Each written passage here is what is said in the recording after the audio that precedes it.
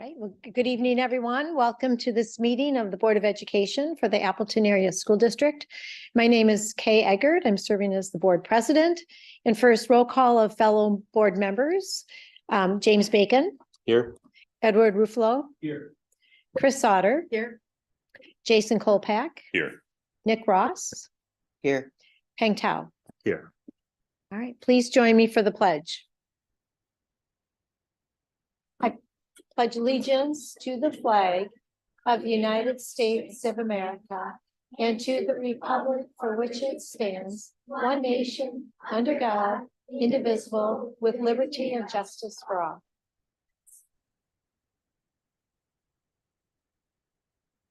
Just as a reminder, anyone that may be joining us for this meeting can find the materials for the meeting on board docs, which can be linked to through the district website. I am going to ask if board members have any requests to remove any of the consent agenda items for separate consideration tonight. Okay, I need item 8A from the superintendent. Consent agenda separated. Okay, 8A will move to 10F. Anything else? Any other requests?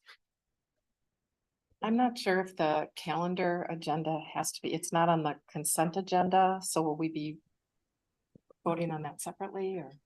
Okay, so It's under board okay, then business. it does not have to be. Oh, thank you. Okay.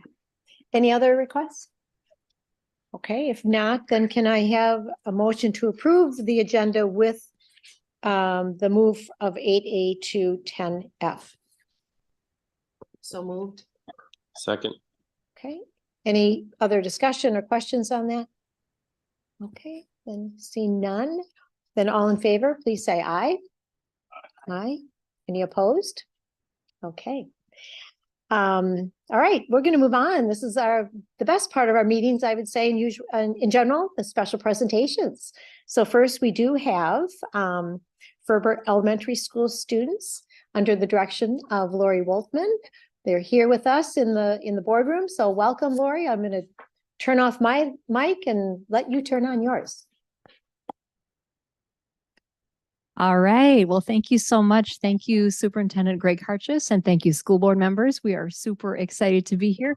Thank you. We have a lot of our students' family members that are here tonight also. Thank you for your support of your children, and thank you for inviting us here. My name is Lori Woltman. I'm the music teacher at Ferber Elementary. I have been teaching music in the Appleton Area School District. This is my 27th year teaching music in the district and my 16th year teaching at Ferber Elementary. So we are super excited to be here tonight. We are just coming fresh off of, we had our concert at Ferber a week ago, and there are 95 fifth graders. And so we have 9 of them here today. I wish I could have brought all 95 of them, but that might have been a little bit more logistics than we were able to pull off here. So kudos to these students for coming, because obviously when you're one of 95, confidence in numbers for sure, right? And when you're one of 9, we were just practicing in the room back there, and they're like, I'm kind of nervous. I'm like, you don't have to be nervous. This is going to be one of the friendliest audiences ever. So we are super excited to be here. We have 2 songs that we're going to be playing for you. I'm just pulling up my soundtrack on my phone here. There we go. The first one is going to be Up on the Housetop, and we're going to be playing that with resonator bells. So I wonder, kids, just so the kids, all the people in the room can see, can you just hold up your bells and your mallets so everybody can see what we're working at here? Yeah, these are called resonator bells. Thanks, girls. You can put those down. Basically, it's like if you took a xylophone and you chopped it into separate pieces, right? So each one is its own separate note. They're color coded. And first of all, that just colors makes everything more fun, but also it's working on literacy. We're working on reading the notes on the staff, and the color coding kind of helps us with that. So with that will be our first song, and we got something also special planned for the second one. I was just talking with Superintendent Harchis about, but I want to get ahead of myself. So first things first. So we hope you enjoy. This is Up on the House.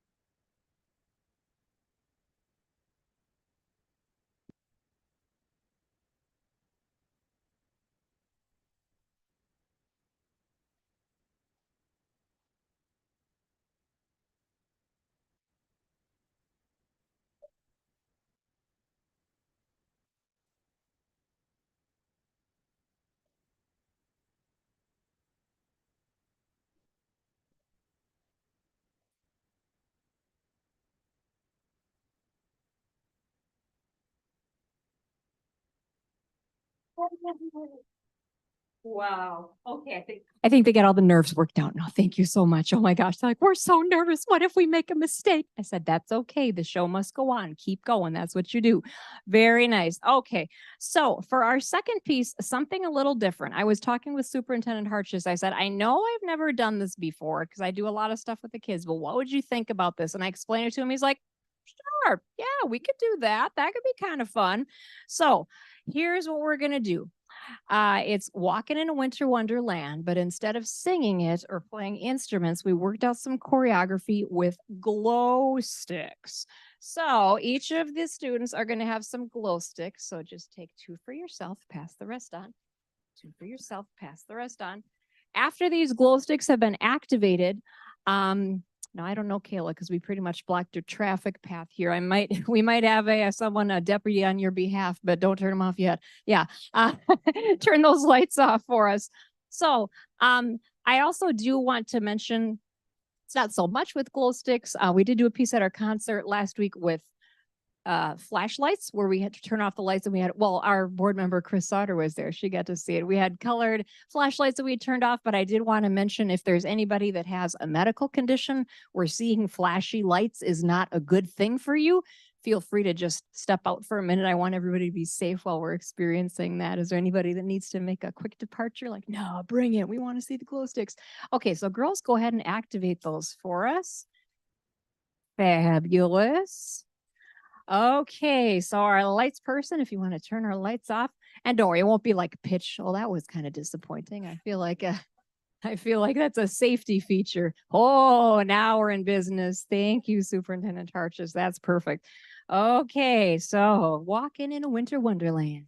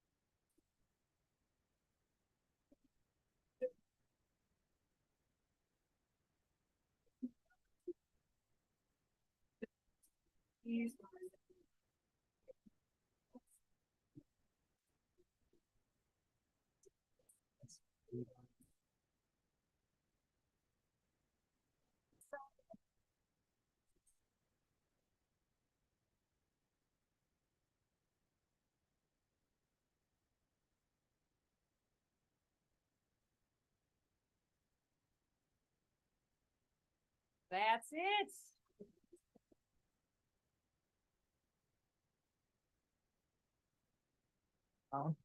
Wow. Well, thank you so much. Thank you, board members, and thank you for the invitation to come here. This was super exciting, and we were glad to be here. I wonder, before the girls and I pack it up and hit the road, would it be okay if they went around and they each said their name? Would that be okay? All right, start with you. My name is Molly Walsh. My name is Adeline Moore. My name is Daphne Savage. My name is Hannah Peters. My name is Senia Lee. My name is Claire Robinson. My name is Nora Dreesen. My name is Bella Strout. My name is Vivian Melner.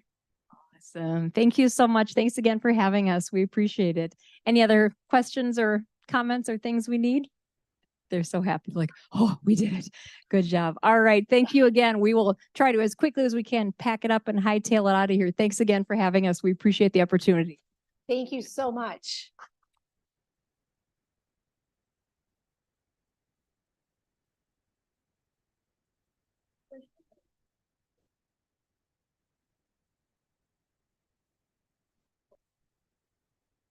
What does it say on the top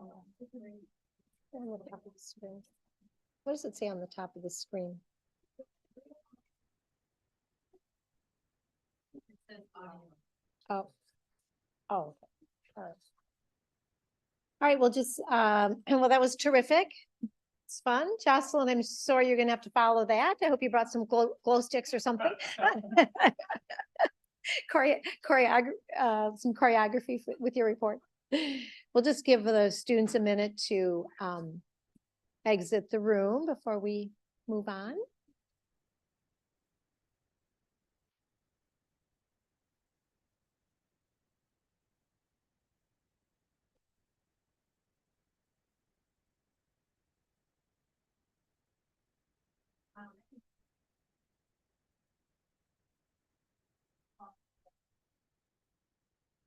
All right, well, next, we welcome our student school board representative, Jocelyn Scanlon from Appleton East.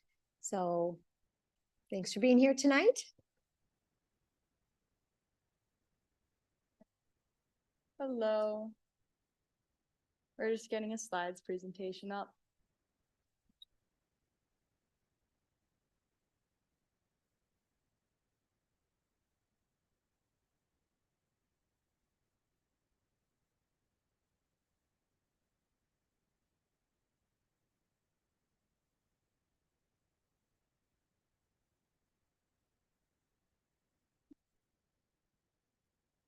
This is just kind of to help get a nice visual of what's going on at East. So here is the update. So we're well into Q2 and things are going well. As you see,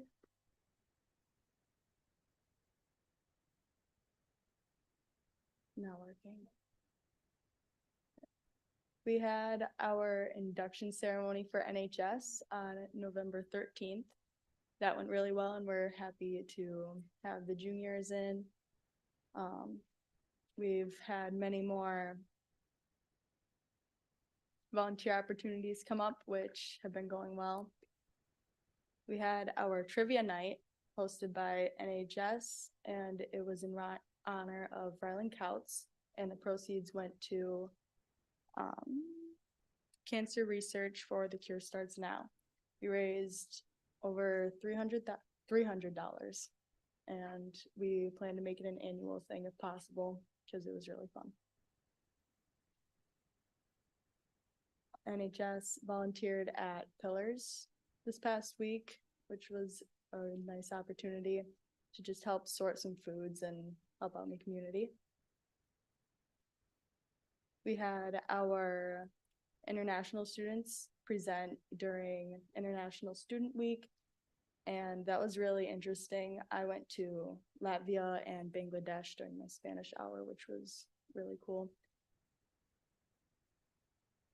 And then DECA, they held their food drive and they collected 4,694 pounds of food throughout the classes. And then student council, they're working on Adopt a Family. That's well underway. We're working towards raising money. We have a GoFundMe and an Amazon wish list, which people can go to. We are also holding just a table at some upcoming basketball games in case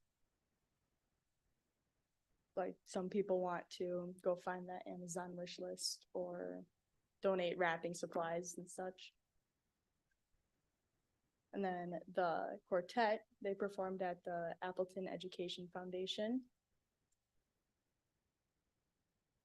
We had the Tesla boat regatta. I haven't been able to go to one of those. None of my classes take me, but I've heard it's really, really cool. I've seen videos. And then we had our Veterans Day ceremony. That is a really big tradition at East. The whole school gets involved.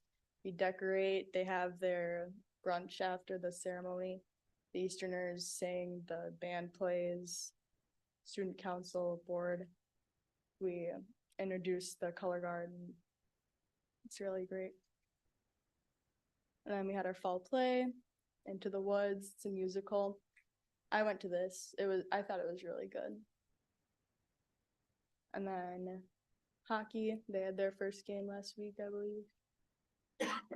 And then boys basketball, they're well underway. Same with girls basketball. And then there was swim and dive. I hear that they're going to.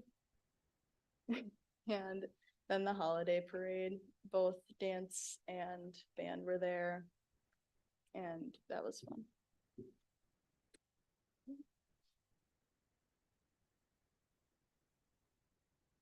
Thank you. I imagine you were involved in a number of these activities as well. NHS, is that one of your organizations? So, Yes, yeah.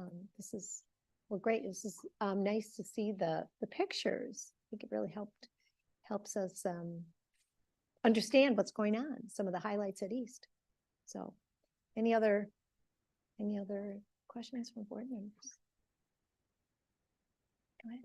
I'll just second that it was really fun to see the pictures. That really helps bring it to life. So thank you for the time it looks like you put into that, because I'm sure it took you a little bit of time and both putting what you got together and getting all the pictures. So thanks.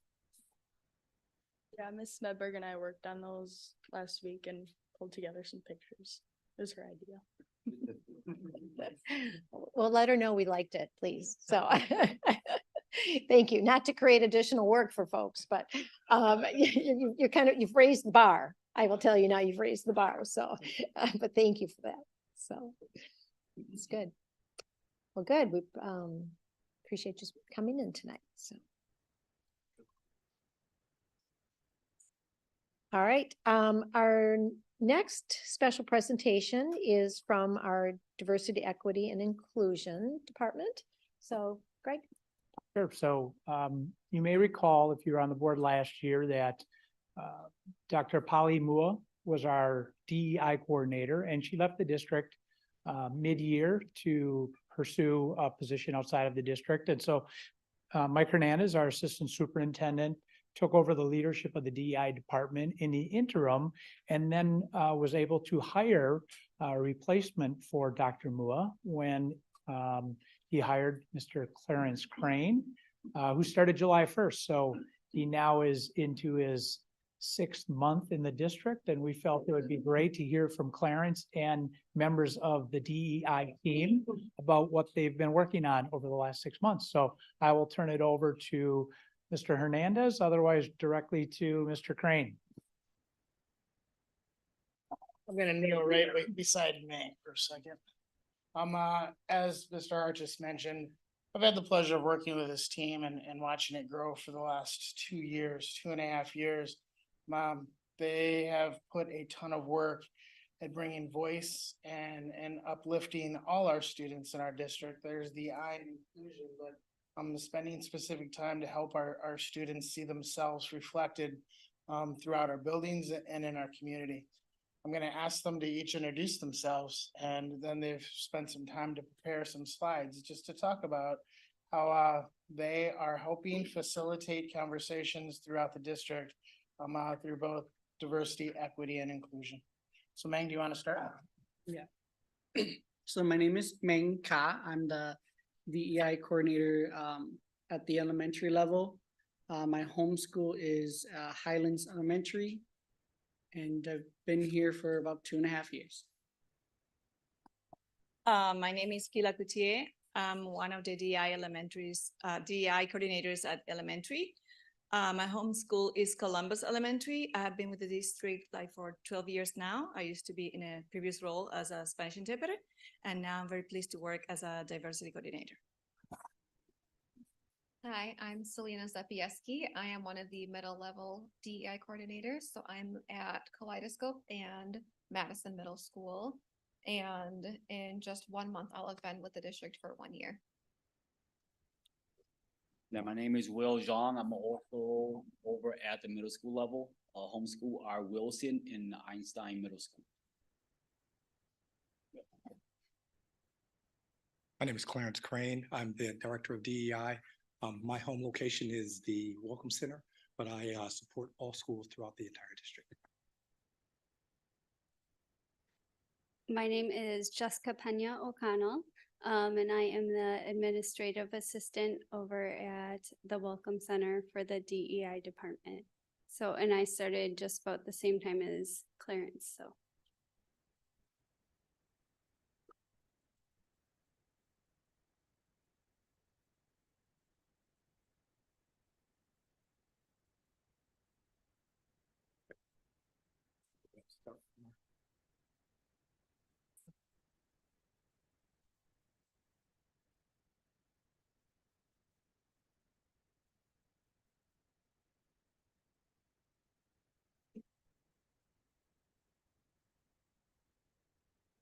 We'll begin by just giving overviews, starting at our elementary levels and moving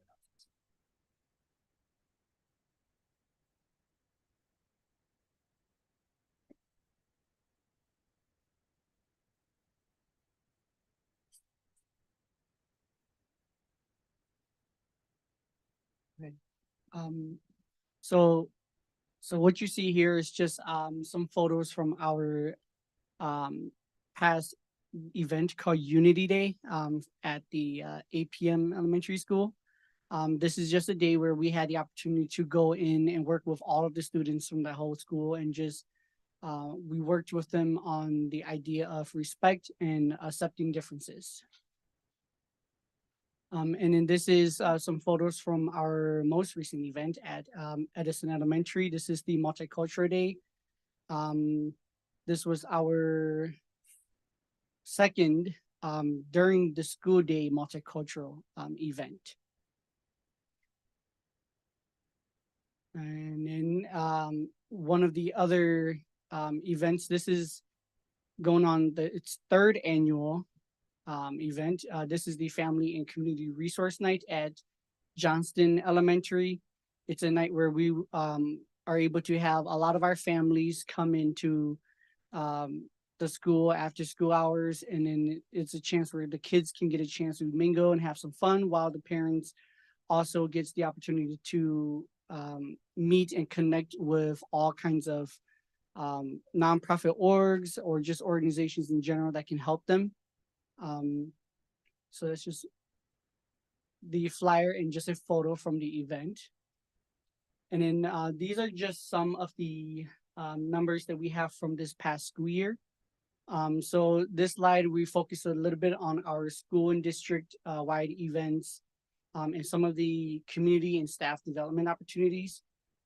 So for the first one we have here that at the school and the district wide events, we had about a total of 20 events throughout all of the elementary schools. And these events ranged from the multicultural nights to the heritage months. And then we also have the DEI oriented events. Those are a little bit more on a smaller scale. So like the Unity Day, holidays around the world. A couple of teachers had us come in and present to the classroom on various topics as well, from respect to, again, culture. For the total number of schools that we impacted as a team last year, along with our 3 homeschool, it was a total of 17 elementary schools. For the staff development and opportunities, we had 9 total at 5 total schools. And in these staff development opportunities range from lunch and learn during the day for the teachers. We also had courageous conversations with the CLR team after school hours. And then we also had a presentation on closing the achievement gaps. And then as for the community collaboration, we collabed with 24 community organizations. And they were invited to work with us where we led events and then they facilitated certain topics of the event, or they came in during one of our community resource nights. And then as for our regular or everyday support activities, for our staff collaboration, we collabed with the SST, CLR teams, family engagement, birth to 5K, and the CSIP teams in attendance. For our school, throughout the school day opportunities, we have weekly cultural lunch / recess support. That's just an opportunity where we get to work with the students on whatever the counselor or the teachers in us figured what was best support for these students. At many sites, it is just working on acceptance, respect, inclusion, and we also focus on a lot of the heritage months and the culture around each month. For there, we have impacted about 480 total students at 8 different school sites. And along with the lunch opportunities, we also have one-on-one supports. Those range from soft landing to check-ins and break times for students to multicultural days and events. For our after-school hour opportunities, these range more, they kind of are more specific to the school sites that we are at, impacting those students and families. But we've had in the past year a book club, a leadership club, and a flag football, each having their own intent. With the football program was to be an attendance incentive program to start off the school year. The book club being a program to promote kindness and acceptance, and the leadership to teach leadership values.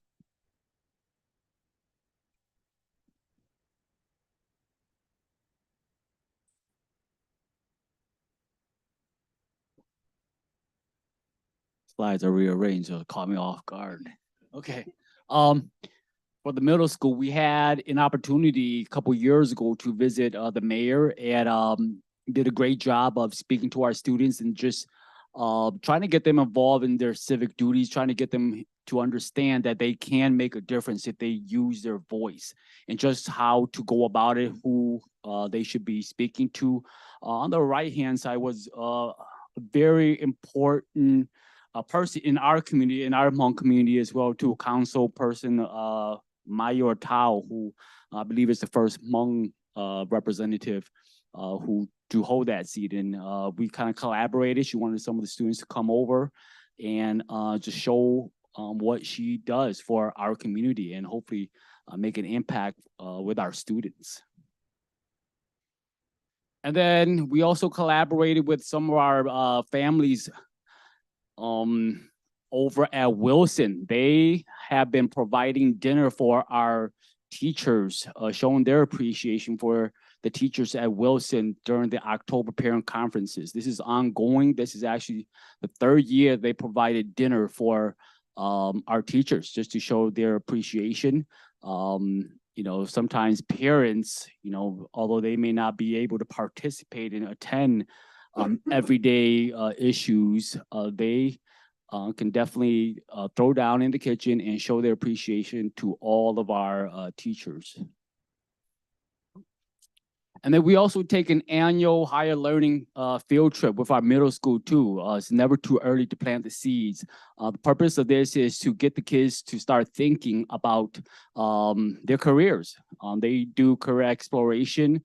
They are also greeted by our BIPOC students who are currently attending these colleges. We visited UWO, UWGB, FETC. We do that annually. We try to get them out there and connect with all the people out there.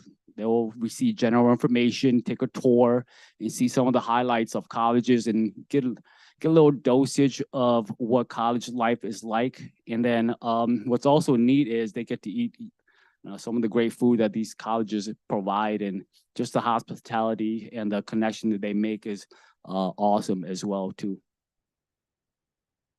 And then we also hold our annual Hmong cultural experiences at the middle school.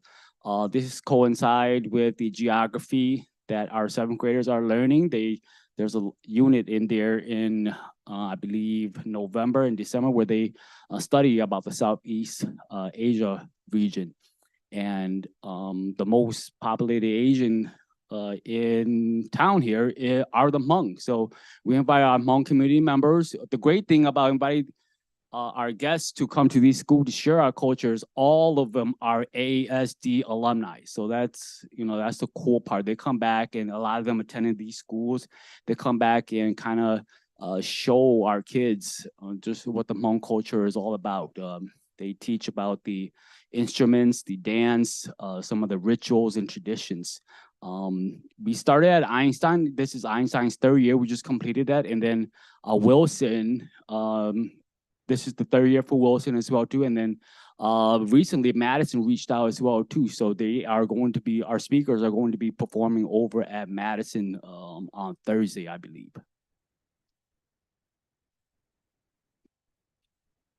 Okay, and then just this past May, the end of last school year, we took 86 eighth graders to tour the different high schools. This was an opportunity for us to collaborate with our cultural advisors at the high school who are also on our team, as well as the STAR coordinators. And so this photo here is from when we all went to West High School. And then in September, just a couple months ago, we hosted the second annual 5K to celebrate Hispanic and Latinx heritage. This was a collaboration. Ms. Coutier worked really hard with me this summer to plan this, and this was an opportunity to collaborate with Lawrence University, Girls on the Run of Northeast Wisconsin, and Fleet Feet of the Fox Valley. So this event was open to the entire community, and we had probably just over 200 participants. So it was a great turnout. We got to pose in front of the beautiful mural that Neo Medina did, and it was just a really great sense of community there. And then before I move on quick, I did just want to talk about some of the behind scenes work that we do that we don't have photos to capture. So Will and I are both actively involved in the student services, attendance, and school climate committees, among other committees.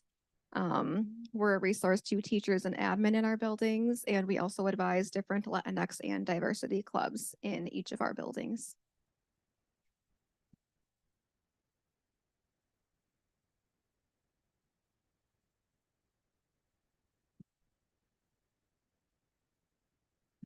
In regards to our high schools, our culture advisor supports our Hmong Advisory Club, our BIPOC, which is our Black Indigenous People of Color Advisory Club, our Black Student Union Advisory Club, LSU, which is our Latino Student Union Advisory Club, and our NASO, which is our Native American Student Organization Advisory Club, in which these advisory clubs are managed by our culture advisors and coordinators that provides modes of support as cultural identity, emotional support, academic, and behavior support. We also develop individual plans tailored to each student's needs and circumstances. We collaborate with teachers, counselors, parents, and other stakeholders to create strategies of success. And we also monitor the students' progress by meeting with them weekly, bi-weekly, or on a monthly basis. Our program opportunities through the coordinators consist of planned monthly programming opportunities with students. We organize and lead college visits, planned workshops such as learning to make traditional clothing, indigenous crafts, self-care workshops, and awareness runs and walks of such as a 5K.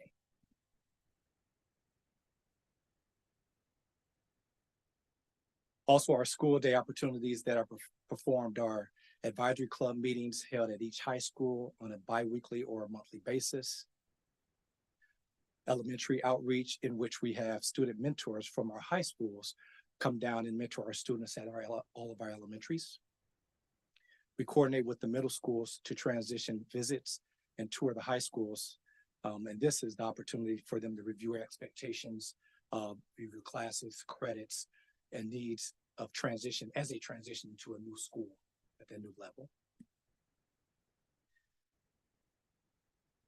And we also support by engaging in cultural responsive enrichment, that we provide cultural enrichment not only to the students, but also to the teachers, administrators, and other AASD staff.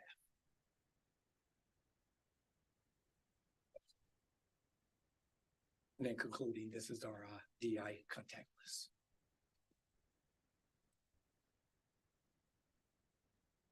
I'd just like to add one or two things to this. It's not on a slide, but I just need you to know in the last year and a half, this is what this team has built. They've listened to students, they've listened to our community and said what they would like to see in our buildings.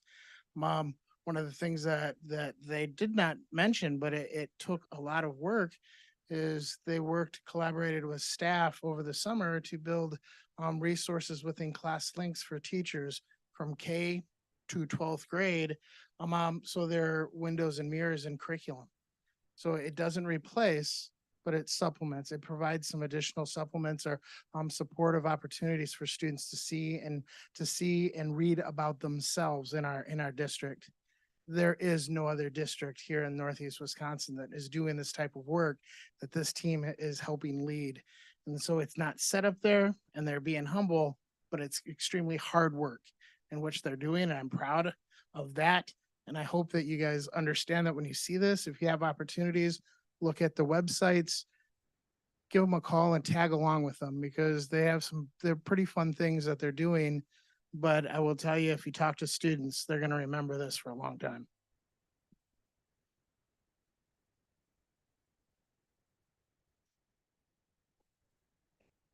Thank you.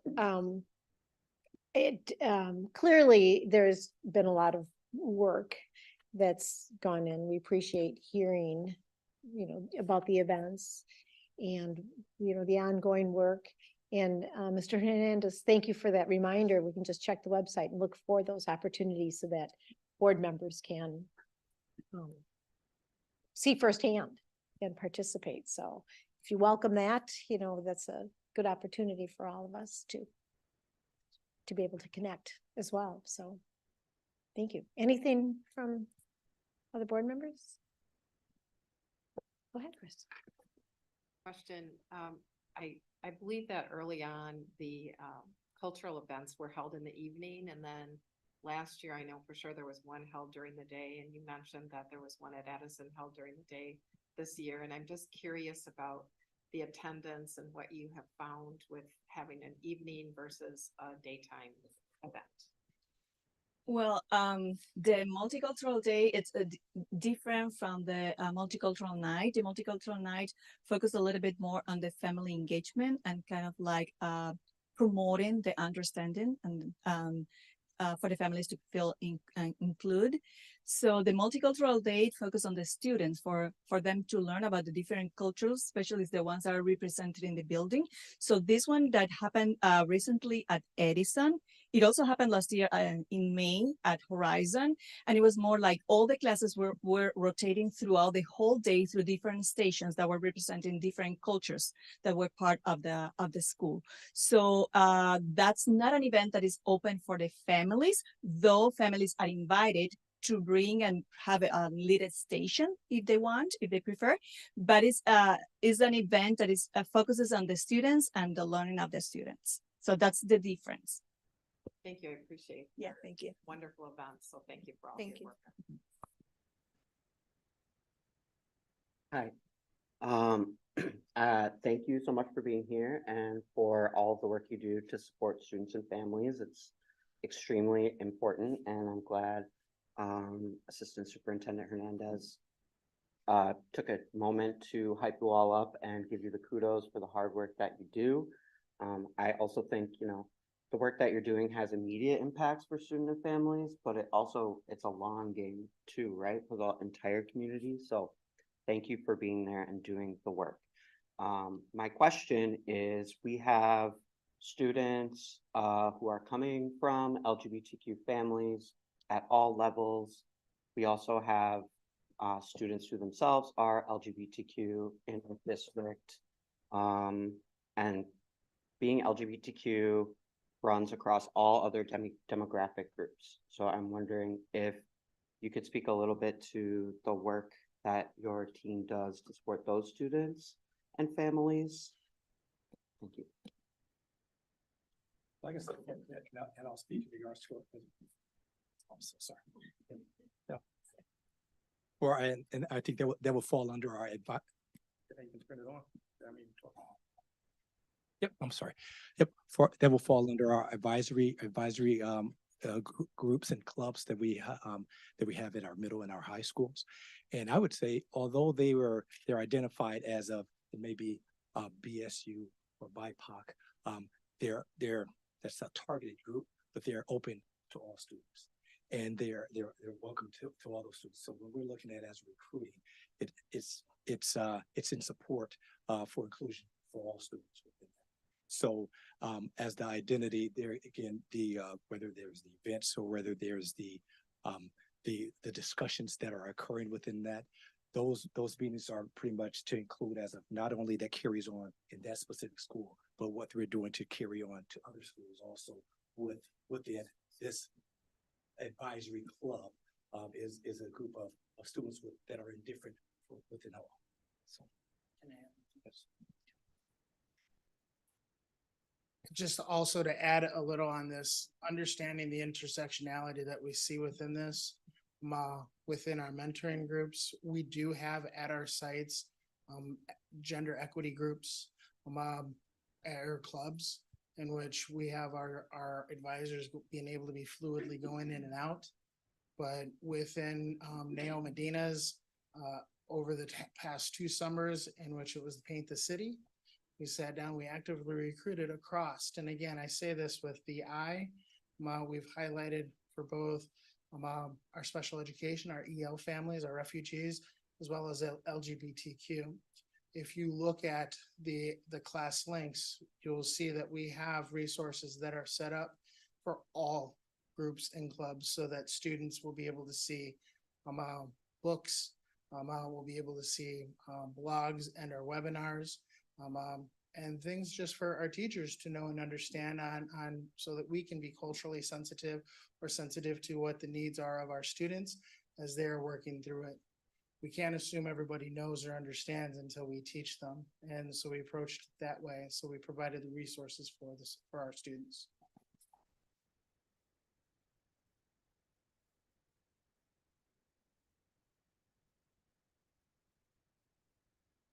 If those are all the questions, then thank you very much. We appreciate you sharing and being here tonight for a special presentation. So thank you, and we'll look forward to attending more of your events. Thank you. All right. I don't believe that there is anyone here that is wishing to be a part of public input. So we will then move on. And we will move to business services update. Holly Burr. Good evening. Can you hear me, Kay? We can hear you, but we can't see. Oh, there we go. There you go. Business Services has 3 items for your consideration tonight. The first item is the accounts payable check register for November. The list was included in your board packet, and since this item has been moved, you will be asked to approve this under item 10F board business. Are there any questions on the payments? I don't see any in the room, so thank you. Okay, the second item is the gifts donations list. So year to date for 2023-2024 fiscal year, the district has received 112 gifts or donations totaling $287,495. We will again send letters thanking the individuals or the organizations for their support of the Appleton Area School District. You'll be asked to approve this list as part of the superintendent's consent agenda under item 8B. Questions? Holly, Ed Ruffalo, just a curiosity. I see we had an over $50,000 grant for a minivan for the Wisconsin Connections Academy. I couldn't quite put the two together, how our online school, how the minivan went together. Can you provide any more information on that? Sure. So the online school received, the board of that school received a donation from Pearson Virtual Schools that in effect basically paid for that minivan. And that minivan is used for our staff to go between sites mainly for their testing. So we have to do all the same testing of our virtual students as we do our in-house students.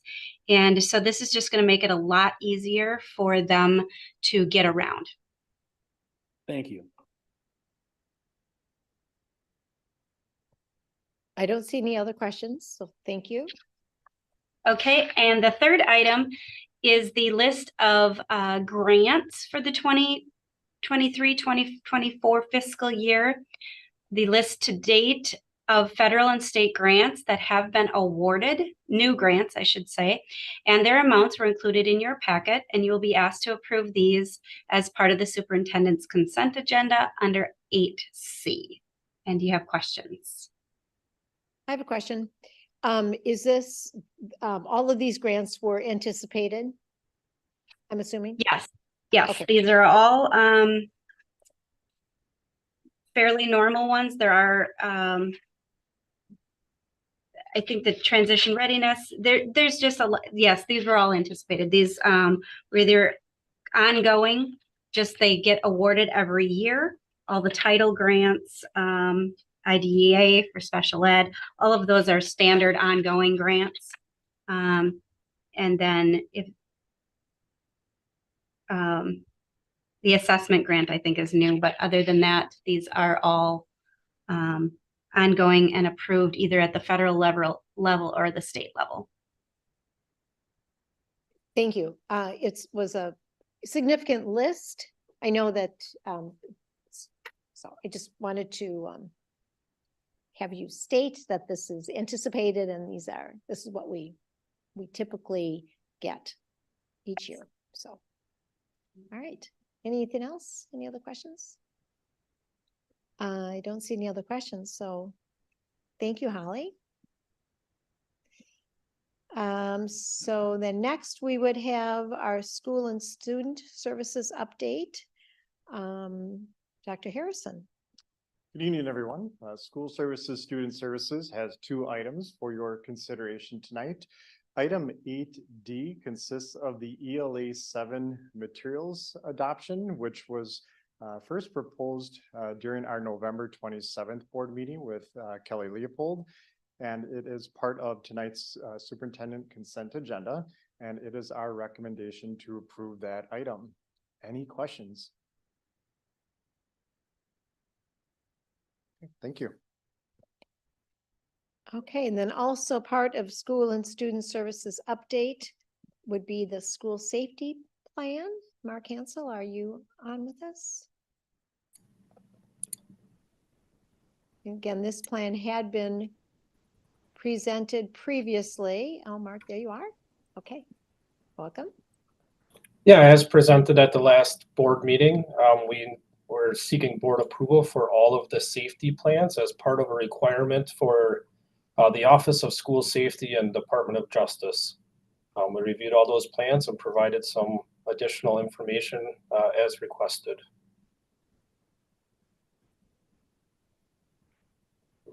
Any questions from board members? Okay, I don't see any. Thank you, Mark. And then we will move to personnel services update. Julie King. Yes, good evening. Personnel Services has 3 items for the board's consideration.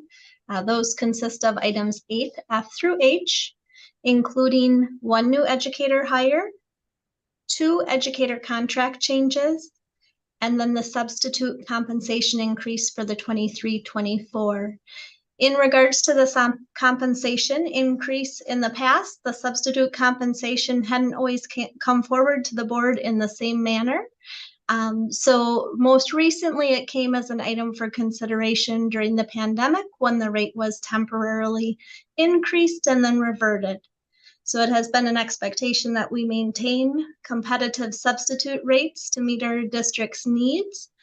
These adjustments were determined through analysis of surrounding districts with consideration to current staff wages as well. So there were some questions that came forward in regards to substitute rates. This rate increase would be approximately 7%, but there has not been a regular rate increase for the substitute group since 2017. We did adjust some of the substitute rates for the paraprofessionals as recent as 2 years ago. So it is the recommendation that we move forward and are recommending an increase for the substitute compensation for the 23-24 school year. Any questions on this item or others?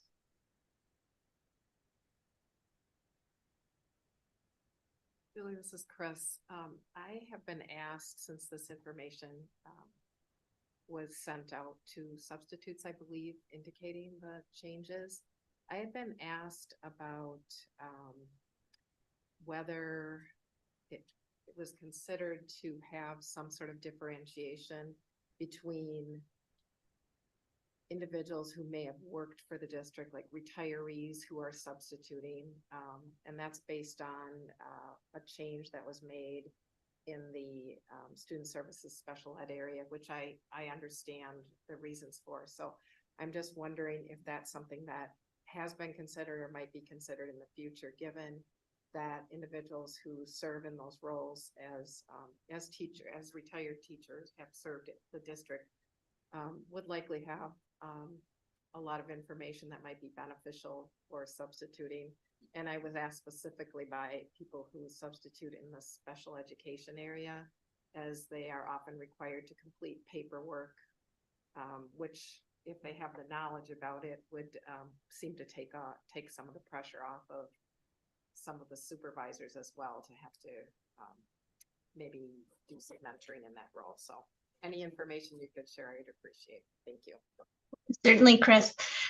Yeah, this is kind of our first venturing with a retiree rate for our educators, particularly in those areas, as you had mentioned, OT and psych. Some of the SLP are typically areas in which we go for contracted services that can be quite costly for required services that we have to provide. Right now we're working through, we implemented teachers on call last year for some of our substitute retirees only, which does have some enhancement and other benefits. The rate of the pay is the same, but particularly for those who are interested in subbing after retirement without implications with their HRA. So I would say it would be under future consideration. At this time, with the teachers on call, we're kind of working through that piece as well, see if how those benefits are received. And it could certainly be a consideration in the future.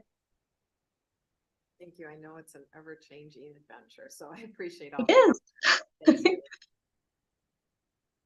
All right. Any other questions? I don't see any, so thank you. Thank you. All right, then we will move to the board's consent agenda, which is just one set of meeting minutes. Motion to approve. So moved. For a second. Second. Roll call, please. Kayla. Kay Hager, Aye. Christine Sauter, Aye. Ed Ruffalo, Aye. James Bacon, Aye. Ping Tao, Aye.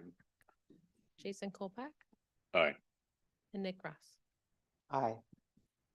Okay, then to the superintendent's consent agenda. Mr. Hedges. Superintendent's consent agenda includes 7 items for your consideration. The first 2 items, 8B and C, were reported on by Holly Burr during the business services update.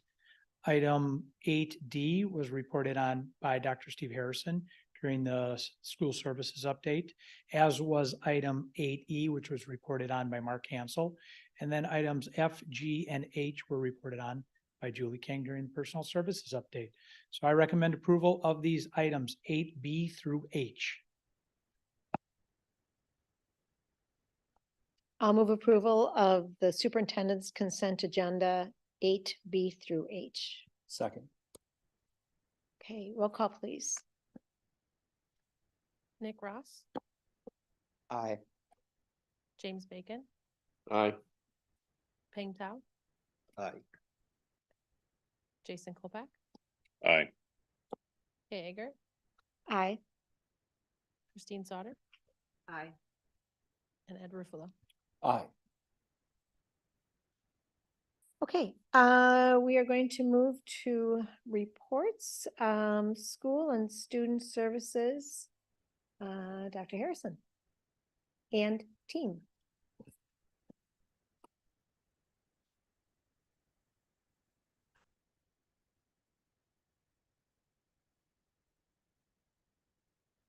All right, well, while we're getting situated here, again, good evening, everyone.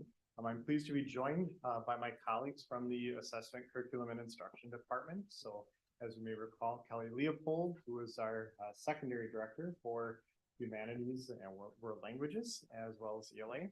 And also to my right, your left is Dr. Carrie Willard, who is at the elementary level director of elementary education. And you may recall back in April last spring, the three of us came before you to provide you with an update as far as work taking place within English language arts, specific to our program evaluation, and then also an update as far as work happening at both the elementary as well as at the secondary level. And we are coming back to you since then with an update as far as the work that has occurred, really thinking back to last spring when the program evaluation concluded, and certainly all the work that has not only been taking place this fall, but work that will continue certainly into the remainder of the school year and into the subsequent school years as well. You have a folder in front of you, and in the folder you'll find a number of items that we're hoping will assist you with just digging deeper into the information being shared tonight. On the right side of your folder, you have all of the slides that go along with the presentation.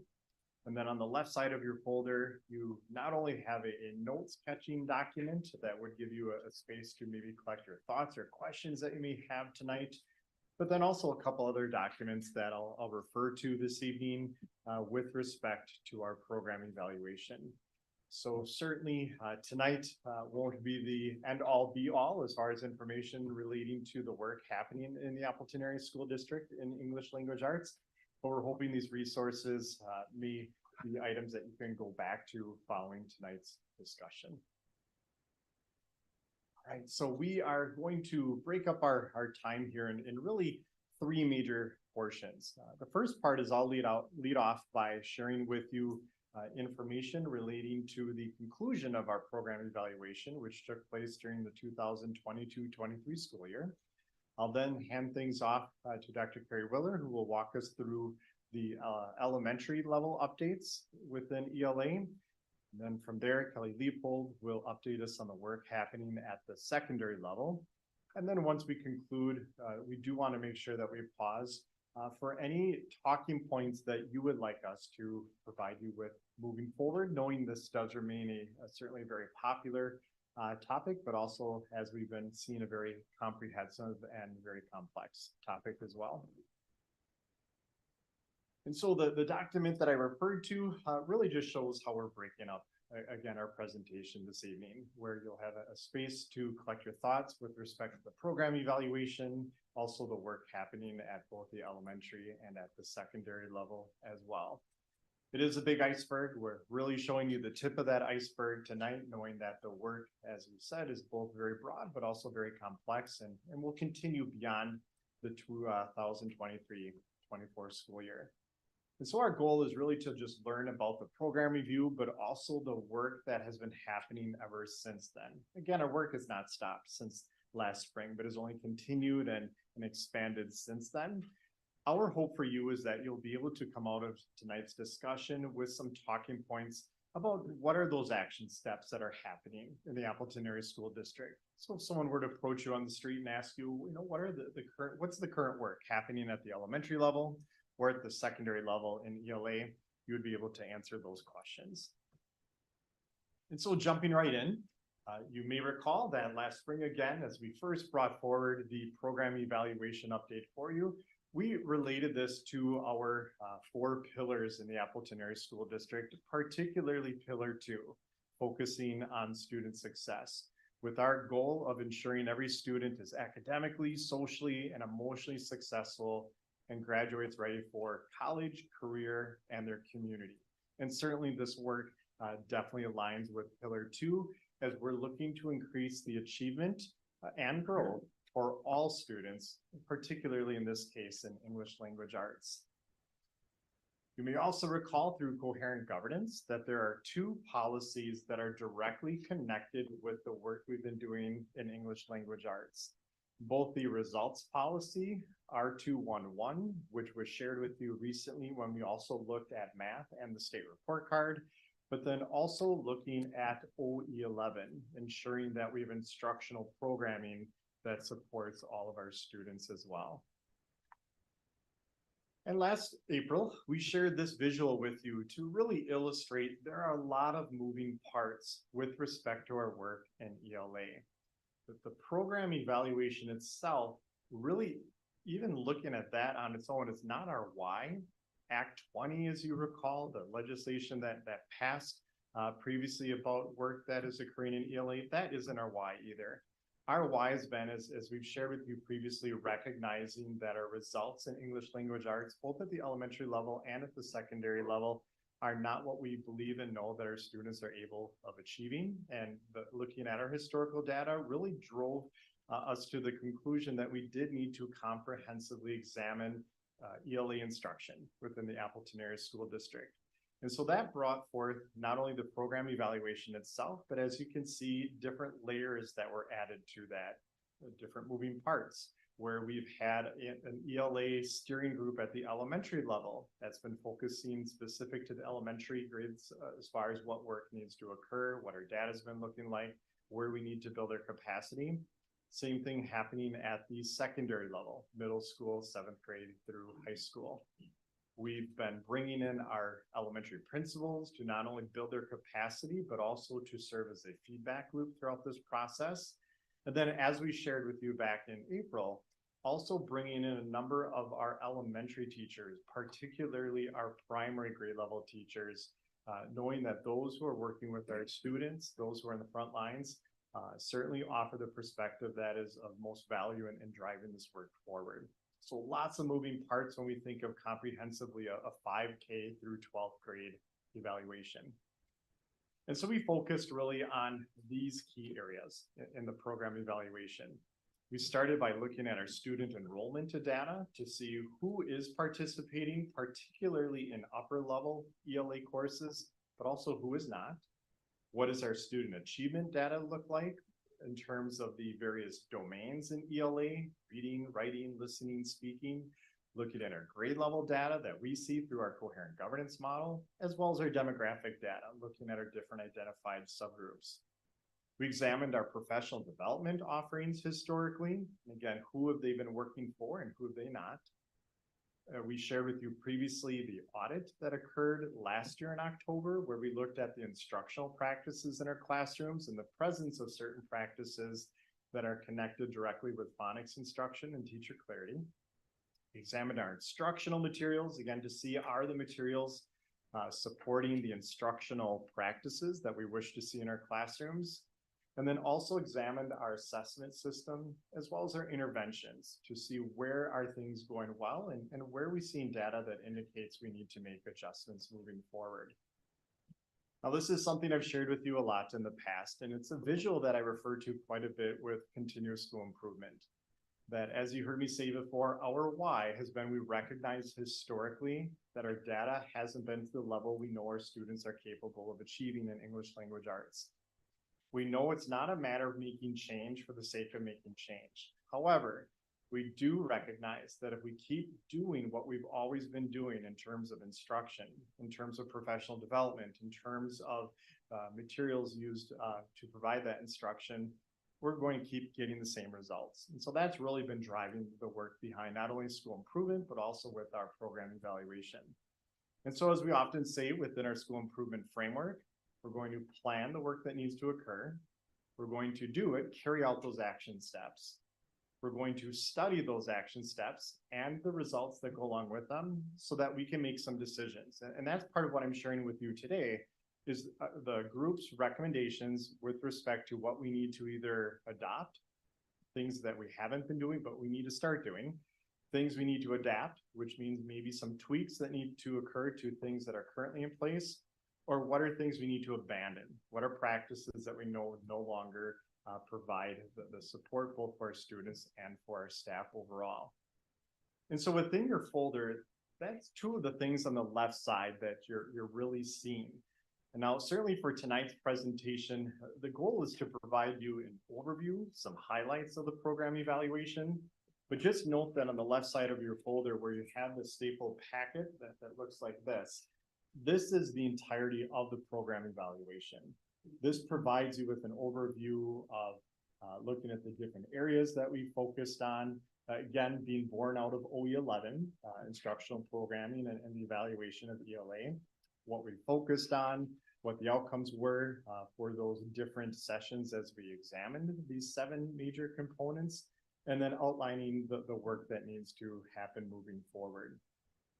Now, along with that, an abbreviated version here for you is you also have a handout where I might need you, Kayla, to click on ACT, please, where we see the link in the presentation. You wouldn't mind? Yeah, perfect. Thank you. You'll also see a single handout that looks like what's on the screen.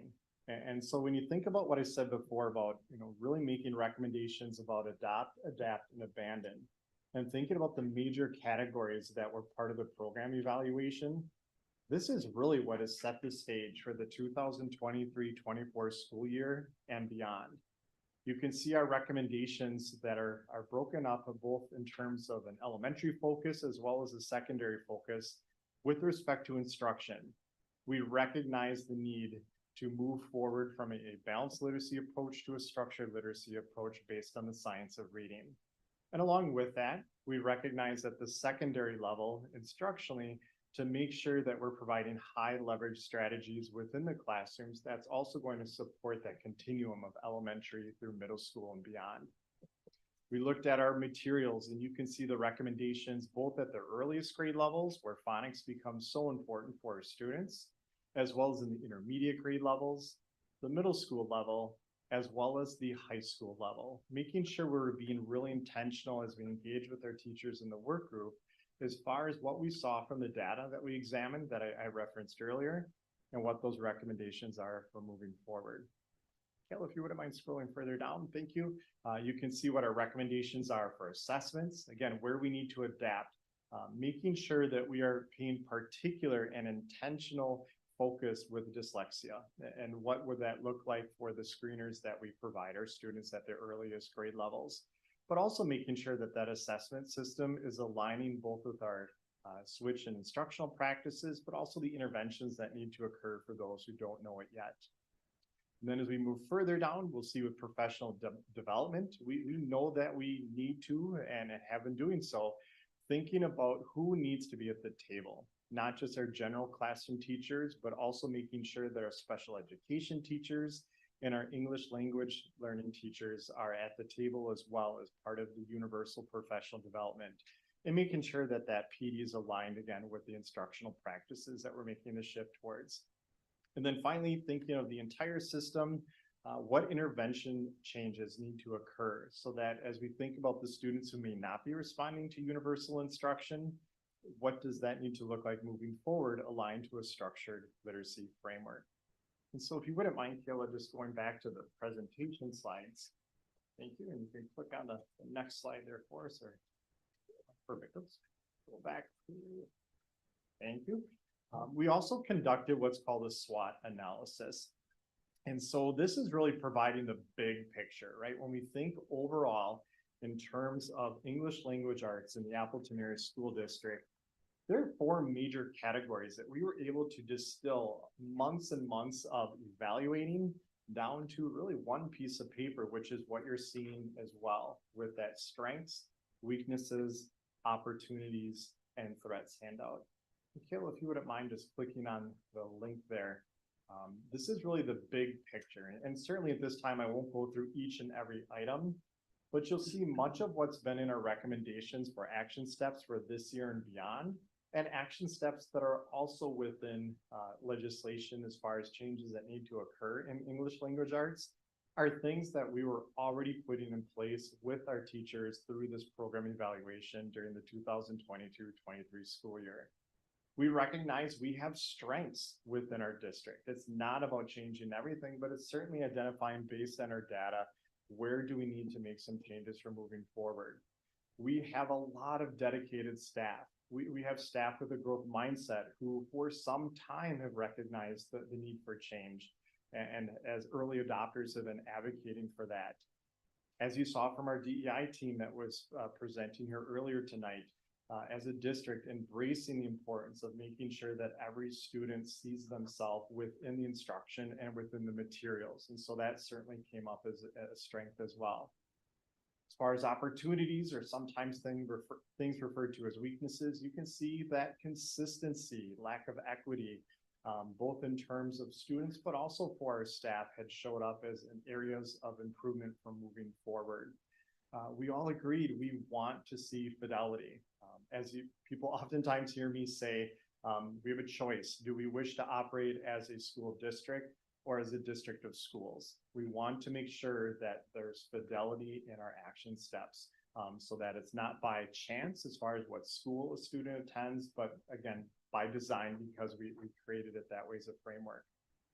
We have a number of opportunities, many of which I've shared with you in the adopt, adapt, abandon recommendations for moving forward and really being intentional in how this work also aligns with supporting students with dyslexia. And then finally, at any time you complete a SWOT analysis, thinking about what are the potential threats, maybe not threats that are present right now, but things that we need to be considering in terms of the implementation moving forward. And so you can see some of the things that are listed there on the right side, knowing that particularly on the elementary end, this is one of many content areas that teachers oversee. Right? We also have math and social studies and other areas that are part of the daily routine as well. So making sure that we do this in a manageable way moving forward that is going to allow teachers to build their capacity while also having something that's sustainable. And so before I conclude my section here, if you wouldn't mind, Kayla, I'm sorry for all the clicking back and forth here. Go to the next slide, and I think I can move us forward from there. Perfect. Really distilling down, these are our 4 biggest takeaways. We've recognized a lack of clarity, a lack of consistency, and a lack of fidelity, both in terms of our instructional practices, but also how we've been using our materials. With good intentions, at times we have been operating more as a district of schools instead of as a school district. And when we think of equity, making sure how important that is for all of our students. We've seen through coherent governance results policies that our district ELA outcomes have been lagging the state average, although we've also seen some promising results as well in certain grade levels. We recognize the need to implement a framework of instruction that's grounded in structured literacy, based on a framework, again, based on the science of reading. And we also recognize that we need instructional materials that support those instructional shifts. It's not just about the materials, because any content area leader will tell you that there's no perfect set of materials out there, but it's making sure that your instructional practices are aligned with the materials that are going to be most well suited for moving forward. And so essentially took in the last 15 minutes or so here about 6-7 months of work and really distilled it down for you to just give you the high level picture as far as the work that's been happening during the 22-23 school year, the recommendations that we made. And in a moment, you're actually going to then hear what that means for elementary because of that program evaluation, the work that Dr. Carrie Willer has been overseeing at the elementary level. But before we do that, because we do have 3 separate areas of focus, let me pause here to see overall questions or comments you may have about what's been shared so far. Steve and the rest, thank you for being here tonight. So I'm not a cynic, but I'm a skeptic. And I've had many years in the technology industry, and I see lots of new great things that are coming down. They're going to change the world, and many of them accomplish nothing, and some of them and the rest seem to accomplish much less than was ever promised. And as I think about the structured literacy versus balance and whole language that you've been educating us on, it's just, I need to understand why we think that structured literacy is the answer. I know there's Act 20, and that seems to be the flavor of the day that's going to solve all our reading problems, but I'm sure decades ago when they were adopting balanced literacy, they thought that was the answer. They didn't do it because they thought it was going to make things worse. So where is our confidence coming from that this approach is the right approach? I agree there's a problem. You've done a great job identifying that. I just need to have some assurance and clarity on why we think this is the solution. And it's not something else, like people don't read as much at home. There's more online time and all these other factors that could be impacting it. And really curious as to, because you're the professionals, to help me understand that. Thanks for the question, Ed, and I'll start us off, and then certainly for Carrie to jump in as well on the elementary side. But a number of things. One of them being learning from other districts. So we have had the advantage when we've gone to other conferences, other opportunities to learn from districts that are just a little bit further along in this process than Appleton, seeing the same things that we did, taking similar approaches that we have had, also doing a program evaluation. And all of us recognizing in our data the fact that at the earliest grade levels, we had seen that we haven't had the intentional focus on the phonics instruction. And that's really one of the key pieces that we see in structured literacy that we have not seen nearly as much in balanced literacy. Our data supports that the need's been there, and also the school districts, both throughout Wisconsin and throughout the country that we've been learning from, have seen that in their data as they've applied the structured literacy approach within their classrooms, have seen significant gains in their data as well. The other piece to that is we know more now than we did yesterday in terms of brain research, right? So we actually have a better understanding of how our students' brains function when it comes to reading, writing, listening, and speaking. And those components just haven't been present as part of the balanced literacy model, which certainly are very much part of the science-based model when we look at structured literacy. And so looking at both the brain research and showing the improved outcomes of students based on that research, but then also learning from other districts as well, certainly been two key parts to that. Anything you'd like to add? Very well said. Okay. So based on all of your expertise, your professional research, and you have a high degree of confidence that this will have a significant improvement for the district going down the structured literacy path. We do, and to give credit to our teachers, we're hearing about that both qualitatively and quantitatively from our staff as well. Qualitatively, comments at the earliest grade levels of, I'm seeing my students do X, Y, and Z with respect to literacy that I just have not seen my students do before, and really just being very excited about what our teachers are seeing our students do through the field testing that Carrie will walk us through. Also anticipating, knowing that our state assessment system doesn't start until third grade. That's where we're seeing in districts that are a little bit further along than us that they do see that significant increase starting with third grade. Once their students at the earliest grade levels have been going through the changes in foundational skills instruction, seeing that transfer to third grade and beyond.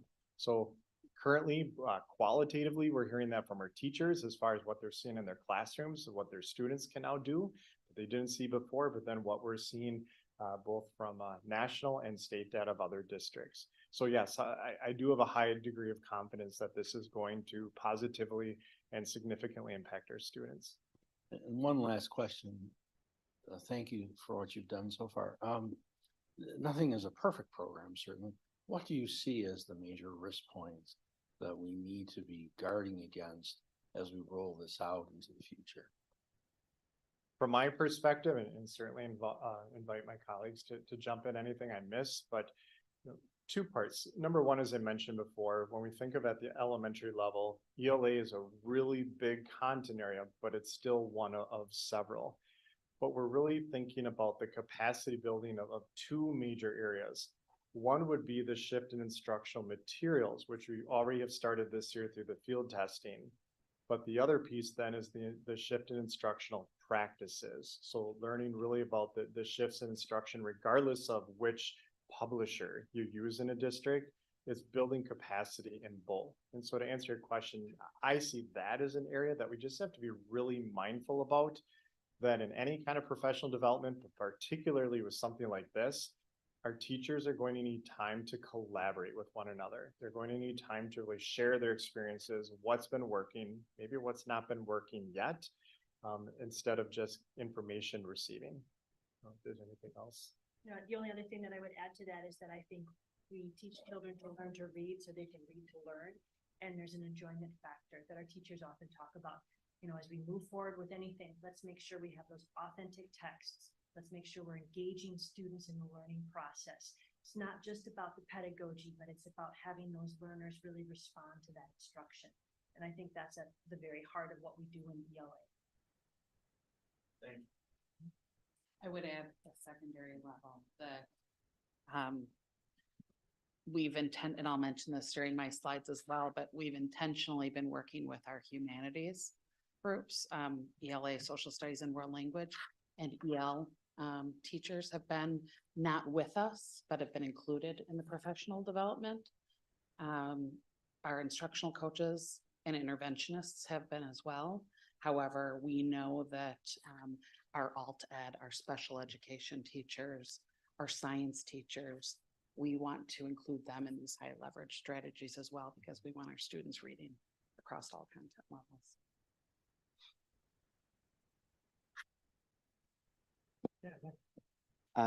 So this question is really just to help me understand. So in the materials provided and like in further reading, and Act 20 specifically calls out 3 queuing instruction.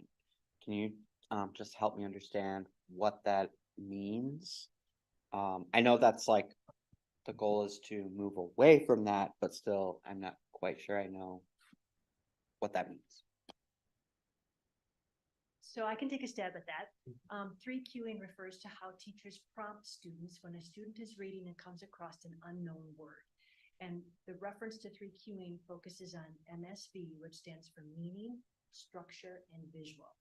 And so what Act 20 and balanced literacy are kind of shifting a little bit away from is first prompting for meaning. Well, what do you think it means? Look at the picture. What do you think that word means based on what you see on the picture? Think about what you just read. Take a guess at what that word could mean. So instead of using that prompt, we are switching to BSM, using the visual first. And in that capacity, we're using our decoding skills, or we're using our phonics. Take a look at that word. Let's segment it. What sounds do you recognize in that letter? Can we blend those letters, those sounds together to help us articulate what that word is, so that we're eliciting that pronunciation of that word from students? We call that decoding. So we're kind of shifting in how we prompt students. We still are going to be looking at meaning, but that's not going to be the first prompt. It's using those phonic skills.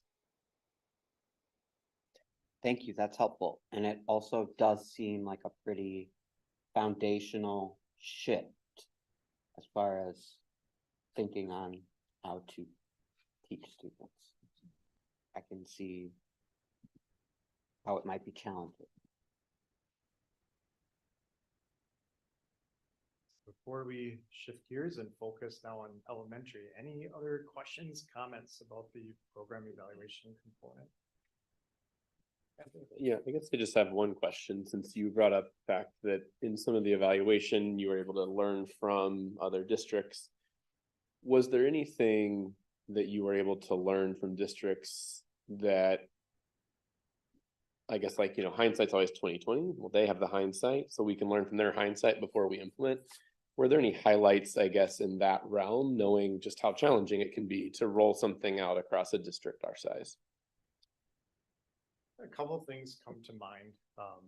One was making sure that while we are building the capacity of our teachers, we need to make sure prior to that, but also then moving forward, we're building the capacity of our principals.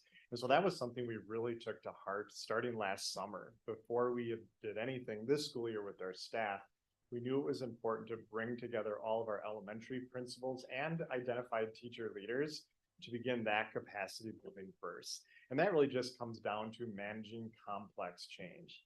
For many of us, and certainly many of our principals, this may be one of the most complex changes that they've had to lead in their careers. And so really, from your question, James, that was the number one thing where some of the districts said, we wish we would have taken a little bit more time with our principals before we layered in our staff. I think the only other piece that we often will hear with structured literacy, and to your point, some of those districts and states that have moved ahead, is that it's too much focus on phonics, and we forget that there are other elements that need to be addressed with ELA. Certainly when we think of Scarborough's rope, we think of those two strands, we think of the phonics on the bottom, but we also have to remember that there's vocabulary, comprehension, and fluency on the top, because together they work to create a skilled reader. And what we've learned and heard from other districts is that we've focused so much on the phonics piece, and rightfully so, that they forgot the top part. And so when they go to look at their scores, they don't see the improvement, because in order to see that student achievement increase, you have to have both areas focused on. Thank you. That's both really helpful. And maybe if this comes up in the where you're going next, table it and I'll wait. But I think what you just brought up, Carrie, is something I've been wondering about a lot myself. I'm not nearly as into the weeds and all this as you are, but how much of from what you've learned thus far does phonics seem like a prereq to the other skills you mentioned versus like an in tandem part? You know, because obviously if you can't sound out any of the letters, it seems very hard that you'd be able to do a lot of the next part of the skills set to be a great reader. But at the same time, I imagine there's also a point where you can't just keep pounding in phonics skills in the absence of the others as well. So do you have any thoughts on that? And if it's coming later, that's fine. It's a great question that has actually two branches to it. The first branch is that if you don't know your letters, if you don't know there's 26 letters and 44 sounds, and together that forms 86% of our English language, you can't read. So the very beginning of that is that alphabetic principle, and there are, we don't need to go in the weeds on this, but there are different stages of the alphabetic principle that our teachers take our kids through. That's first and foremost what we need them to learn. Then there's another component that we often will see, particularly with students that struggle. We'll see them be very successful at decoding. They've got a solid grasp of those phonics, but when they're asked to interpret what they just read, you can't do it. And part of that comes into play, to your point, where we also have to grow the vocabulary. We have to grow that prior background knowledge. We have to help students see those connections. And so one of the things we're going to talk about is Appleton's decision to move forward with a knowledge building curriculum to help make sure we don't lose sight of that upper part of that stream. Thank you. And I assumed you might be touching on some of these things, but thank you for answering. All right, so we provided so far an overview of where we've been, particularly during the 2022-23 school year. That was really establishing the foundation for this work, or going through the program evaluation. Again, knowing we just provided you the highlights so far of that evaluation. Now we're going to bridge into the current school year. And from there, you're going to first hear from Carrie as far as the work that we've been engaging with at the elementary level, but then also to the point that James brought up, this is a continuum, and making sure that we aren't only focusing at the elementary level, but simultaneously, what does it look like as far as high leverage strategies that we're focusing on at the secondary level as well? Okay, so I'm going to leave you with 4 thoughts today for my presentation. I want to talk with you about the screener that we've implemented. I want to talk to you about some of the professional development that we're doing. And then I want to talk with you about our resources, looking at our foundational skills, or our phonics resource that we have, along with a comprehensive ELA program that we are looking to adopt. So first of all, our teachers did a phenomenal job of implementing a kindergarten, first and second grade universal literacy screener. This was the first year that we had that. Students are assessed 3 times. All students are assessed. There is no opt-out option for that. And families receive the communication at conferences. What's different about this assessment versus all the other assessments that we've had is that it really drills down to the bottom of that rope. Where is decoding? What can our students do, and where do they need support? And it focuses on letter ID and sounds, and then Other components like short and long, variant, R-controlled vowels, multisyllabic words. But the takeaway from this is just complete admiration for our teachers who reached out after this screener and said, I never knew I had a student who I thought was reading at grade level, but didn't know long vowels. I had to go back and teach that. I never knew my student didn't really have all of their sounds mastered, even though they're reading at a level text at grade level. And so this really gave our teachers a different look at the skills that our students have. So really pleased with that. We're going to expand it to third grade next year, but very successful rollout so far. For professional development, you heard Steve talk a lot about the importance of training our teachers. Resources aside, it's our teachers who are going to make learning possible for all of our students. And so we are very fortunate to work with Sarah Doer. She's our CISA 6 literacy coach. Sarah is a perfect coach for our district in the sense that she was a former reading recovery teacher. She's Orton Gillingham trained. She has been a reading interventionist, a coach, a curriculum director. So she really can speak to our students from our staff with a wide variety of experience. And the focus on having her work with us is the why. A lot of times we can focus on, well, we just need a new resource. And once we get that new resource, we can figure out how we're going to teach it. And Sarah is helping us understand, why are we making this shift to structured literacy? To the point that we heard earlier, why do we need to do this? And what do we need to do in our instructional practices to really bring this forward? And in a way, if you think of a quick analogy, it's kind of like we're trading in the family minivan. We're going to buy a stick shift minivan, and the one we're trading in is an automatic. And we're going to do some research to find the right minivan that's going to fit our family, but we have to learn how to drive a stick shift, because when we pick that minivan, we have to be able to drive it off the lot. And Sarah is trying to help us make some small shifts in our instruction to really see some great student achievement, just like the question on MSV, helping us shift to VSM. So the why, we also realize that teachers need time to process and collaborate. It's not just about someone telling them best practices. They have to unpack that with each other. So we've offered 3 different arenas. We've implemented a book study. All of our kindergarten through 6th grade teachers have Shifting the Balance, whether that's the primary edition or the intermediate edition, and they read 1 shift per month, and they come together as a staff with their CSIP partner, and they have a book study. And then in a safe space, they talk with each other about, wow, how did that shift work for you? Have you tried that practice? I don't know if I believe in that. Can you help me understand? Having an opportunity to have those conversations really grow us as educators, and we don't take enough time to do that. The other piece that we're doing is we have some follow-up time. Principals are taking our PD day, and in the afternoon sessions, they're bringing their staff together and saying, what did you hear Sarah say? Let's talk about it a little bit.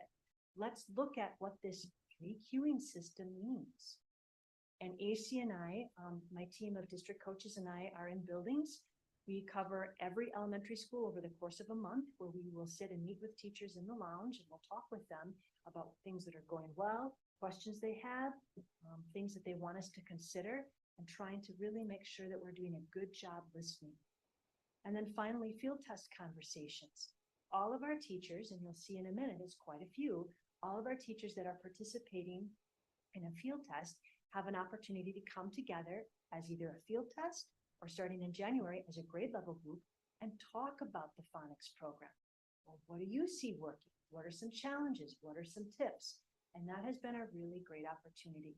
And if I could leave you with one quote that resonates with you, it's one that resonated with me. I had a chance to speak with Dr. Blevins this summer. I got 5 minutes of one-on-one time with him, which I will always treasure.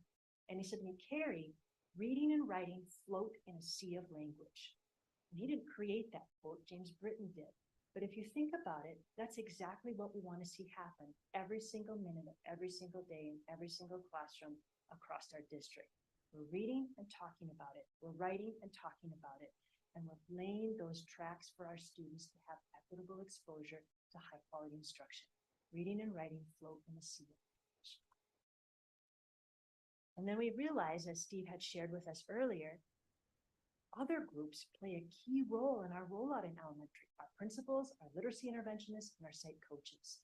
Principals are working with Sarah. We also have a lead principal team that is helping do some leading literacy and offering some input in the process. So we're hearing from our principals. Our interventionists are participating in a very special CISA 6 Structured Literacy Intervention Academy, where they are learning what structured literacy interventions look like. And we're doing a book study with the book that you see on the screen. And our site coaches, we know that they are going to be key players in our building and helping support both our instructional practices as well as the resource. They are getting specialized training with Jan Berkins. We will see her again in Oshkosh next month, along with department meetings and monthly principal coach meetings as well. So we really want to make sure we're doing an outreach for a varied PD opportunity. So the third thing to talk to you about are our field tests. These are pictures of the 3 field tests that are taking place right now for phonics.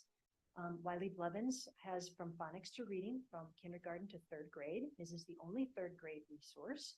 We have 47 teachers at 5 sites that are using that. Bridge to Reading belongs to Hagerty, the Hagerty Corporation, 51 teachers at 5 sites. And UFly, University of Florida Language Institute, at 35 teachers at 3 sites. And of those resources, we will do 3 surveys over the course of the year. First survey came back, and basically the top 3 highlights, every single teacher, regardless of the resource, loves it. Our teachers commented, I never knew a scope and sequence could be like this. I don't have to go looking to teachers pay teachers for other resources. The second one made my heart leap. We are seeing substantial student growth. So Steve talked a little bit about our teachers are making comments like, we'd never be reading at this level. We'd never be having conversations at this level. And I'd like to add, we've also heard from parents who have emailed and reached out to principals. Principals have forwarded those emails, how pleased they are with what their child is able to read and how their child maybe didn't like reading before and now is starting to like reading. And we'll even see little video clips from time to time that's coming through. And also teachers are reporting evidence of seeing those high leverage routines that Sarah's teaching about. So it really validates her professional development with us when we can look at the resource and say, hey, we just learned about that. Now I can crack open this resource and there it is. So what's next? Well, we're going to collect some more data. We're going to do a district phonics audit. That is going to start. Actually, we have a couple days this week that we'll be starting with that up and through February 19th, 1 grade level at every elementary school. And we're looking for not only those high leverage routines that are present in the materials to help us decide which of those 3 resources might be a better fit for our district, but also to guide some of the professional development that we're doing this year. We don't want to spend hours and hours on blending and segmenting if our teachers have got it, but maybe need a little support in what we call orthographic mapping. So here's where the audit is going to help us. And then right now, teachers were asked to do a scope and sequence evaluation, take a deeper dive into your foundational skills. Here's a rubric, it's a Google format that we have for them. Please give us some information. So they are also evaluating the resource. Yet another data point to help us make that very important decision that's coming up. And so as we start looking at the timeline of implementation, February 1st is kind of that magic date when the state has indicated they will release their list of approved resources. And we have a curriculum fair set up in advance of that, February 21st, where the 4 comprehensive models that I'll be sharing with you in just a minute, those vendors will be at that curriculum fair for teachers to explore a little bit deeper dive with. In advance of that, we are using a process called Study, Explore, and ACT. Acronym is C. Right now, all of the teachers have digital access to all 4 of the resources. They have a date when the vendors will be presenting a virtual presentation. And then the print material resources are, you may have noticed, out in the front vestibule for all of the resources that we are looking at. So they have a chance to study those. They'll explore at the in-person vendor, and then they'll act. We'll go from 4 down to 2, and we'll take some road trips to some neighboring districts to see those resources in action and talk to teachers actually using them and make our decision. I'll come back and visit with you in April, tell you a little bit more about what the teachers selected for both the phonics resource and the comprehensive model, and then you'll vote on it in May. And so finally, our comprehensive model, we can choose from many resources, but the focus will be that it has to be green lighted in ed reports. It has to be a knowledge building component. So we want to make sure we're looking at that bottom and upper strand of the reading rope. And we've added something that may be new for you called Curate. Curate comes out of Massachusetts, and it's a curriculum review from teachers. Teachers got together, and just like ed reports, a large number of teachers started using these same resources, and they added additional information. So we really felt it was important to have a strong teacher voice in those resources. And so the 4 that we are looking at from the companies are from ARC, Amplify, EL Education, and Witten Wisdom. Those are the only 4 resources that are green lighted in ed reports and are knowledge building resources. And so that's what our teachers are looking at.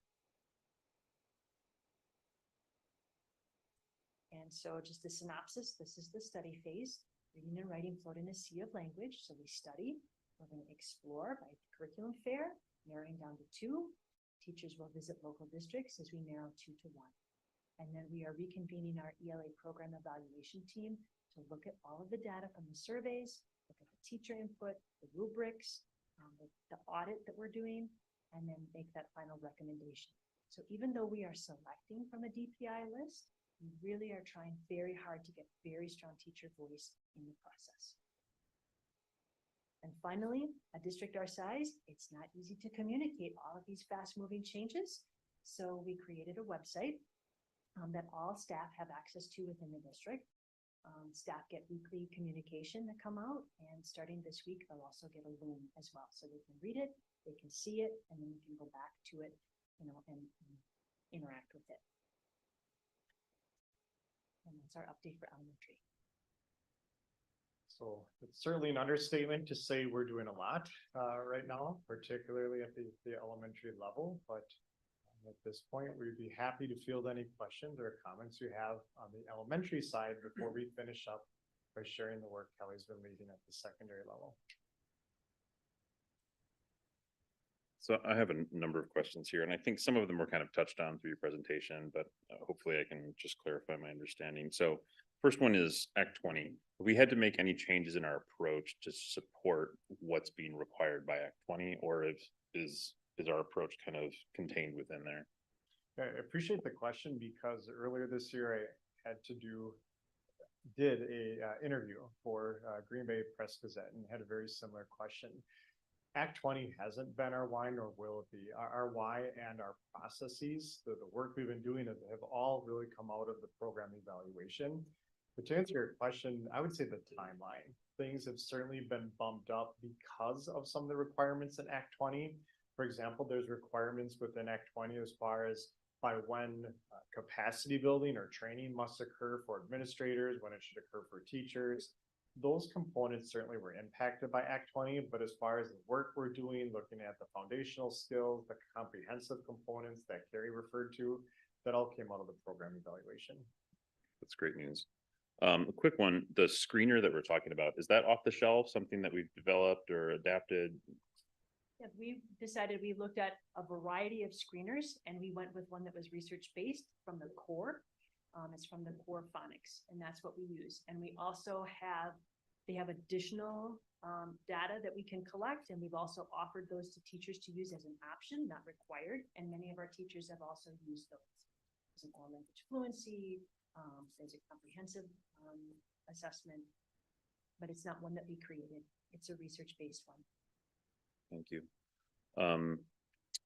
So I think these two kind of go along a little bit, but I know that when they were doing the Act 20 hearings and stuff, they were hearing a lot from Mississippi and what they were doing. And I know that a significant portion of what Mississippi did that from my understanding was not part of what Wisconsin is doing, is providing a lot of money for coaching and support. I'm assuming that we're kind of not getting that, and we're kind of on our own. But I'm wondering kind of what we're getting from that perspective, whether there's additional requirements that are needed or resources that are needed to kind of support that. And you've talked a little bit about all the things that we're doing with the CISA and that kind of stuff. Is that kind of expected to kind of fill that role, or can you talk a little bit about that? Yeah, so on the financial side, there's certainly a list of rules and regulations within Act 20 that make this less than simple. But along those lines, we've been able to utilize, in some cases, district resources that we already have in place. This year, we've been able to use Title II dollars, which are federal grant dollars that are set aside specifically for capacity building.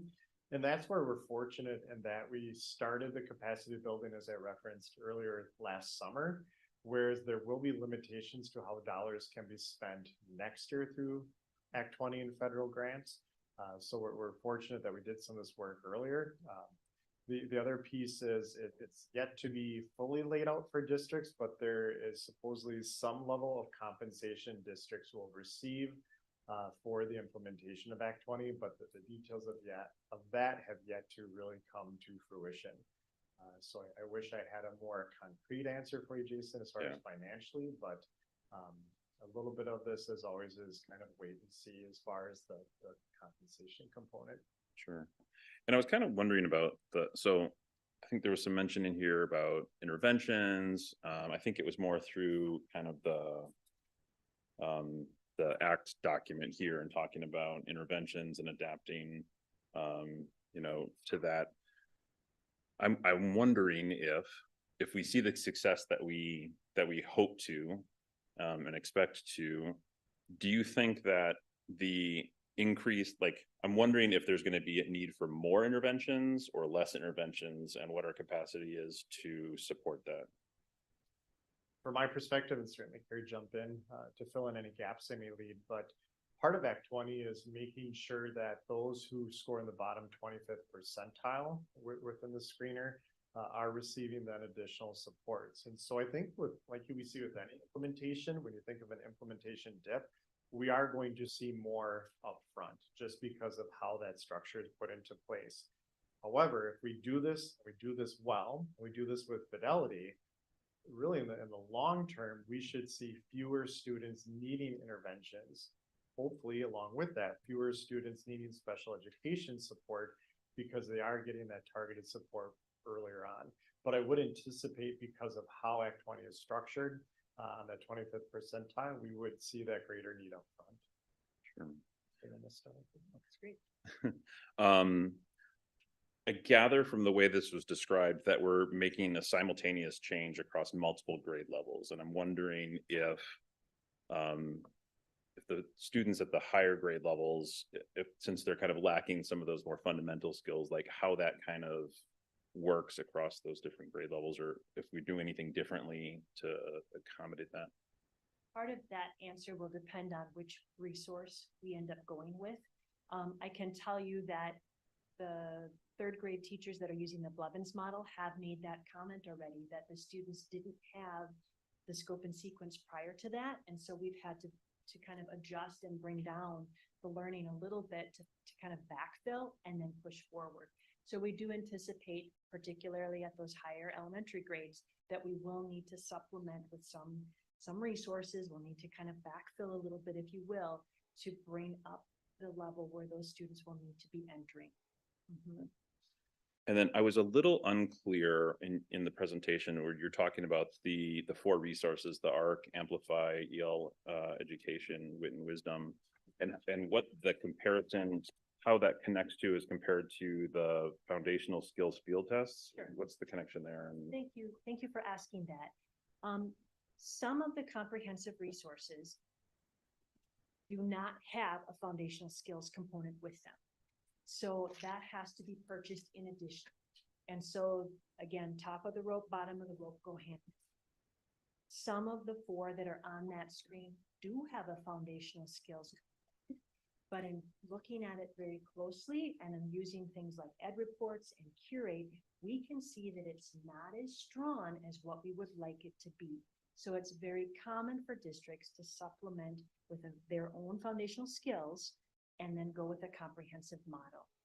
So it seems a little counterintuitive, but that's the nature of how the knowledge building resources tend to work. Yeah, thank you.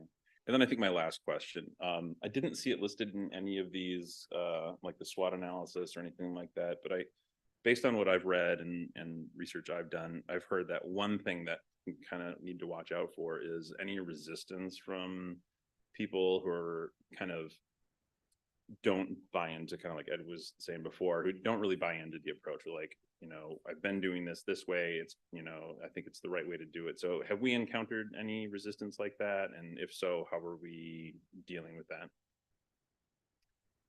Yes, yes, we absolutely have. And I can even tell you from my personal experience as a French teacher, I grew up on whole language. So my initial approach to structured literacy was one of caution. But the more that I read, the more that I looked at the research, the more that I heard about other districts and other states, the more podcasts I was involved in, the more books that I read, the more conversations I had with other educators, you start to realize I need to shift my thinking. And it's not a matter of being right or wrong. What it is a matter of aligning our instruction to research-based practices. And I think the more we can have conversations in a very safe space with teachers and educators and those around us that may not understand that why, may not understand the research that we're seeing, it's really shifting us.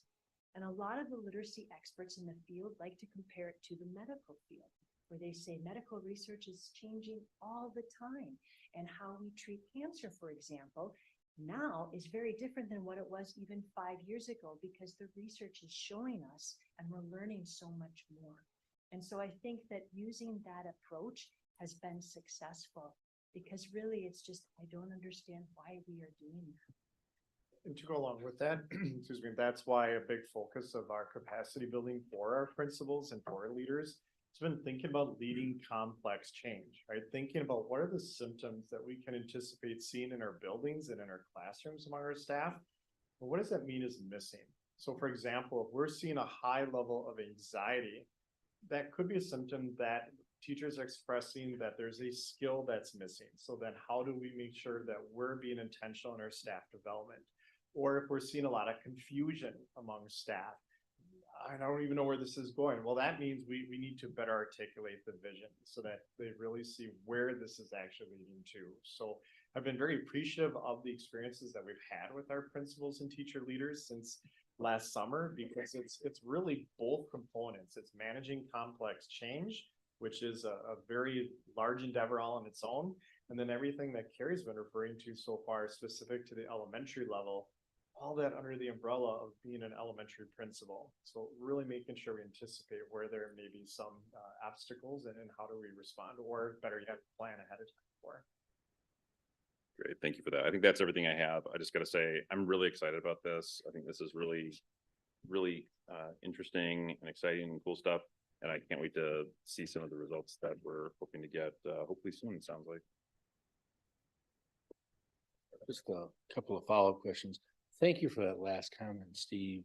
I think that's very insightful, that having a real attention to change management and just managing change, whatever it is going to be very important to the success here. So I was very happy to hear you say that.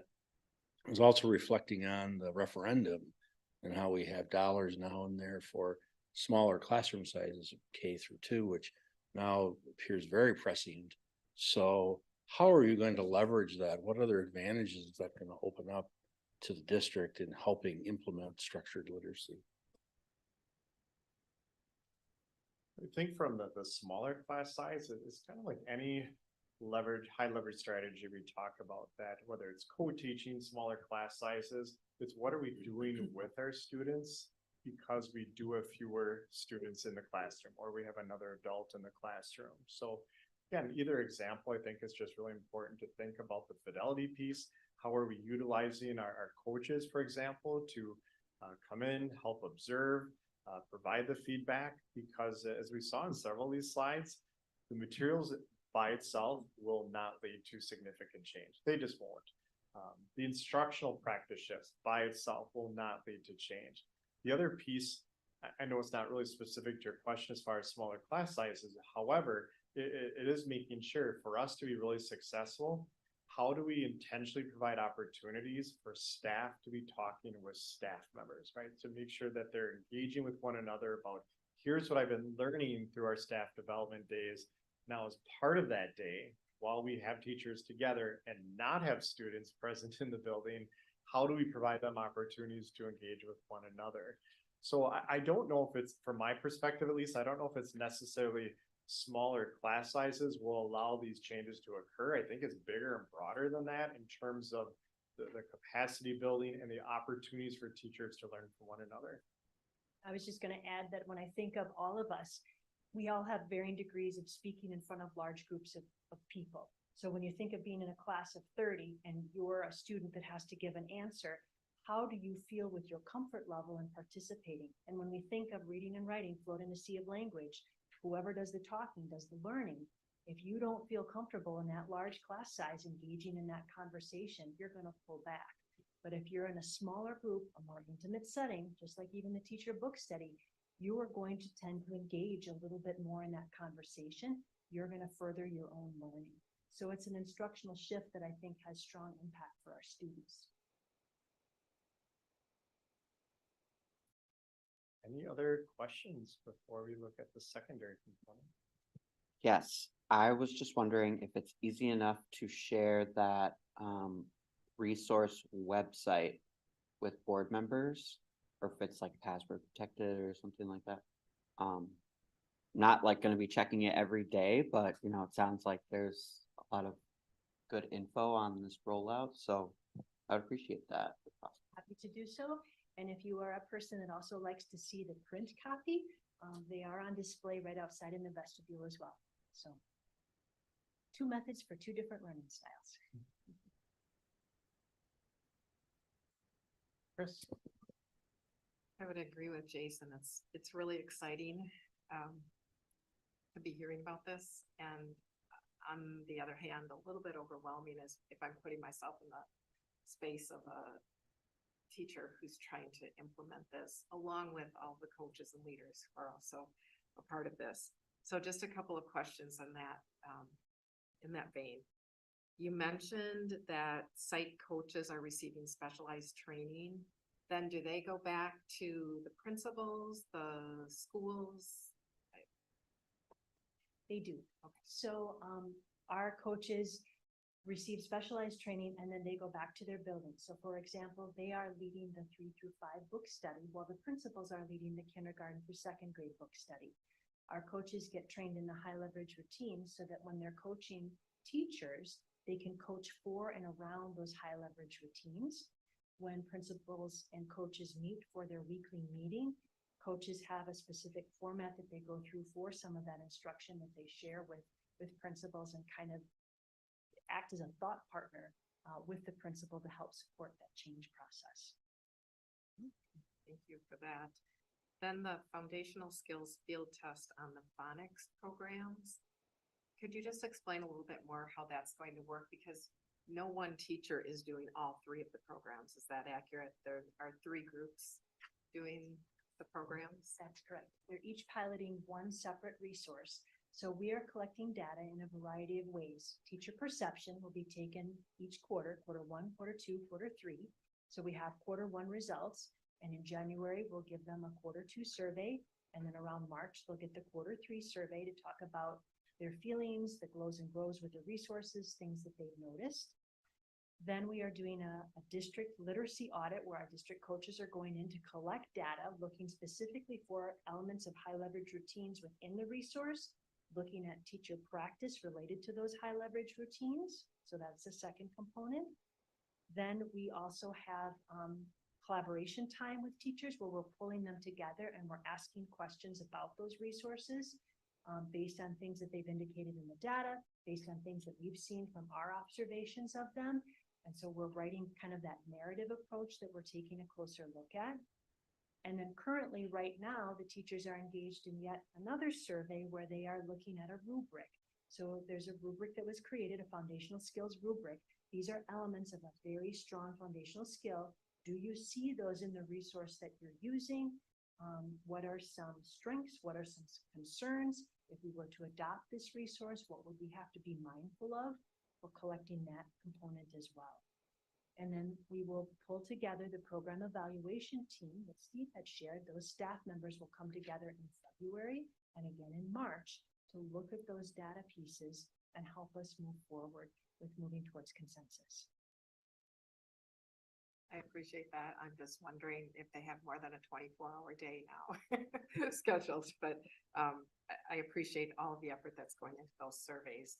And then my final question has to do with you had some district phonics audits, and I'm just wondering, when you receive information from that, will that help you to kind of individualize staff developments for, teachers who may feel real confident about a particular skill area, but, maybe need some more work in additional areas, and just kind of how that will work? Absolutely. That will help us know if we start to see trends across grade levels, if we see trends within a building, as well as if we see trends across all the grade levels based on the high leverage routines that we are doing. So that's one of the pieces that's really giving us a bird's eye view. We're also getting used to taking a look at that resource as it's unfolding in a classroom at different schools across our district. Because one resource can look very different at one school than it does in another. So it kind of levels that playing field a little bit for us, because we want to be inclusive to all of our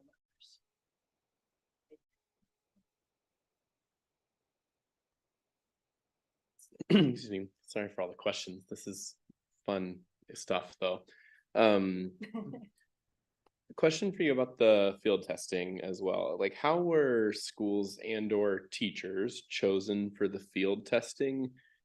And just so you know where I'm going with like my next question, in case it's helpful up front, how similar are the different things we're field testing? And I ask that partly from the perspective that it sounds like everyone loves it so far. So we're going to be breaking some hearts for a bunch of people that they just learned something, they loved it, and now they have to go and learn something else. I'd imagine there's some overlap, and it won't be like I'm starting from scratch if I did one of them already, but I'm just kind of curious, both kind of like, how was it designed? How do people opt in, what they knew they're getting into, and how are we going to, as we make a choice, go through that with the people that were a part of one of the others and then all the other new people? Well, it's a great problem to have because it tells me that Appleton chose wisely. And the reason we chose is because the teachers selected the resources. And so we had reached out to teachers and asked them, what resources are you interested in? What do you like? Narrowed it down. Teachers kind of provided a lot of input. We narrowed on the three. We landed on the three. And then to participate, they just had to volunteer. So everyone that volunteered got a pilot. And we incorporated that into the program evaluation process last spring. So we first started with our teachers who were present at the program evaluation. As you heard me reference before, we've had early adopters. We know we've had teachers already really advocating for these changes. And so making sure it was a building-led conversation, then reaching out with the principals to engage with his or her staff as far as to which of the three, Blevins, Hagerty, or UFly, do we as a school wish to field test, and in which grade? So to clarify, it's not a full school field test. It would be an identified grade level within a particular school. And then the other grade levels would continue to be using current materials. And so on that note, like one school could have two different grades doing two different field tests of two different resources, or if a school is involved, anyone in the school, whether multiple grades or not, has to be the same one. Correct. We limited it to one product per building. Per building altogether. Okay. Yeah, just to not dilute out the work too much. Sure. Then some of that segues in. Well, so to clarify, it sounds like on that note, the teachers that are all opting in, at least for the most part, wanted to be doing it, or at least kind of said they did in a consensus space to some degree, which is great. And they picked which of the three they wanted to. Awesome. And so then that helps to decide why some of the numbers of the breakdown was a little different by resource. Okay. So then that someone leads into my next question a little bit as well, because I do really also, as was mentioned earlier, appreciate the attention being given to change management as we think about rolling this out, because change is hard no matter what it is. And it sounds like there's a lot here that might make it uniquely hard. So with that, I think it is really awesome. We're spending a lot of time focusing on the why, but I would imagine we have a lot of people that feel like they already were on the why train years ago and like just ready to move forward. And I'm sure we have some people, as we mentioned before, that are on the opposite end of that spectrum. Like they don't get the why and they don't want to get the why maybe right now even. And then a ton of people in between. So how do we think about differentiating, you know, all these different pieces, knowing we want things to be consistent across the district, but I think also you lose a lot of what you're striving for when you make everyone get the same thing when they're in a lot of different places and they don't all need the same thing. So, and that in itself is honestly a horribly challenging challenge to do as you think about it. So you don't have to go into all the details right now. I'm just curious though, how are we thinking about some of those pieces though, given how long some of this is being implemented over, I suppose. I think a key part of that is, you know, there are components of Act 20 that are just requirements, right? So as we look into the next school year, what are the things that we will be required by Act 20? Because that also has a list of vendors for professional development, just like the vendors you heard Carrie refer to as far as materials. So part of that is as we are vetting these different opportunities for training. So again, hats off to on the elementary side, Carrie and our district coaches who've been spending just an enormous amount of time interacting with the vendors of both training, intervention, and also materials are such questions as far as what does that look like with your particular product, whether your product is professional development or your product is an instructional material. All districts have that same very complex challenge of how do we differentiate the professional development around materials, professional development around instruction to do just that. That's why what Carrie referenced before as well, as far as the audit is so important that's happening this year, because we need to look to see, here are the materials, but what does that mean in terms of instructional practices that are happening within our buildings so that we can use that information as well to help differentiate, are there certain high leverage strategies that despite the resource, we're not yet seeing in our classrooms? Where are we seeing it? Where are we not? So that can also help us identify where we need to have some changes as well. So it's very much part of the selection process of, it can't be a one size fits all for all components that are associated with the training that occurs, because we do have teachers in different places and have had teachers in different places for some time. And so it sounds like there's a lot of thought being put into what resources we're bringing in, whether a resource in the general sense or a firm to help provide PD, as well as the PD we will provide in this process as well. And it will be a mix. It sounds like of required where we all do get virtually the same or similar things and potentially some choice along the way as well with where we are on our own self-assessed part of our journey. Is that right? Correct, which is why it's been so important for us to do this comprehensively of starting with 5K through the upper grade levels instead of only looking at early elementary for all the reasons you just shared. Great. Thank you. Thank you for all the work you're doing on, you have and will do on this. It's great. So, just one more thing from me, which is that, you know, we have mentioned Act 20 a few times, and like, I do appreciate hearing that it is not the why. And I just want to like validate that, you know, the meeting I attended with Jason before we were actually sitting on the board was part of you all wrapping up your ELA program evaluation. And that's when shifting the balance first came to my attention.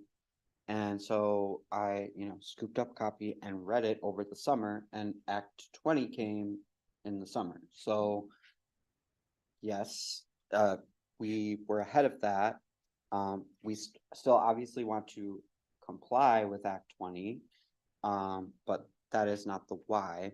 And then just kind of reflecting on this change management conversation is this idea that, like, in order to understand things better, and maybe this is like too philosophical or something, but like, we as people want to break things down into like this or that. So for example, a lot of times conversation, you know, you can Google, I did, structured literacy versus balanced literacy. And like it's just, in order to simplify, it's like broken down into these oversimplified ideas.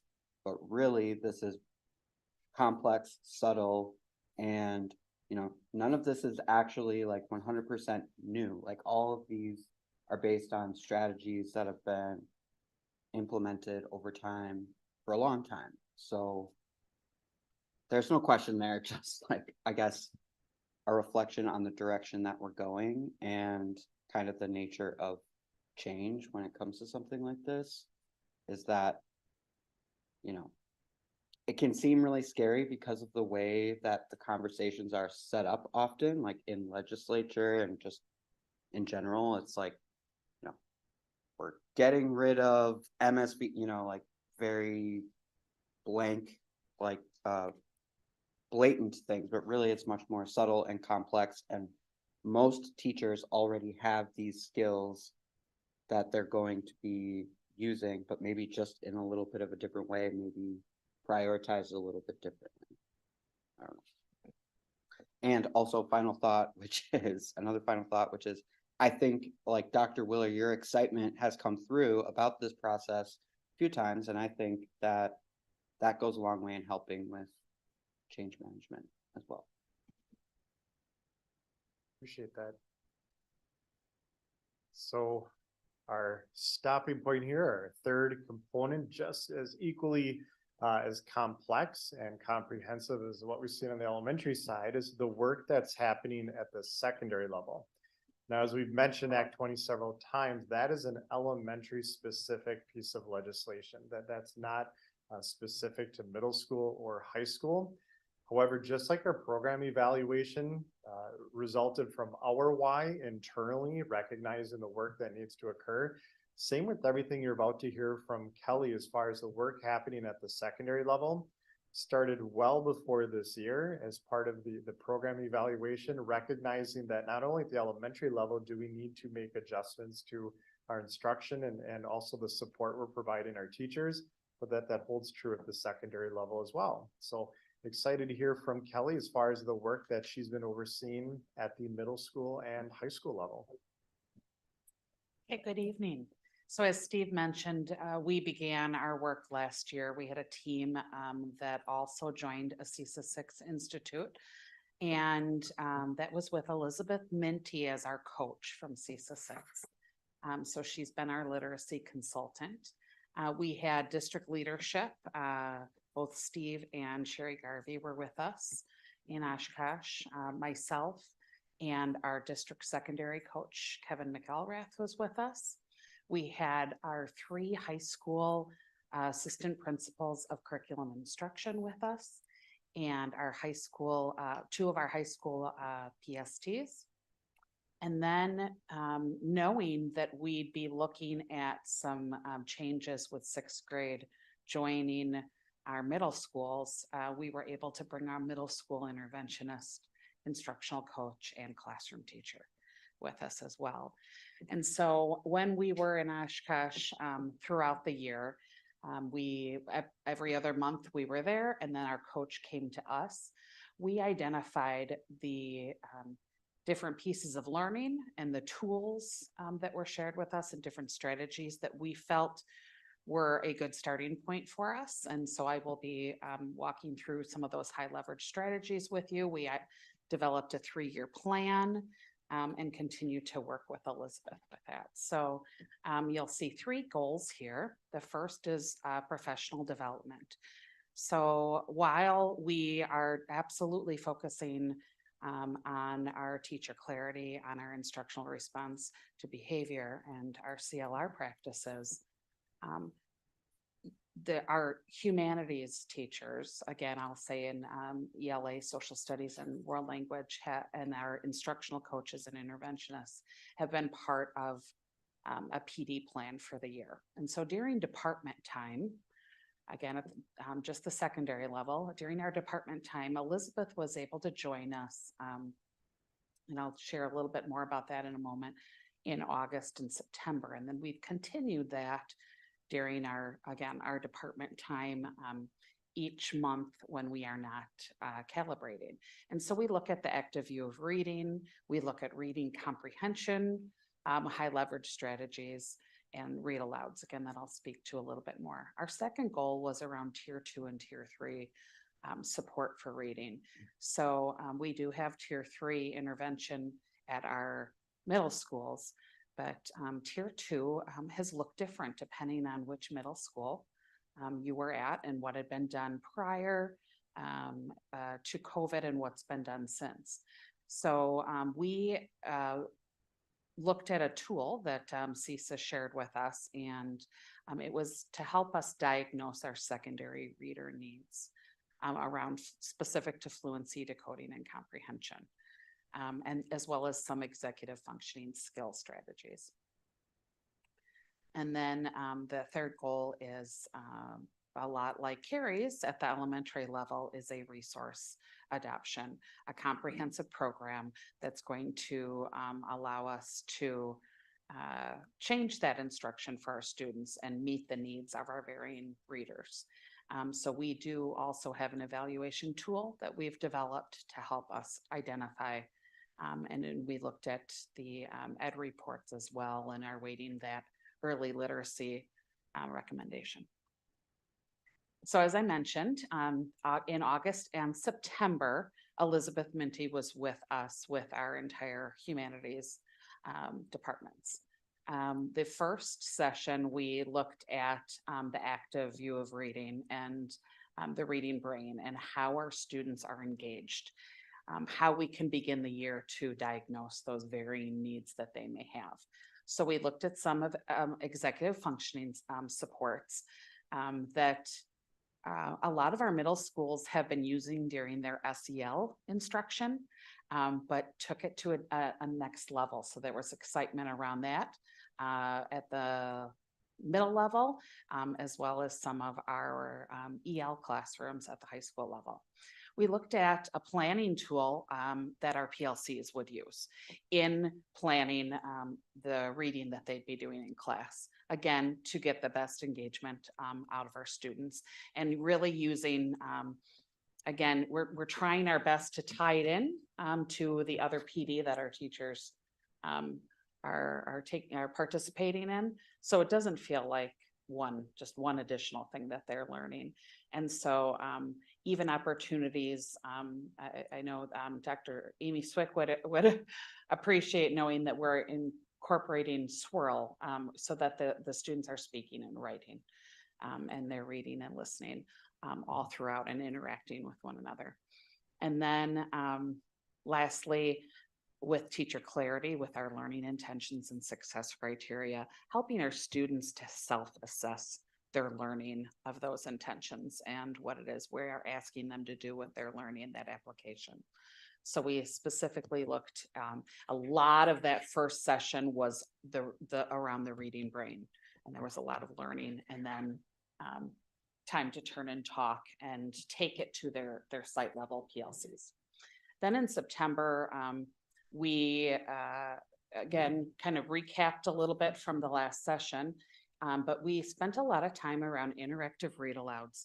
That's a practice that's done at the elementary level to fidelity and not seen as much at the middle level and even less at the high school level. And research says that even as adults, it's good to engage in hearing somebody read aloud to you. And so through that staff development, the teachers are learning how to model thinking aloud and how to allow for turn-in talks and writing prompts throughout the reading. A lot of the secondary folks have offered time for students to read independently. And while there's value to students reading on their own, we know that there's great value in that interactive read aloud. So that was our primary focus for those two sessions. There are a lot of prompts to diagnose our students' needs, both writing and speaking, as well as reading that CISA has provided to us. So right now, I would say it's safe to say that our teachers are dabbling because there are so many prompts and pieces to these tools. So they're much like you would hope anyone is, we're asking them to identify a strategy or two and try to implement those, discuss those in their PLC, what's working, what are they seeing varying evidence and from, and they wish to continue, and how we can help further support them. Now, our instructional coaches, as I said, have been a part of those professional development opportunities, and they're bringing those up in their coaching cycles as well, to ensure that we're using these high leverage strategies within our instruction. Other professional development, our middle school interventionists have joined the elementary team for the CESA 6 Structured Literacy Intervention Academy. And I had mentioned before on months that we are not engaging in the specific ELA professional development. Those high leverage strategies, we're calibrating our common district assessments. That's not just in ELA, not just in humanities, that's really all across the board secondary. We are calibrating in October, January, and April. We had a writing continuum prior to the pandemic, and that has not been in place since. And so in the changes with ACT Aspire to pre-ACT, we are looking at some different prompts that we can use for our students that will address language and writing standards. And so that's something that I'm working on with our curriculum support specialists at the middle school and high school. And then in February, we will reflect on strategies that they've been using, that they've learned from those 3 sessions. We'll look at a few other tools and routines that are specific to content areas. And then lastly, we began our work last year in the spring. Steve and Mike Hernandez and myself with the DEI team, our STAR coordinators from the Boys and Girls Club, and our ELA teachers and social studies teachers. As you may know, there are some sensitive words sometimes that are used in text and literature. And in order to create a safe learning environment where everyone can be respected, we have come together to talk about our practices in our planning, in our delivery of instruction, and our post-instruction. And so we began that work, as I said, last spring, and we have some recommendations that we will be sharing with the middle school and high school folks, kind of a roundtable style to allow them in small groups to ask questions before we continue our next steps. And those next steps are really around identifying the different text we consider for the classroom as we look to include different novels for board approval that we can use in our classrooms for interactive read alouds and such. We want to make sure that we're representing all of our students and that we are bringing in a diverse collection.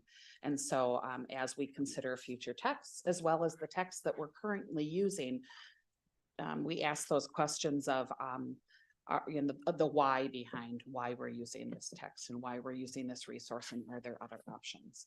And so there's a lot of reflection and discussion that's come with this, and it's a great step for us. So we're excited to share that with the other teachers that were not a part of that work in the spring. Potential for professional development in 24-25, like the elementary, we are considering doing a micro audit. And that would include work with our ACNI team and instructional coach, as well as site administration, specifically our APs of curriculum and instruction, to identify streamlined look-fors of what we'd like to see in our secondary ELA classes, specific to those high leverage strategies that they're learning about this year. We would like to continue those tools and routines next year, and continue our partnership with CESA 6 and Elizabeth Minty by bringing her back for work around vocabulary and morphology. And in hopes of developing a scope and sequence for prefixes, suffixes, and roots, knowing that those decoding skills are very important. And then lastly, would be that resource adoption, a comprehensive program that would allow our teachers to give that differentiated instruction to their students. And again, that's for our 6th, 7th, and 8th, with the 6th grade joining the middle school. Tier 2 and Tier 3 was the second goal. And so while we identify which students need supports based on some threshold data from iReady, we're looking at how we can determine what that intervention will look like when we reduce our iReady contract to 20% at each school, knowing that right now they're using My Pathway within iReady to help with Tier 2 instruction. We've looked at an opportunity to engage with Lexia Learning, specifically Power Up, which is their secondary program. We have a few neighboring districts that have seen great success using this program. It is a screener and allows for progress monitoring and live data specific to fluency, decoding, and reading comprehension. And then I mentioned prior that we have a tool that we're using to diagnose our secondary readers' needs.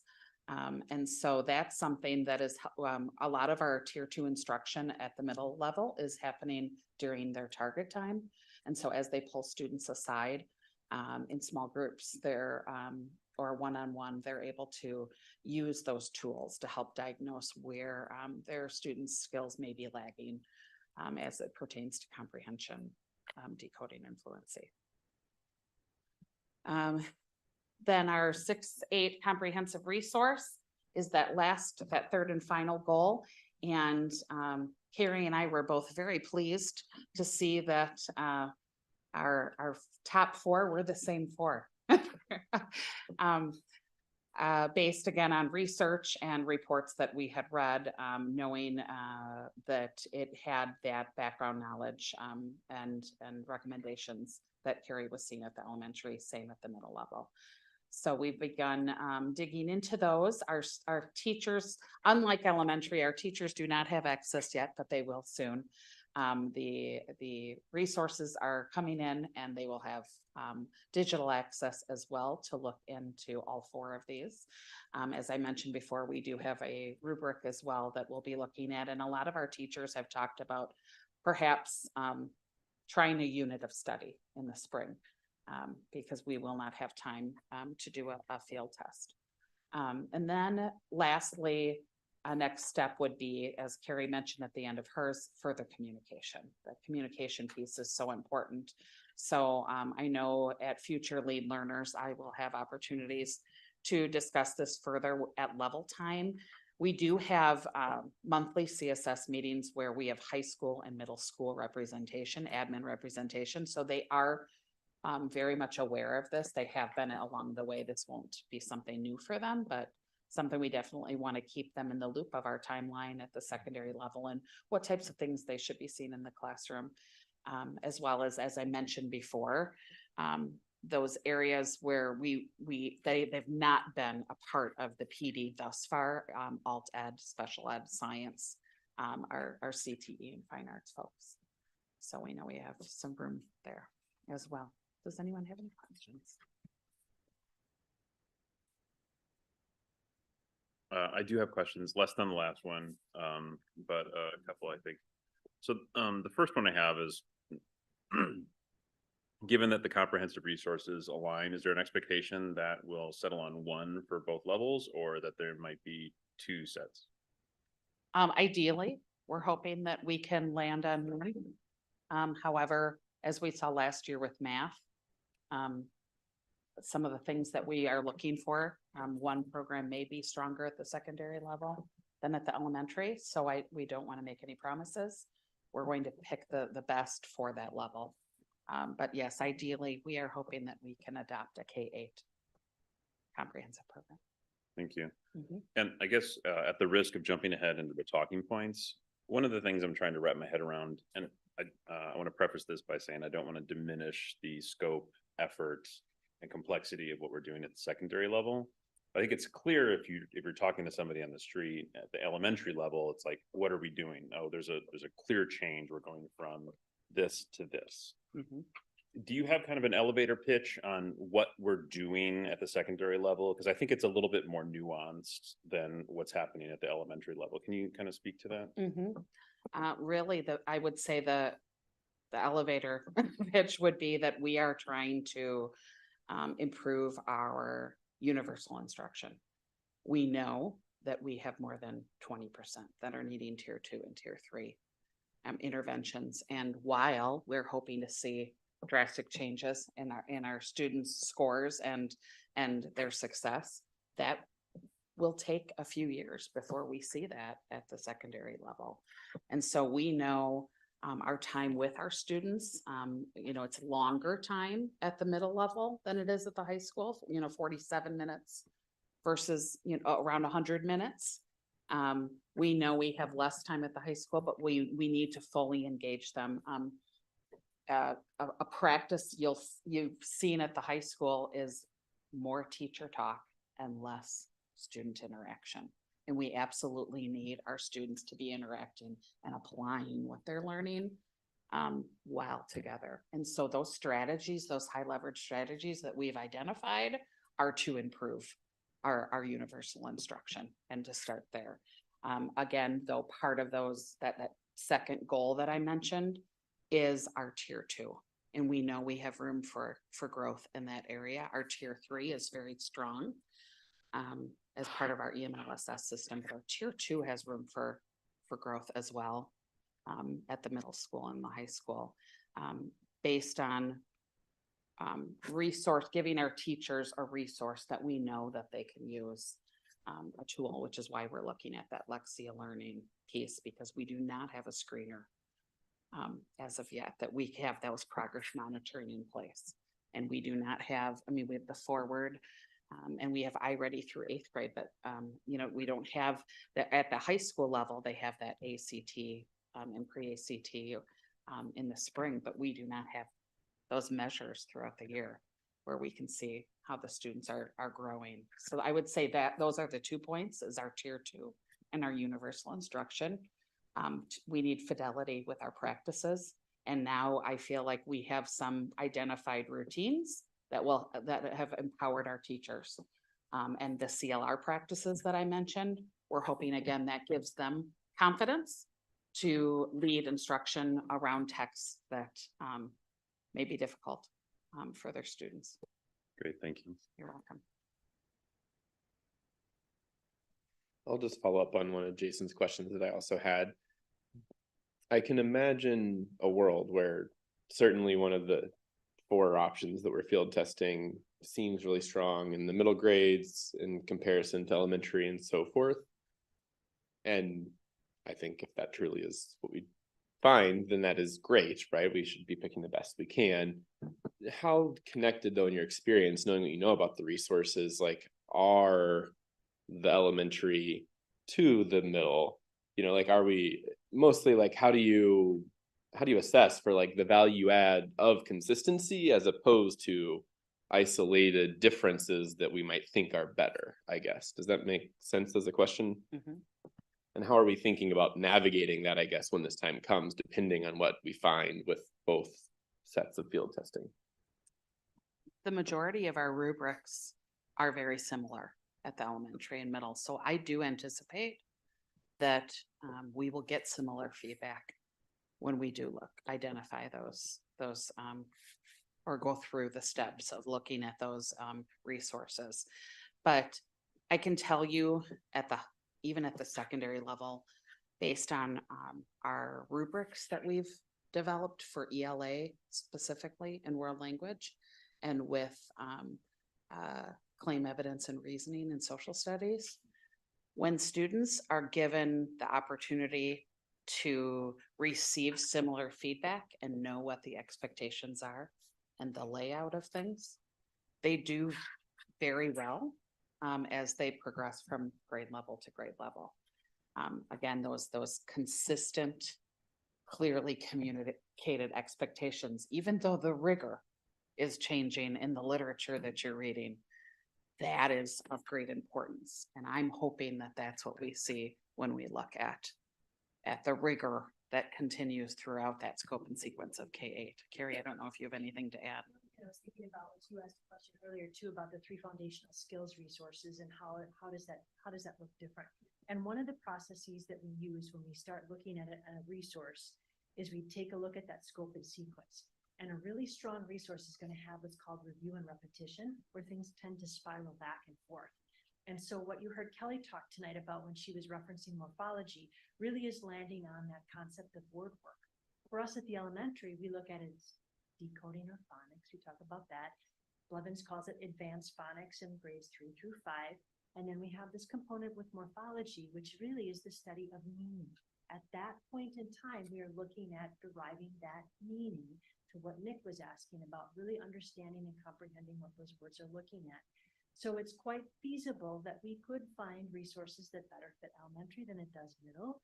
And if that's the case, then we have to take and be very meticulous about that scope and sequence of how we transition 5th grade to 6th grade, what that bridge is going to look like.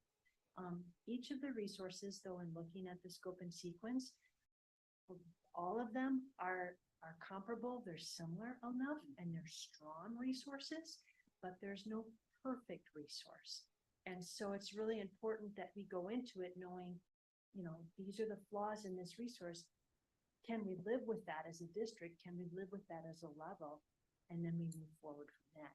It's really a complicated process when you think of 15,000 students. It's not like buying a pair of shoes for 15,000 of your children. They all fit a little bit different.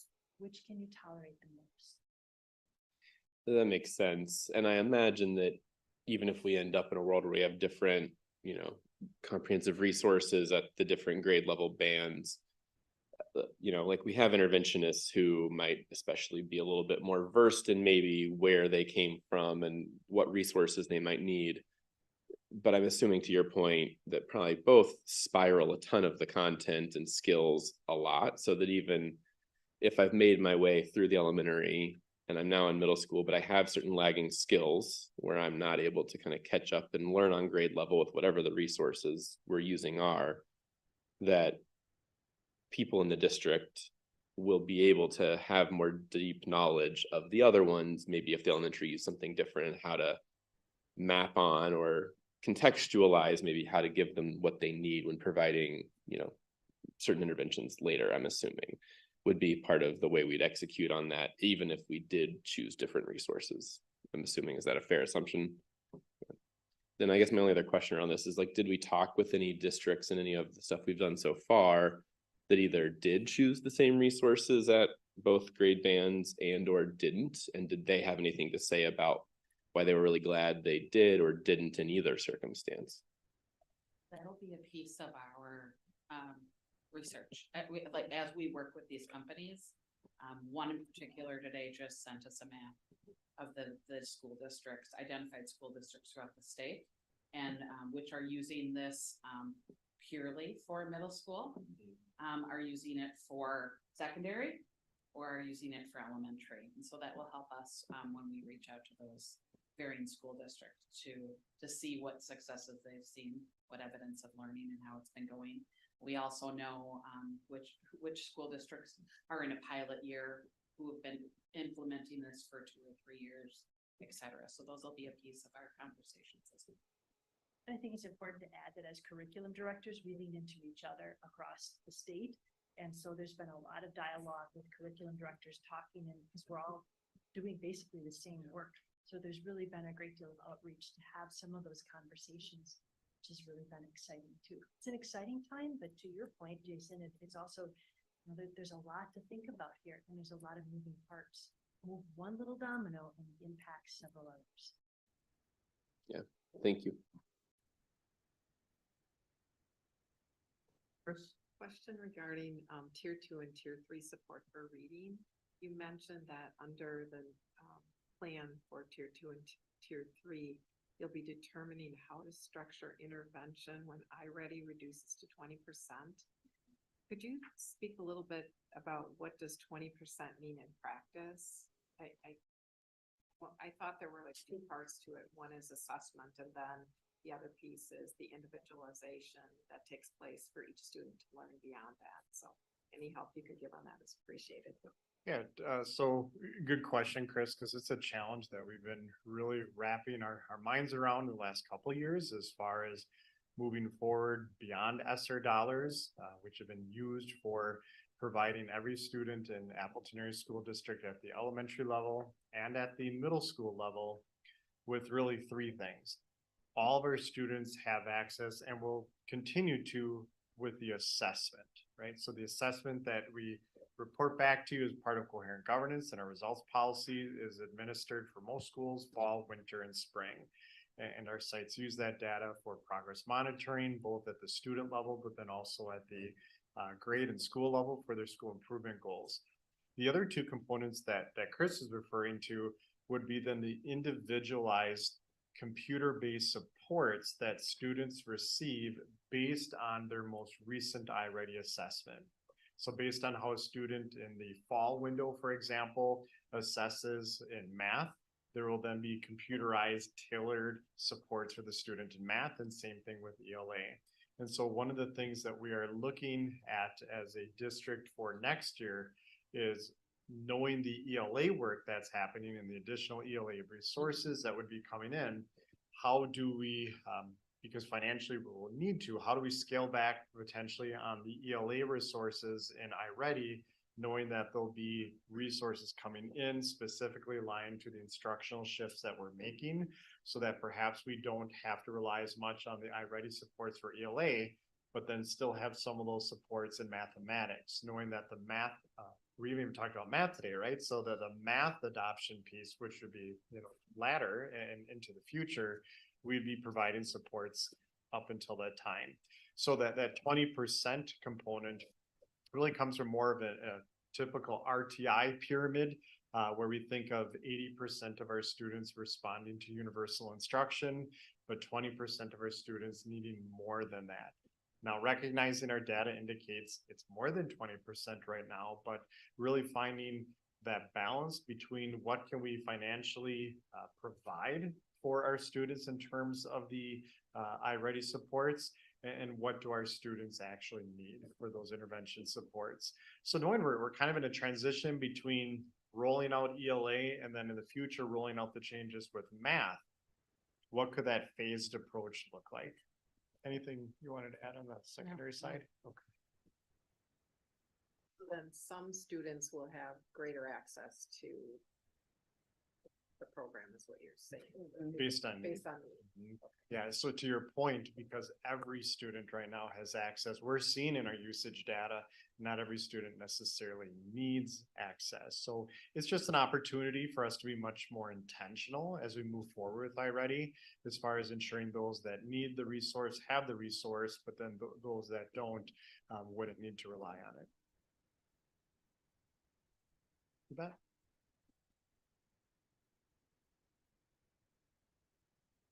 So you've heard a lot this evening, and we really appreciate the conversation we've had with you as far as the work you're seeing both at the elementary and at the secondary level. You've hopefully heard that some of the work parallels really well as far as what's happening on both ends of the bookcase there. But other work is unique. Some things are really unique on the elementary side as far as our shift from balanced to structured literacy. On the secondary side, as we really think about those high leverage strategies along with the tier 2 supports. And so as we conclude this time, knowing we will certainly be back in the future, this will clearly be an ongoing topic of conversation and engagement with you.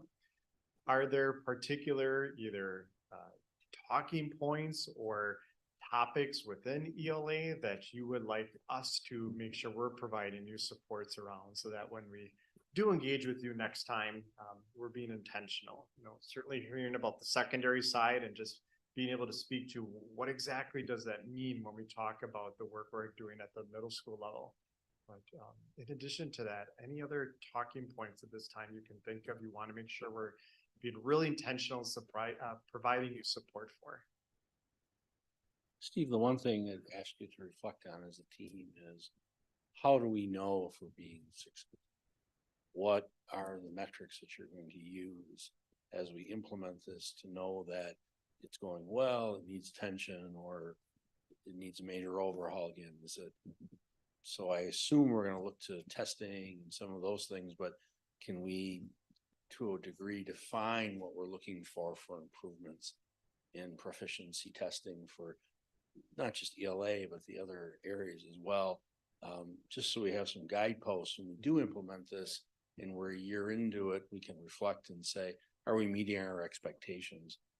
Rather than just, it's a new program and it'll be better. Well, let's see if we can define what better is. Clearly, there's things that we should be seeing both in the short term as well as in the long term.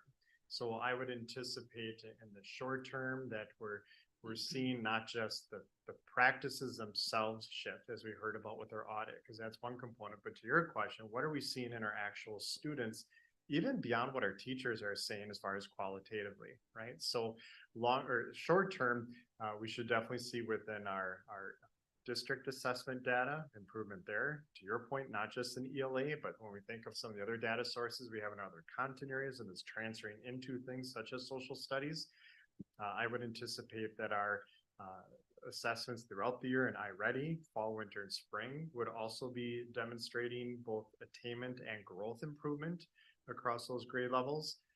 Long term, as we referenced before, where districts are saying they have to wait a little bit, but where the proof is in the pudding, so to speak, is starting in third grade. Once there's students in these earliest grade levels, once they get to third grade and we actually see that transfer of knowledge and the transfer of skills occurring in those upper grade levels, that's what we're hearing from districts we talked about tonight, whether it's in Mississippi or other districts here in Wisconsin, is they're seeing continued improved levels of proficiency at those upper grade levels. It's not just something they see in isolation at the K2 level, but once they get to the third grade and beyond, they're seeing an increase there.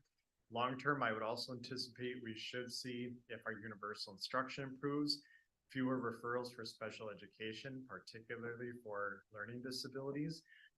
We should see fewer students needing tier 2 supports. And then to your point, in short term, some way to assess, we provided professional education training. Teachers are like anybody else, they will learn at different rates. How do we determine which teachers are really accelerating new programs and which teachers may need some more support? So those will all be great things to hear from in the future. Thank you. I was just curious that maybe it's time you come back. The mix of English language learners in the midst of this rollout, what does it take and what does that look like? I think that's a fantastic segue to what Dr. Amy Smith and I will be talking about momentarily tonight. So I'm glad you brought that up because it is a critical component. So thank you. Then could I just add on to what Peng said and in the special education area as well, just kind of knowing how that's progressing. Thank you.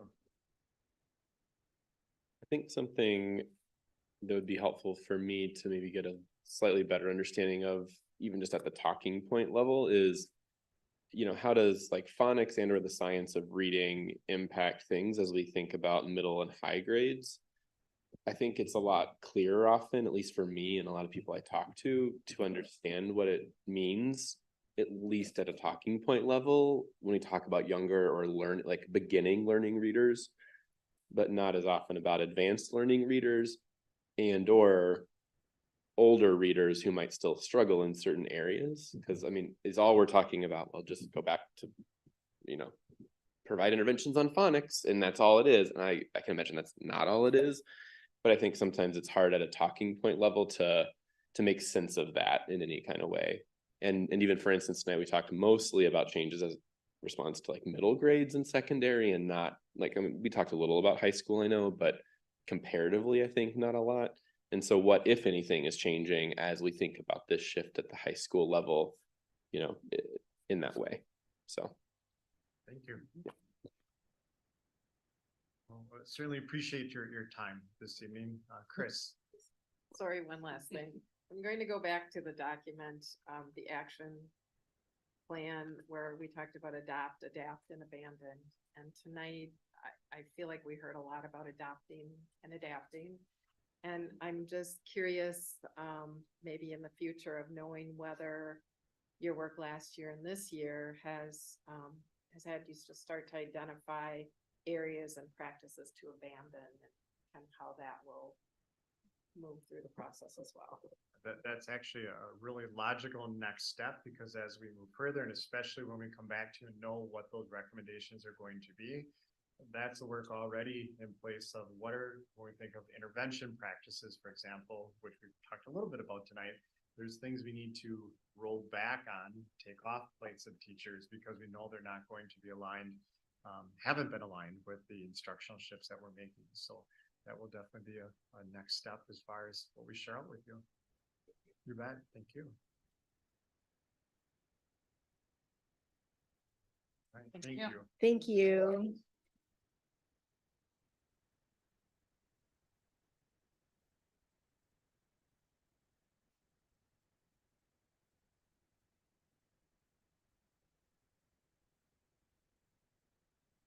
Okay, our next topic then.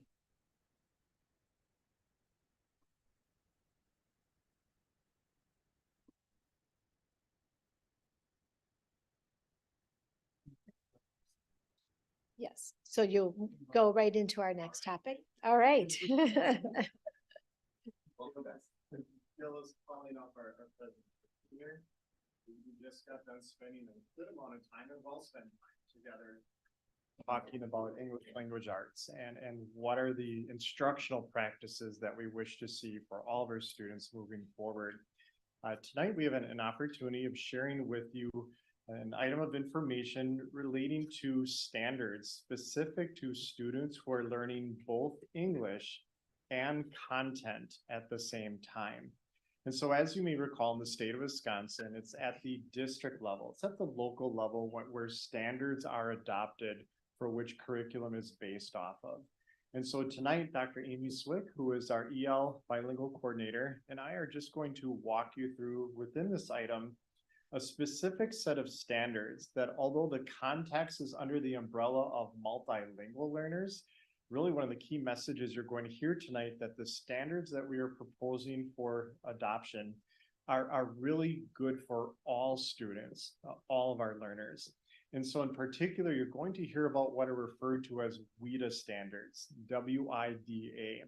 And that refers to world-class instructional design and assessment English language development standards. And so that's a key component of what we're sharing with you tonight, is a framework for students to learn both content and language at the same time that's both linguistically and culturally appropriate for our students. And so Amy's going to walk us through some context behind that, knowing that, again, we're proposing in the future at the next board meeting for the approval of the standards for which curriculum in the future would be based off of. And so with that, I will turn things over to Dr. Amy Swick. All right, thank you very much. It is. All right. So I just want to share some information and background on the WIDA ELD standards. The ELD standards, ELD stands for English Language Development Standards. They are the standards that we use to support the academic language proficiency of our EL or multilingual learners in the district. The standards are intended to work in conjunction with the state's academic standards, regardless of the content area. So whatever content area we are teaching in and whatever standards we have for that content area, the WIDA ELD standards work alongside those. A little bit of background on the ELD standards and why they're important.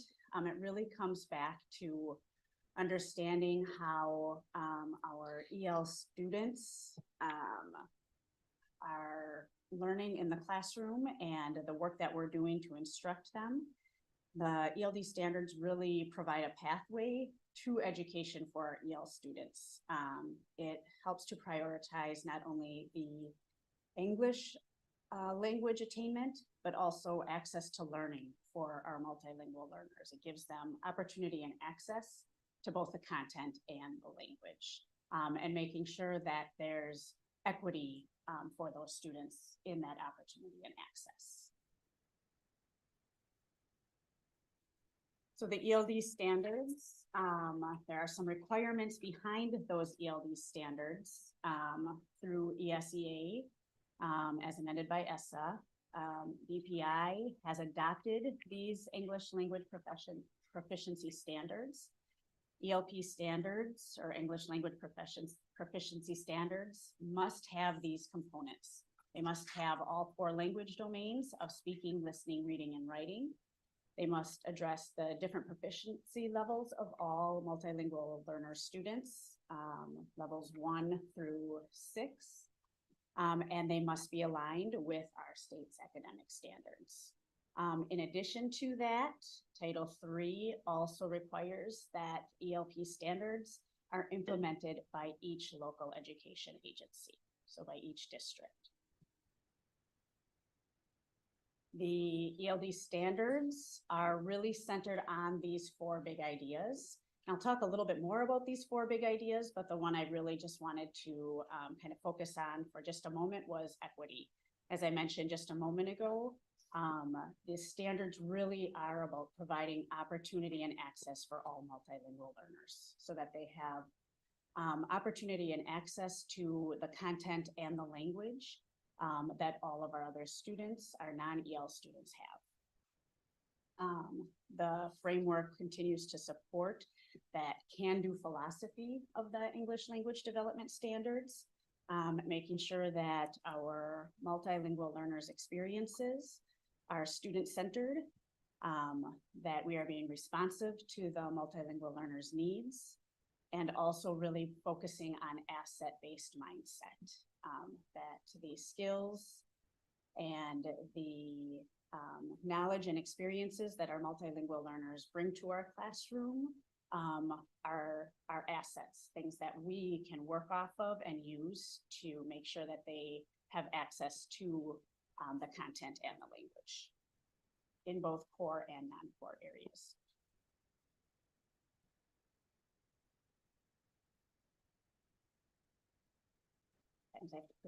Thanks. So here is just a snapshot of what the WIDA ELD standards look like. The ELD standards address kindergarten through 12th grade. And for each grade level or grade level band, you will see the standards broken into the 5 different areas. So there are 5 different standards within the WIDA ELD standards. Standard 1 is social and instructional, and then standards 2, 3, 4, and 5 are ELA standards, math standards, science standards, and social studies standards, focusing on the academic language within each of those content areas. Each of the content areas are then further broken down into language functions that support the speaking, listening, reading, and writing for our multilingual learners, and then give example of language features within there.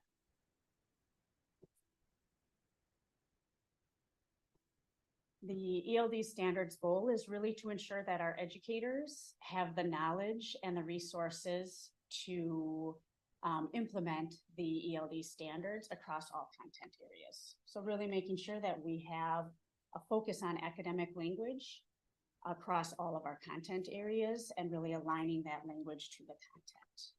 And just making sure that we have that resource and those examples for all of our content area teachers. These standards are centered on these guiding beliefs, that all language is an asset, really thinking through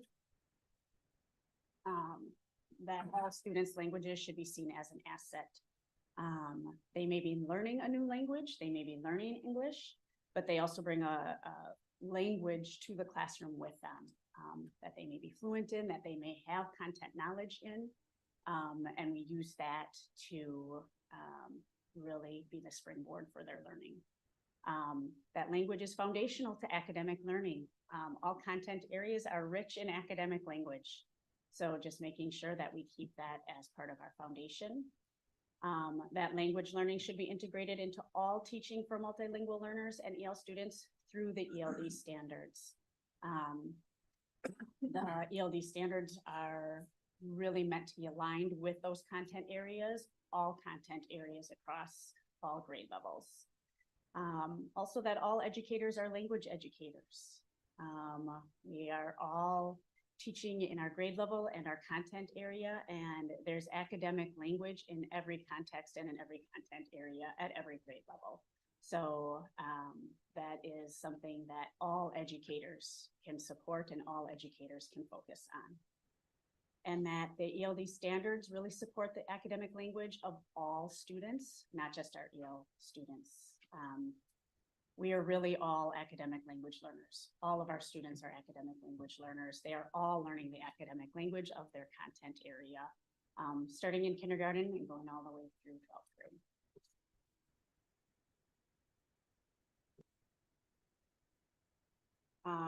The ELD standards really support that universal instruction across all those content areas, because as I mentioned, they align with the content area standards. Our supports for EL students are not intervention, they are universal supports for our EL students. So this is really a resource for all teachers who work with our multilingual learners for within universal instruction, whether that's math, science, social studies, or ELA. And as I mentioned before, focusing on and planning on that language use, that explicit academic language use in the classroom is good teaching for our EL students and our non-EL students. All students are learning that academic language. So those 4 ideas, I mentioned equity of opportunity and access, but the other 4 big ideas, in addition to equity, we have integration of content and language. So really making sure that our content and the academic language are being taught at the same time. We learn language through content, and we learn them at the same time. It's really important that collaboration is happening in our classrooms with our content area teachers, our grade level teachers, our EL teachers, all teachers and all stakeholders are really collaborating to make sure that all of our students have access and opportunity to that content and language. And then that functional approach to language development is really just focusing on the language that we use in each content may differ and change based on your situation and based on the context. Are you speaking in a formal presentation? What is the language you're going to use for that? Are you speaking to a friend in the classroom, collaborating on a science project? What is the language you're going to use to do that? So it's really about the function of language and the purpose of language, and helping to make sure our students have access to that. Within the standards framework, these are the different components that you see. So we have the ELD standard statements. Those are those 5 different standards: social and instructional, ELA, math, science, and social studies. Within each of those 5 standards, we have key language uses. Within the key language uses, we have language expectations, specific goals for each content area. And then we further break that down in the standards into proficiency level descriptors that give you a continuum of what that language development looks like across the proficiency levels. These are the 5 standard statements, starting at standard 1, social and instructional. Standard 2 is ELA, 3 is math, 4 is science, and 5 is social studies. And really standard 1, that social and instructional standard, can be seen across all of the standards. How do students interact and discuss and use the language across all of those standards.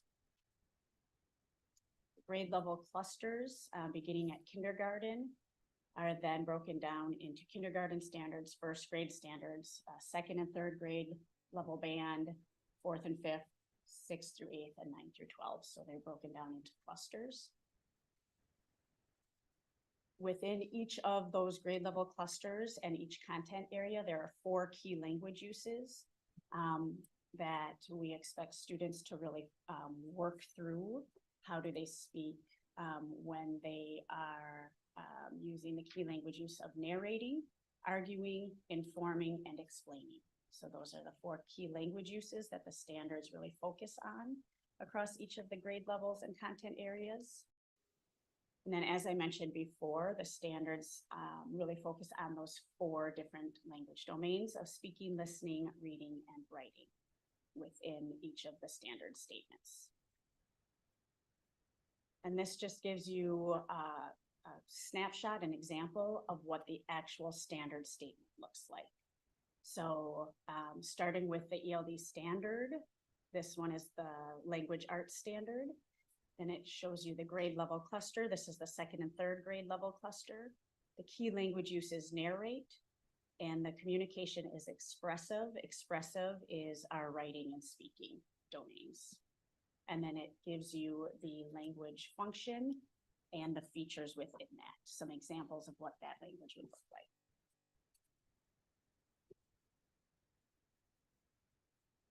We have been building our capacity with the WIDA ELD standards in our district over the last 1.5 to 2 years. The state adopted the standards going into the 21-22 school year, and through the state rollout, there's been different phases of building awareness up until the beginning of the 25-26 school year, which would be a statewide implementation of the standards.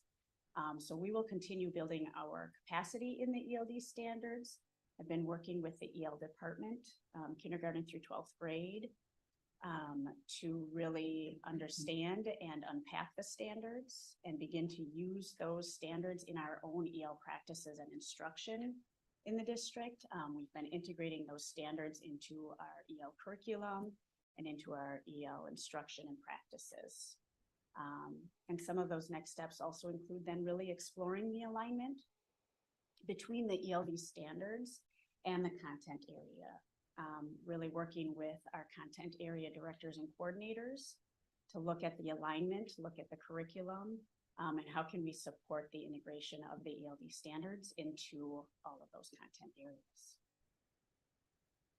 So tonight's item of information is really sharing with you again the framework that Amy walked us through as far as supporting our students who are learning English language, and also that framework for connecting that with learning content.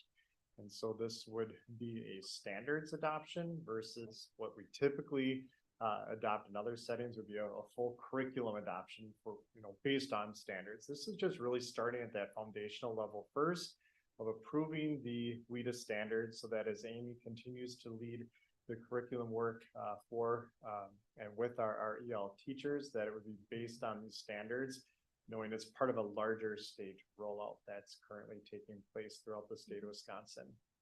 So at this point, we will take any questions or comments you have about this item. I have a couple quick questions. Okay. I don't know if they're quick or not, but anyway, there's a document linked to the presentation, the AASD WIDA English Language Development Standards Framework. Yes. And so these are the standards Correct. that Yes. we will be, I like whoever organized the document. It looks great. I mean, it seems very easy to follow. There are a lot of standards and it's like very complex, but I think I'll be digging into this a little bit more. Yeah, great. And then I just, am wondering, WIDA, a quick search shows that it's an entity of like the University of Wisconsin. Is this a vendor that we like pay? is kind of my question, No. or is this a resource that's just made available to? Yeah, so everyone? it is, WIDA is, what our access test are, so our annual English language proficiency assessment that we give to all of our EL students, every year is based through WIDA, and in conjunction with the RC. So all of our standards or all of our access tests are aligned with the WIDA standards. But we don't pay anything for the resource or the standards. It's just they are the research facility that has put out these standards. Great. And then would you say that other districts throughout the state, like, is there a kind of, I guess, a plurality of other districts who are also aligning their work with these same standards? Yes, all of the districts across the state are aligning their work to the WIDA ELD standards. And several districts have had similar presentations and are approving the WIDA ELD standards across the state as well. But we, as a district, like, these are the document that I referenced before, these are our WIDA standards. So there may be differences, there may be unique things. Yeah, so the document that you're referencing within this presentation, we took the WIDA ELD standards and just simplified it to the actual standards for our AASD document. So the standards are not different. The standards haven't changed. A lot of the other resources within the WIDA ELD standards framework, so like the big ideas and some of the appendix documents and things like that aren't included in that standards document. The document contained a lot of information as far as additional context, how the standards could be used and supported, and we really just wanted to focus on the actual standards themselves as what you'd be approving, with the presentation then providing you the support behind it. Okay, thank you. And, just based on this presentation and the previous presentation, it seems well aligned as far as prioritizing language in and of itself and literacy as the main thing that helps our students learn through everything else. I just wanted to kind of piggyback on Nick's last point. We just spent a significant amount of time talking about the changes that are making towards ELA. You mentioned during that conversation also changes that are upcoming on the math. And then this is kind of another thing on top of that, it sounds like. Am I misinterpreting that? And if not, seems like a lot of change, a lot of new stuff all at once. How are we kind of navigating that adoption process for so many things all at once? Yeah, that really has been why we did not move forward with math. Originally, actually, this year was supposed to be the math adoption year. And so we decided instead to do that at the middle school level and beyond instead of being a full K-12. So to your point, and this is going back to some of the questions we heard earlier tonight, some of the lessons we've learned from other districts.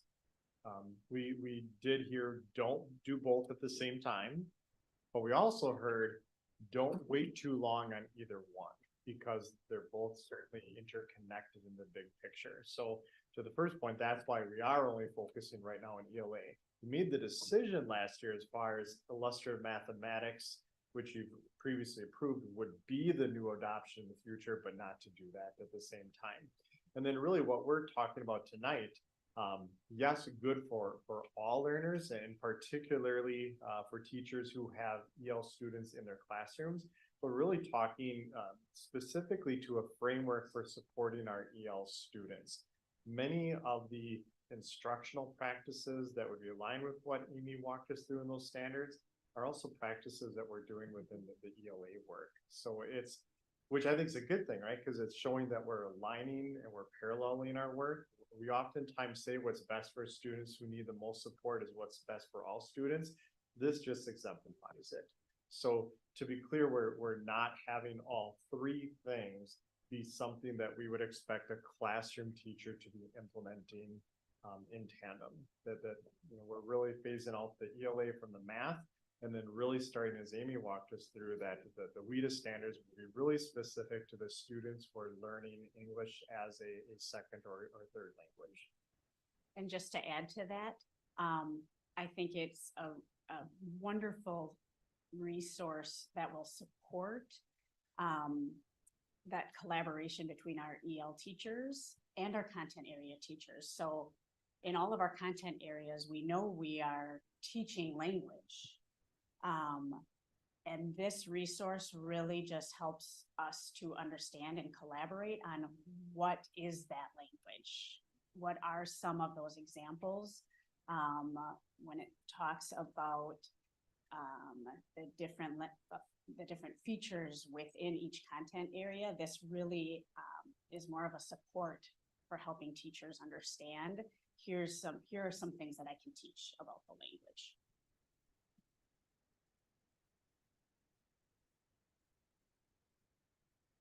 I seem to recall that we had some positions that were funded through ESSER dollars that were very effective in the English language program.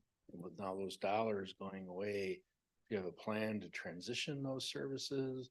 Are we going to fund them separately? And what kind of impact is that going to have? It's great to have standards, but we have to be able to execute them. Because we're all correct. So all of the positions that we had funded through ESSER were approved for district support. So they are not currently funded through ESSER. They are district supported positions. So you're comfortable you have the resources to implement the standards that are before us? Yes, definitely. Our EL teachers, we've been working on this, building our own capacity, so that we'll be ready to support our teachers, our classroom area teachers, and just really collaborate with them on what does the academic language look like within our content areas.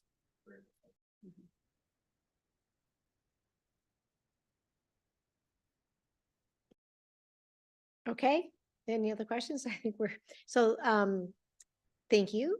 And next time we will be asked to approve, to approve the WIDA standards. Correct. Okay, Thank you. thank you. Thank you. All right.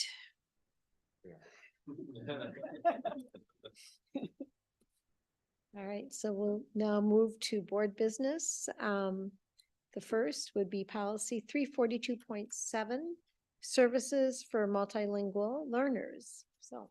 Right, so we are sharing with you an additional item of information this evening, and this actually relates to a broader picture. As you know, as an executive team, we recently examined the audit results from WASB, from Wisconsin Association of School Boards, regarding policies that either need to be in place and currently are, or policies that need to be revised. And so as a result of that policy, one of the pieces of learning that we had as an executive team was the need to have a multilingual policy as a district. And so what we're sharing with you this evening is not replacing a current policy, nor is it revising one that's already in place. This would be proposing to have a new policy that currently does not exist. However, I do want to stress that much of what you are seeing in this policy reflects practices already in place. So I would say about 2/3 of what's in this policy are practices that we're already doing here in Appleton. You heard Amy refer to before the access testing, that all of our students who receive EL services would be also participating in our state assessment program. All that's laid out within this policy. However, I just would like to highlight a couple items here, just so that you have a general sense of what's new within this policy and also what's reflecting current practices.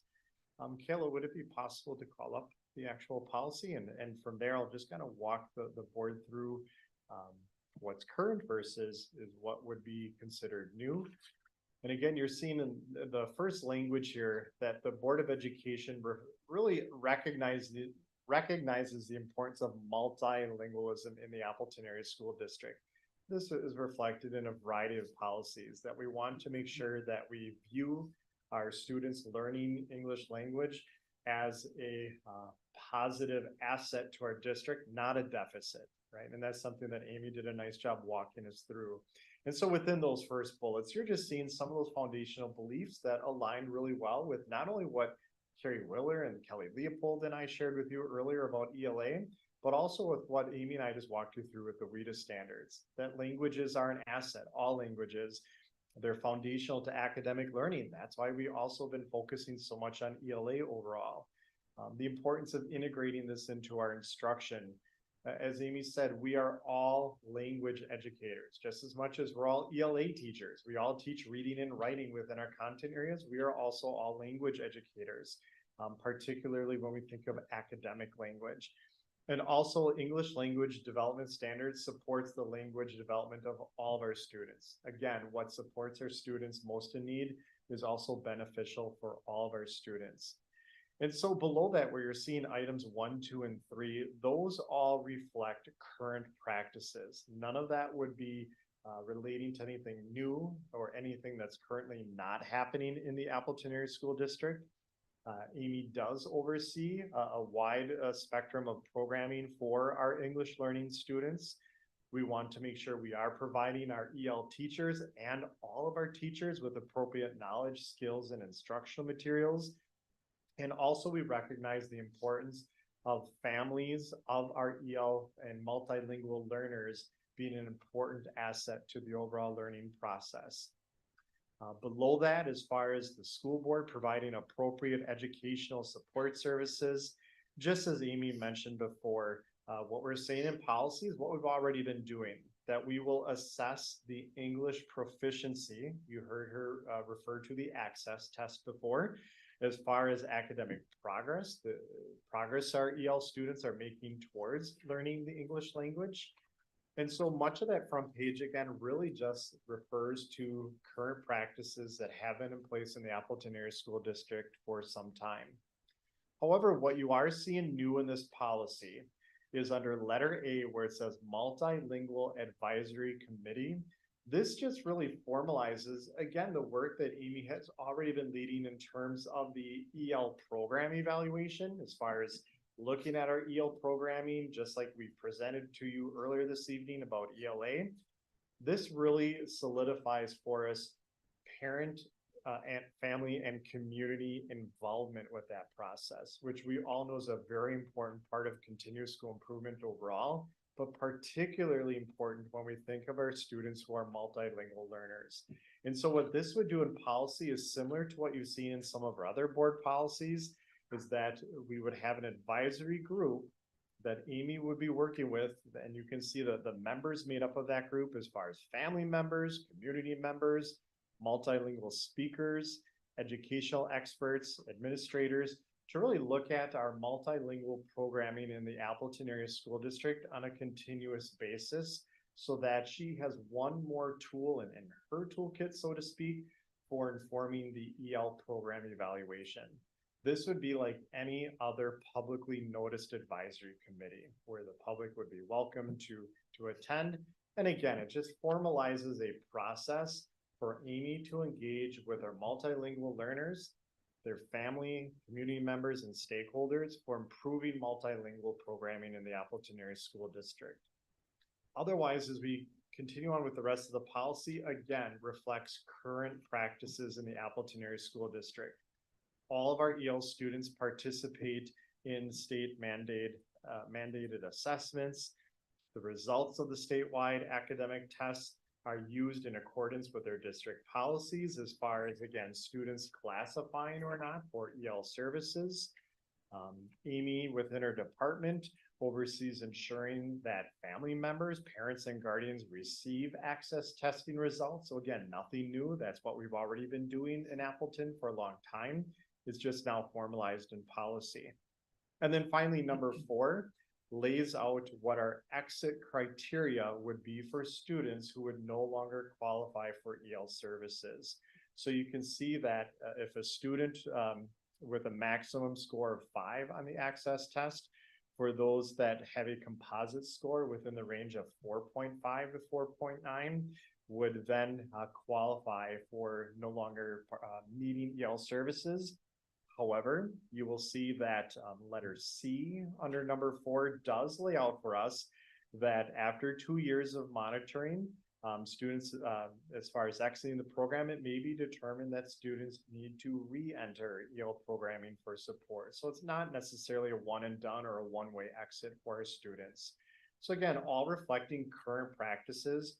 Really, all that would be new in this particular policy is proposed would be letter A, as far as the multilingual advisory committee, again, to support work we're already doing, but just I think strengthens it. The rest of this again reflects practices currently in place.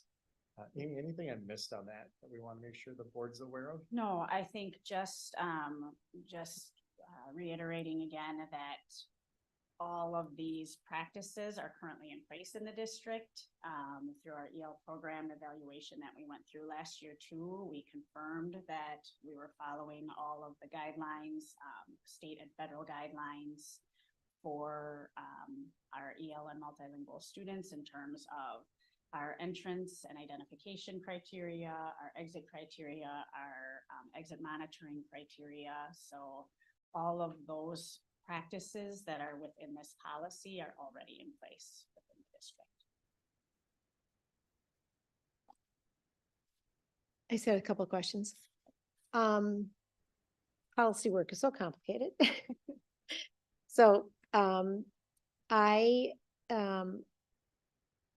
understand that we are required to have a policy that addresses, I mean, that's just what you said, the for English language learners. I just want to go, do you think this is detailed enough or does it go far enough? Are we really meeting the requirements of what is required by state statute? The WASB, whenever we start to look at policy, I'm going to go to the WASB samples first. And I just didn't know how, so I'm just not sure. I'm just concerned that there's not enough detail in this policy, not so much the policy, but the rule, because I think their sample 2, well, I don't want to get into all this without, if it's not in front of open in front of people, but that was my question as far as how much, how in depth or that the assessment was as far as this is considered adequate for us to meet the requirements. Yeah, the same, I agree, Kay, with what you said as far as the complexity of when we write policy or revise policies, because there's always that fine line we want to maintain as far as what's enough information to provide the district and the board with guidance into the future, but not too much information. When things change, then you have to bring back each and every policy. So for example, we were more general in referring to state mandated assessments, because in the future, let's say it's not the access test, we don't want to have to bring back to you a policy because the name of an assessment changes. So really the criteria within the WASB requirements for a multilingual policy was that we needed to make sure, number one, we provide programming for our multilingual learners, which you see in policy here. Number 2, that we do indicate what we do as a district with respect to state mandated assessments, which are seen in policy. And number 3, what is our practice for exiting and possibly re-entering EL programming, which is also here. The multilingual advisory committee piece was added to be a strengthened measure to what's here, because we do feel it would also really support the program evaluation that we currently do with EL. But to answer your question, Kay, I feel comfortable with what's here as far as being detailed enough to meet state compliance, but not too much information so that we wouldn't have to continuously revise the policy if things change, such as certain assessments that are used by the state. Okay. And so the fact that this would, the language about there's a permanent advisory committee, then that essentially, because this is a board approved policy, that then becomes a board committee. I mean, the board directs. Do you know what I'm saying? So this is then Correct. considered that, Similar to human growth and development. okay, which and is- so then the establishment of the committee or the parameters for the committee, that's not written down, that'll just be. The definitive is that there will be a committee and it's permanent. Correct. And one of the differences is that, as you may recall, in the human growth and development policy, the language of that policy in itself is actually based on state statute, where state statute indicates exactly how that committee needs to look. That's not the case. There's not a state statute that indicates what the committee needs to look like by actual representation, which is why, again, to be more general, so that we weren't putting ourselves in a corner where we'd have to constantly revise, we left it more general compared to what you see in human growth and development. Okay. Would you consider modifying or editing some of the headings? Because under B, that's heading is decisions regarding administration of statewide academic tests. There are a number of those bullets, though, that are not specific to the testing. And I just wondered if it should be, and I'm not sure I have a great suggestion at this hour, but I don't think that is, I don't think all of those bullets relate to just administration of the statewide tests. I think that,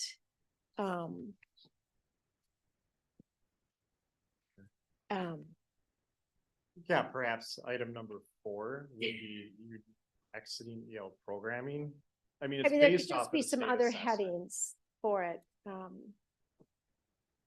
Sure.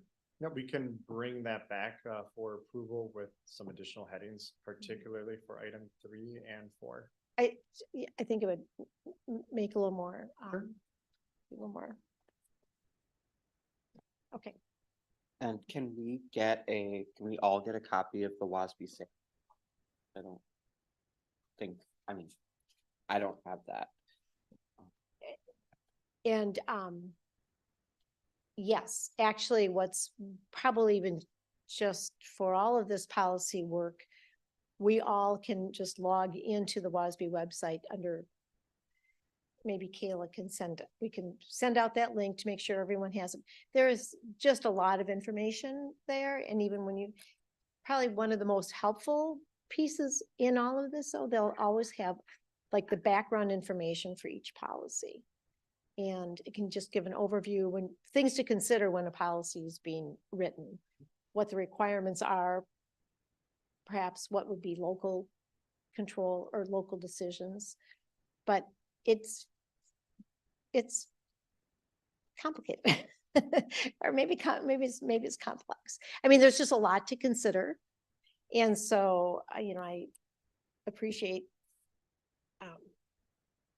all effort that's done with policy work because it's just a lot.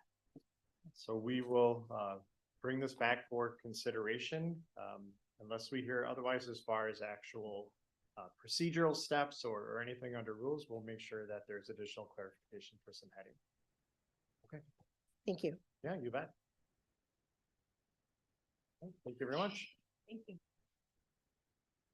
All right. So sticking with the policy work. Next, policy 522.1, alcohol and drug-free workplace. Lily. Okay, yes. So this one is an item for consideration. Are you? Okay. Okay. So first, we have an item for consideration, and they're kind of tied to each other, the second one that we discussed last time, but I'll walk through in order of the agenda. So this item is, as I said, tied to the other item. There were some questions that came up at the November 27th meeting specifically about drug-free workplace. So that's the one that you have. I would say in overall, the revised policy does mirror what the WASB recommendations were or sample policies. Julie, can I pause for a minute? Certainly. my understanding is that 522.1 is an item for information, an item of information. Did I say consideration? Yes. Yeah. One, Okay. one. Not- The 523.11 is an item for consideration. Thank you.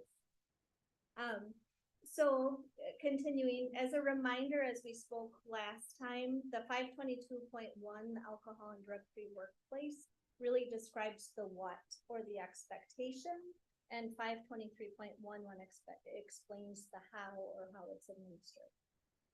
So as we go through the policy, I'll highlight some revisions.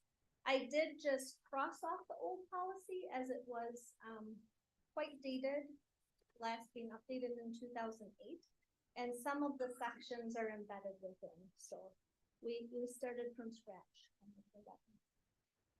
So one recommendation was it does include alcohol in addition to drug-free workplace in the title, although alcohol is a drug. Sometimes it's not thought of as that way, so it's just more explicit. The first paragraph really does outline a little bit more than the previous policy as to the reasoning for having a drug-free and alcohol-free workplace. Very descriptive there. And again, if there's any edits or suggestions, this is really based off of the sample policy. Then I would say for the next paragraph, does that first bullet, it gets very explicit as far as what those examples are. So it was very general in the previous. This really ties in alcohol, but then also bullets attempting or intending to willfully sell. So it goes further than just manufacture, distribution, suspension, and possession of. It's then talking about those situations where maybe it was attempting or intending to sell, but it didn't actually happen as far as distribution. In addition, it addresses different medications or over-the-counter medications.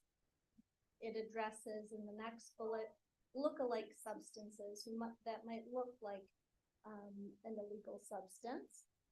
It also is explicit with inhalants and paraphernalia. So it's much more detailed than the previous description.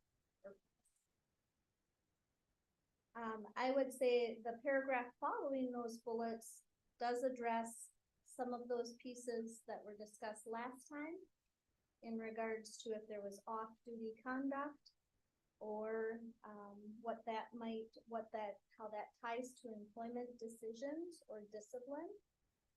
And it further talks about it can serve as the basis for employment-related discipline or other related consequences. So if it's tied to the job, that was some of the situations or scenarios and questions that came up last time. 10, or the next one, that information, that last paragraph really is surrounding federal contracts that was in the previous policy as well. And then it does talk about this being a condition of an employment as follow-up. And then into the one paragraph about the consequences, so second to the last, we really made sure that mirrored or it was consistent with the item for consideration this evening. So those consequences match. The only addition would be the employee assistance program. That is different than the other policy. And then also the recommended statement about a referral for evaluation, counseling, or treatment does not include the district's commitment to pay for such treatment or services. And then the last piece really updates what our current practices are when we update the handbook, including information on annual training. Questions about this class? Quick question, Julie. So I noticed tobacco's not in here because it's a legal drug, but we may have policies elsewhere that say you can't use. on the premise. So today, THC would be covered by this. If they legalize that, would that then revert to the same, or we have to add it to tobacco policy? Is that how you plan to do that? We would have to revise policy. yeah. Okay. And I guess just very quickly, a comment. I particularly like that the language of the policy isn't zero tolerance. We have many consequences that we talk about it. And I like that because every situation is unique. So yes, we can terminate, but we also have other things that we can do. So I applaud that work.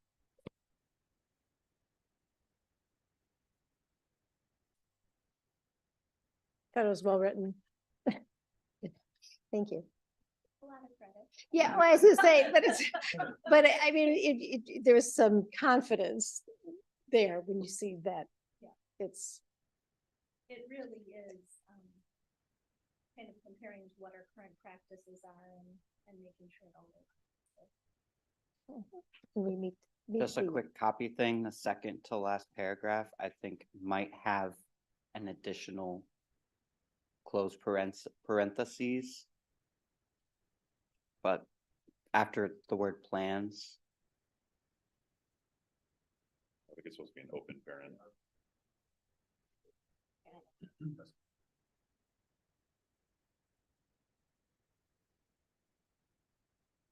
Appreciate that. And this one would, if there's no other questions, then this one would come forward for approval at the next meeting.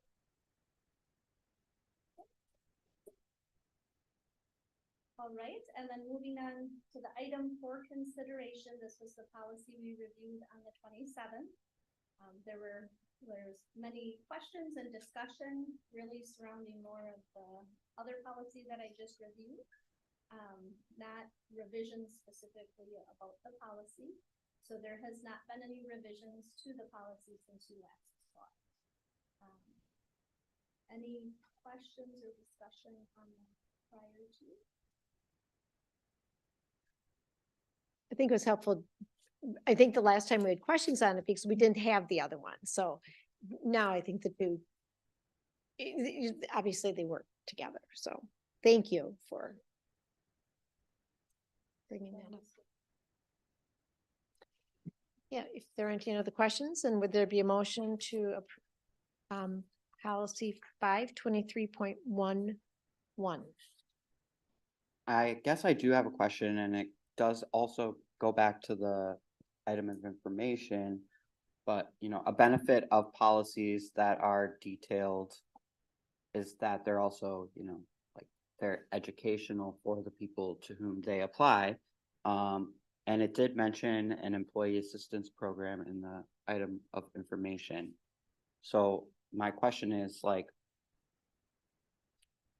those can be used in disciplinary contexts, but they can also be used for sometimes for employees who just want to access that for their own benefit. Where's the question? Sorry, it is late. The question really is like, just generally, obviously don't need specifics, but does the employee assistance program get utilized? And I'm sorry, I'm losing my seat.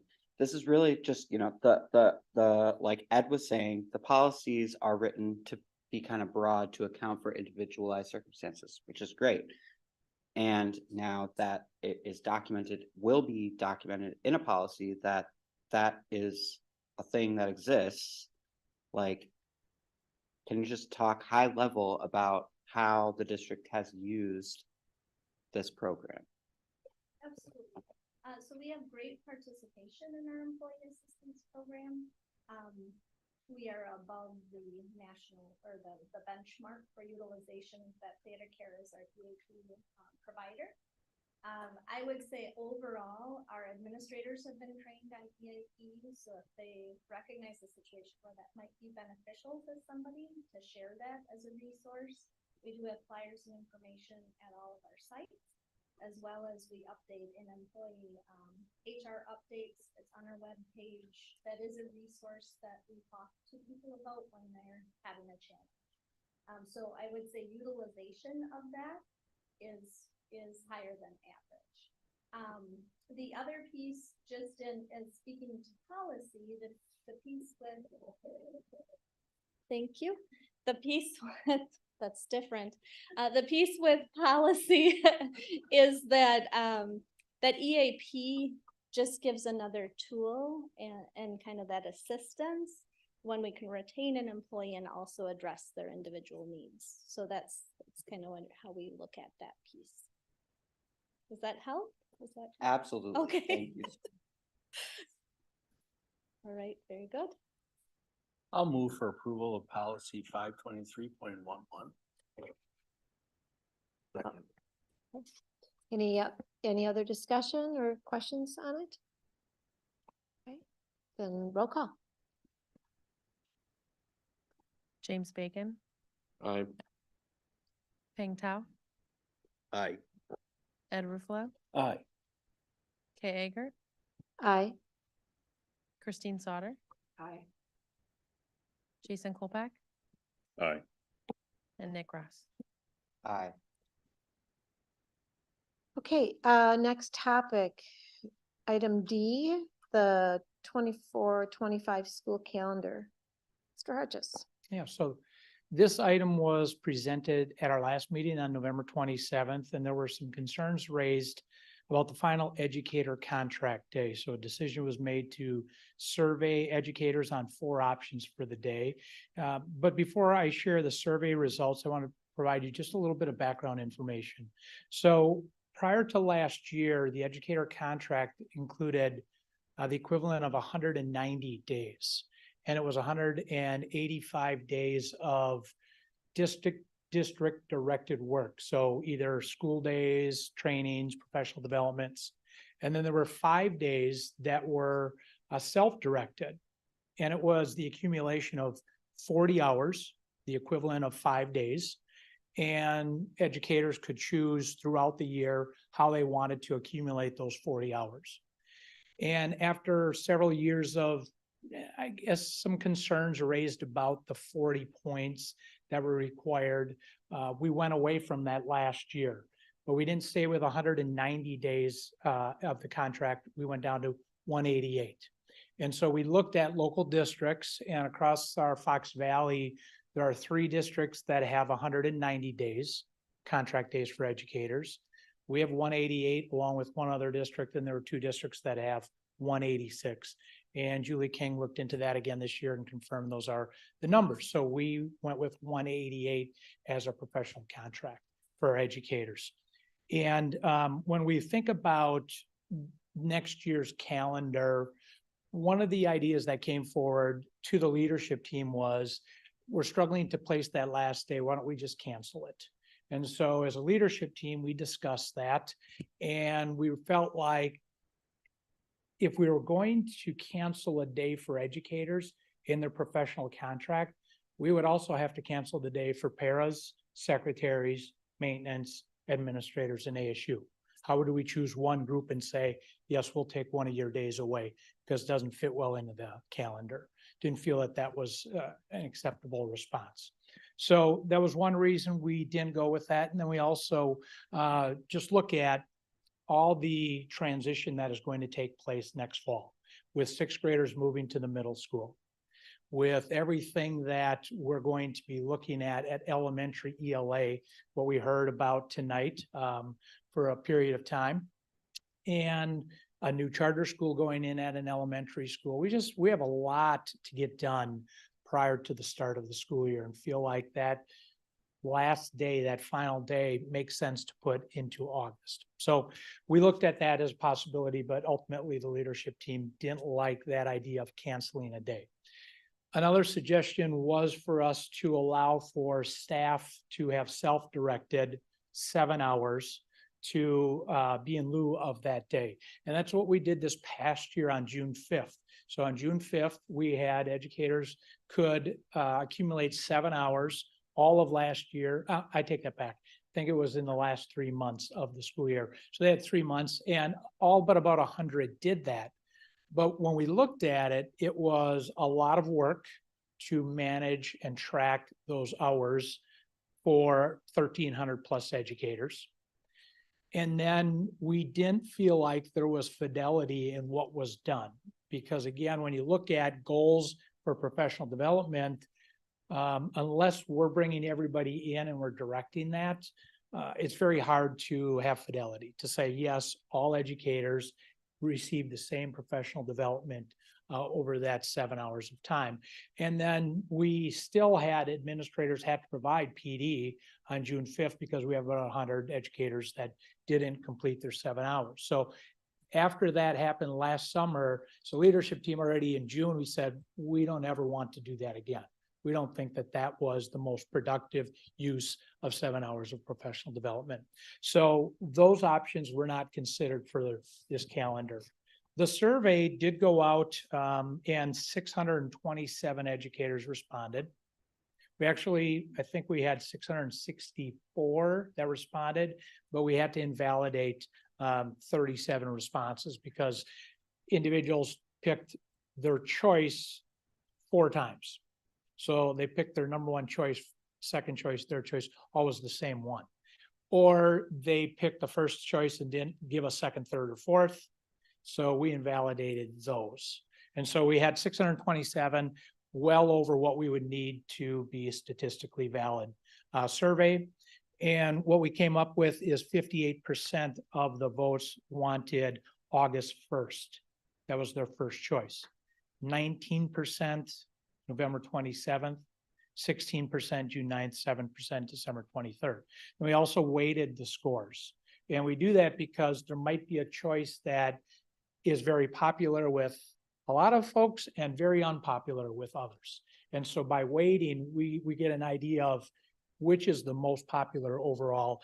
And so with a weighted score, August 21st had 2,034 points. The next highest was, again, November 27th, the 1,660, and so on. So again, both from a first choice perspective and then a weighted, August 21st was the day of choice.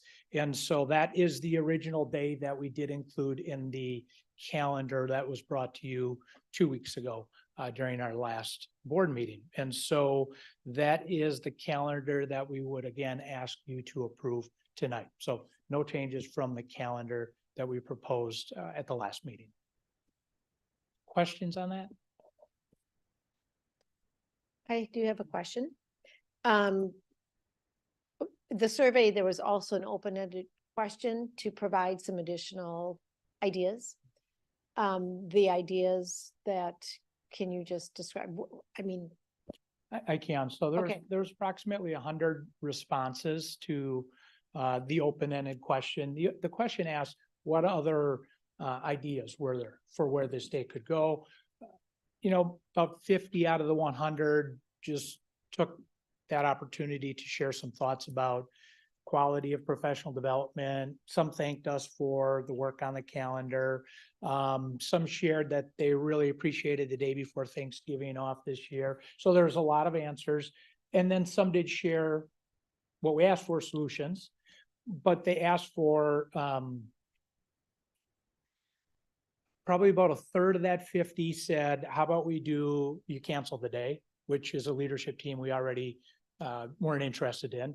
About a third said, how about we do our own self-directed 7 hours like we did last year? Again, leadership team is interested in that. And then about a third said, why don't we just put it in any Friday or Monday throughout the year?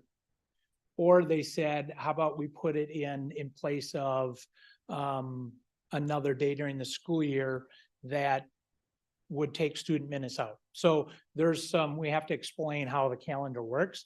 If we were to put it in, let's say, just pick a Friday during the year, that is currently a school day in the calendar, then we need that school day somewhere else because we need those minutes. So it's not as easy as just plunking it into the calendar on a school day. So those were the ideas that we got. There were a couple that suggested that we consider as an option the Friday before spring break. But in a previous survey, that was a very popular option for a non-school day. So that's where conference compensation is for the second semester. So just putting all those pieces together, we really didn't get any solutions, any other options that came forward.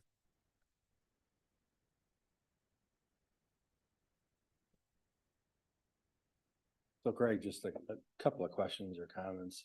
A lot of teachers, some teachers reached out to us by email. I've heard from others directly. In that one day seems to be a sticking point for some of them because there's no easy place to put it. I can appreciate we don't want to cancel it because I think professional development is very important. And while I wouldn't make this a common practice, just because of the way the calendar laid out, I do wonder if 7 hours of independent professional development isn't a good option for this year. I just don't know if it's worth trying to squeeze that extra day in there if it's going to cause teachers to be not engaged in the other days. Are we losing more than we're gaining? Something to consider. What's the old saying? Is the juice worth just the squeeze? Getting that one extra day out. I know there's lots of things to train on, but you know, our teachers are professionals, and given 9 months instead of 3 months, I would think almost all of them would be conscientious about getting those 7 hours. So something for you to consider. I just don't know if it's worth kind of decreasing the value the other days because people may not be as fully engaged because they may feel frustrated because they've already lost a week over the summer just because of the way the calendar lays out. And then we're adding that extra day and they really have no flexibility for training. So I don't know how everybody else on the board feels, but that's just something that kind of looking at the organization, motivational aspects of it, I wonder if that might not be worthwhile.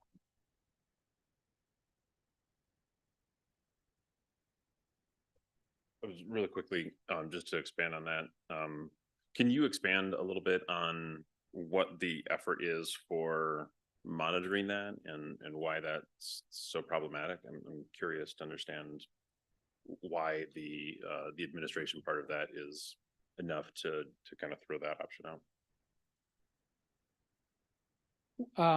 I think the two concerns. One is, so what had to happen is they have to document it. It had to be approved by their principal. Then it had to be checked through ACNI, and just very time consuming for our ACNI department. And just saying, is that the best use of their time?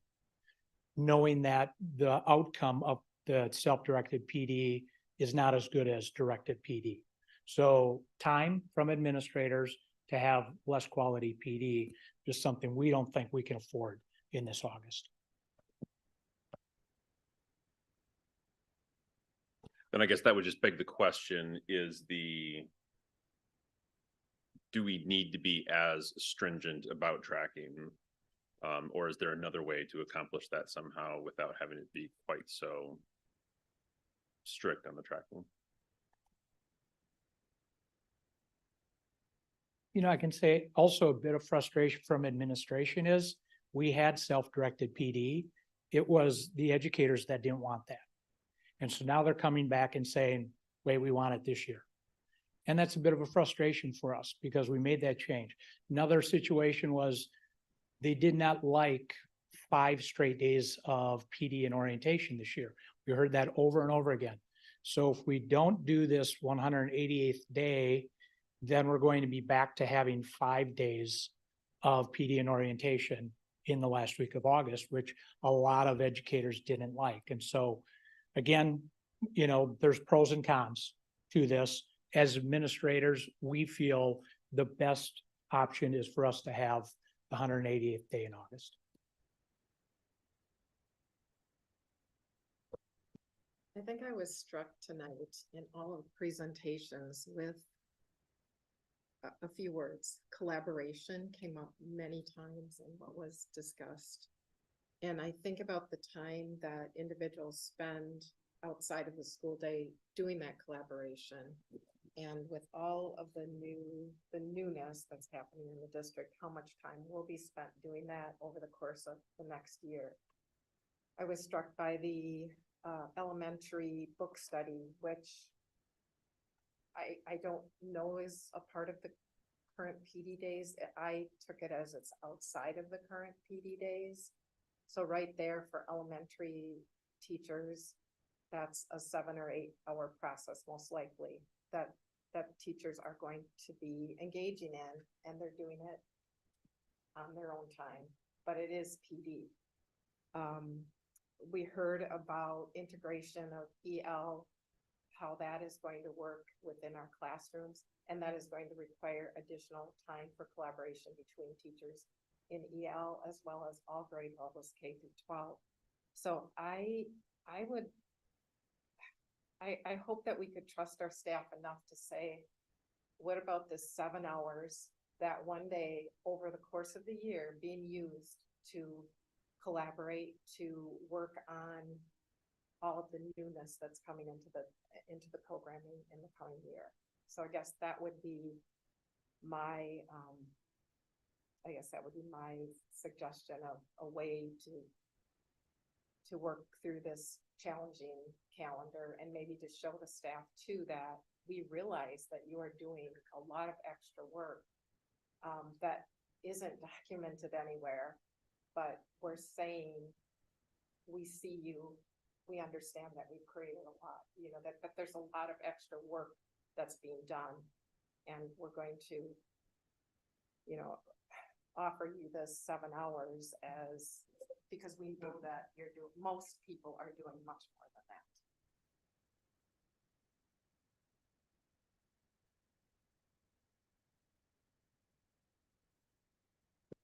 Thank you, Chris. I am wondering, for things like the field testing and book studies, are there,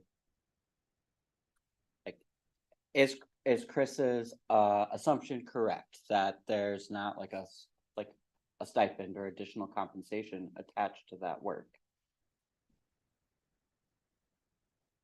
So I guess a couple of things. Certainly agree with Chris 100%.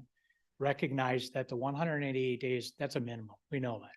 Their majority of educators are putting in many more days than that. Saturdays, Sundays during the school year, days during the summer. But the PD that we talked about tonight is not across all 1,300 educators, right? So many of our educators are not going through new curriculum, are not going to be looking at a lot of additional work outside of PD. But to answer your question, some time is paid, is compensated. Some time is not. Some falls under just professional responsibilities. And so there are professional responsibilities. And so I think the book study, I don't know a lot about it because principals have been given autonomy to complete the book study at the elementary level through PD time, through staff time, staff meetings, and then, but maybe some outside reading. I'm not positive about that. But there's no question that educators put in more than 188 days, and certainly more than 8-hour days. We're not refuting that at all. We're just saying that we think as a leadership team, the best time for this professional development is in August before the school year starts.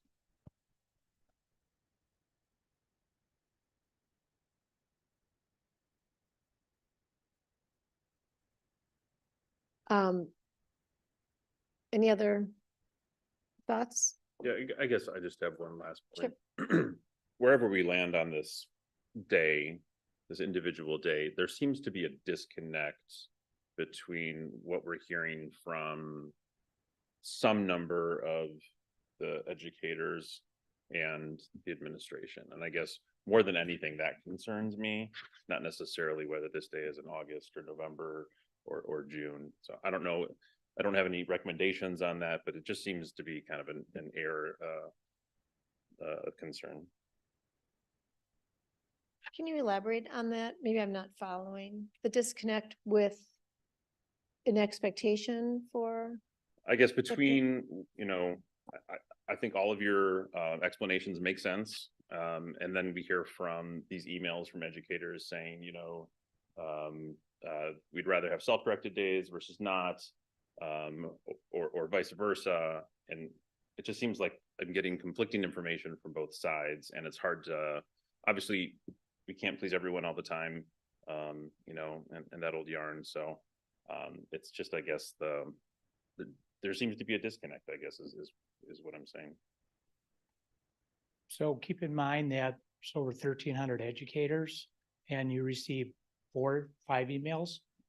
I don't think that that speaks for the 1,350 educators we surveyed. Is very, very clear that August 21st was the best choice of the 4 we gave them. Certainly, we didn't ask about doing the 7 hours of self-directed again, because as a district, we went away from self-directed PD.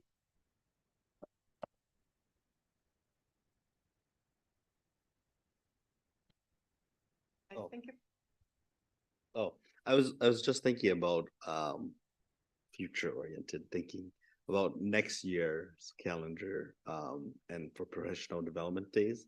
Is it going to be the same, or I'm sure it moves obviously, but like I think what in my mind I think the question is what is going to be consistent moving forward. And I hear the frustration from what you're sharing, and I hear the frustration from what educators and what they're sharing with us as well too.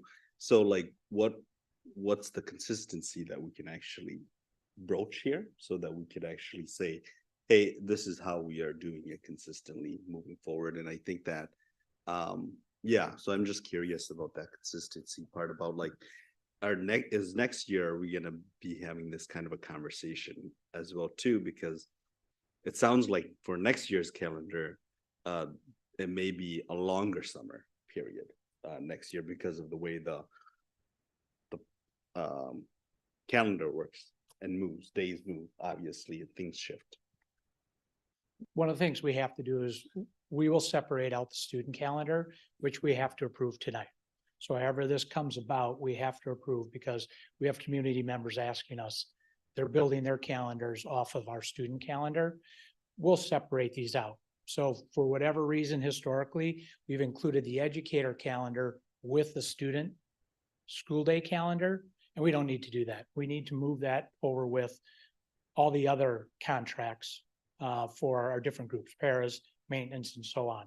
So we can probably put an end to this tonight if we could get maybe a motion on approving the school day calendar.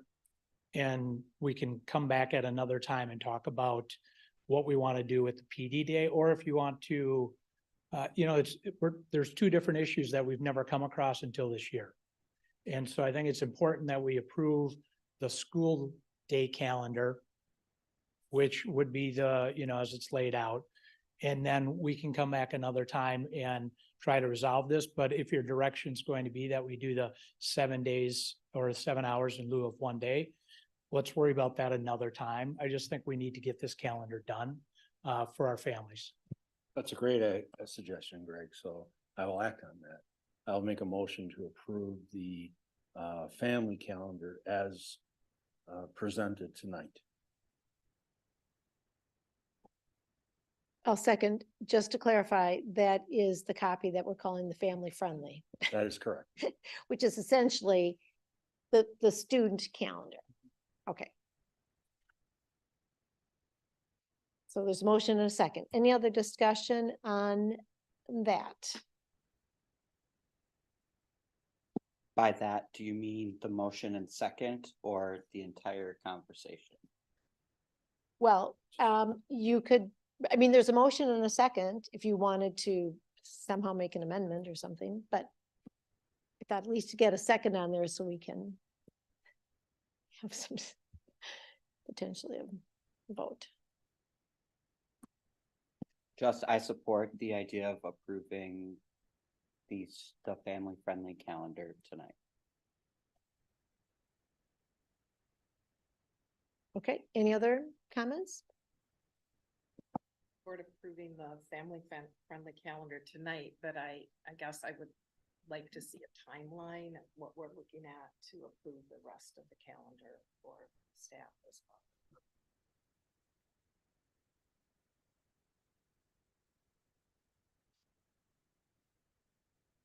what new information are we, what new information would be helpful or needed to approve when you say the rest of the calendar? I mean, as far as, so what we're do we always do approve when the staff development days are? Is that? I am looking to our human resources director.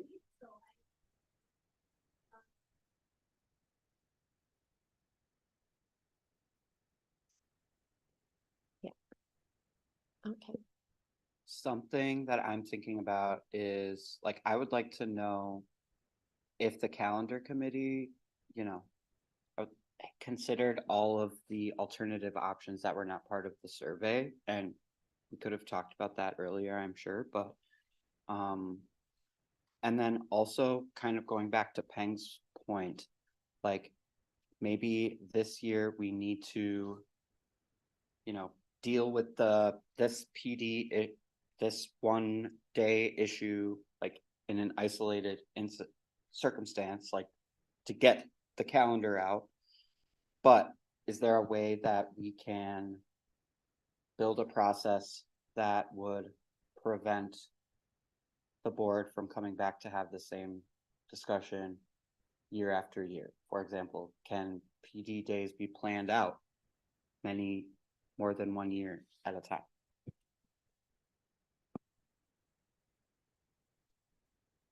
Yeah, I think one of the things we will have to consider, and that's kind of answer your question, Peng, is 188 days going to fit into the timeline that we basically have, right? We have, when does the school year start? September 1st or later. We want to be done with the school year by the first Friday in June. How many school days does that take? We can look out a couple of years into the future. Are we going to be able to have 188 days within that timeline, or should we be looking at 187 days? And what does that mean? What does that mean for compensation if we have one less day? And what does that mean for us from a professional development standpoint? So yeah, we can definitely put some of those pieces together and maybe lay it out for a couple of years. But we really need to consider this along with the other employee groups and what their contracts look like as well. So really, it kind of moves away from the calendar. It's a work group. It's not really a committee. It's just a work group that gives input to the leadership team on the calendar. So they probably looked at all the different scenarios. And Sherry Garvey is unable to be with us tonight. She went home ill. She leads the calendar work group, or she might have more answers for you. But we rely on survey from May of 2022. We surveyed on several different questions, which I shared at one time recently, and then we surveyed again. But the struggle is really, yeah, it's 188 contract days that we have to fit within the last week of August and the first week of June is what we're trying to do, and it poses some challenges. In making a change can have a ripple effect to with the other groups. So right, like we talked about, right. There's just calendar nuances. Last year was a 12-week summer, so all educators had 12 full weeks off of contract. This year was 10 weeks that we're talking about for next year. That's the calendar we're working on. That gets you back into 11 weeks for the next 5 summers after that, but it has a ripple effect. Yeah. Okay. Does the leap year have anything to do with why this year is so difficult? Well, there we go. It's an extra day. It's an extra day. It worked out well in this It's year's not- calendar because, yes, sorry. This year worked out really well. We need more leap years, yes. So I think not to try to make too light of the topic, that clearly there's some, there's 2 sides to it. And so, are there any other comments on this, or can we vote on the motion? I think we need to vote on that motion. We've got to call the question on that one. I was asking if there are any other comments before we do that, but That's my comment. that's your comment. Okay, we're gonna call the motion. I mean, could you please do the roll call? Ping Tao, Aye. James Bacon, Aye. Nick Ross, Aye. Jason Colpack, Aye. Ed Ruffalo, Aye. Chris Sauter, Aye. and Kay Eggert. Aye. Okay, May I now, offer another motion, please? okay, I'd like to make a motion that we table the decision on the professional calendar until the January 8th meeting to allow board members opportunities to talk to staff, gather more information with the idea that we will vote on January 8th on the professional calendar.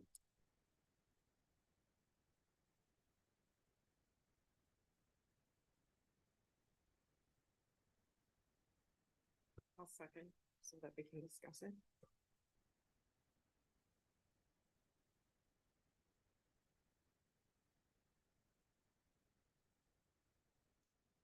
Well, I was just gonna say, do we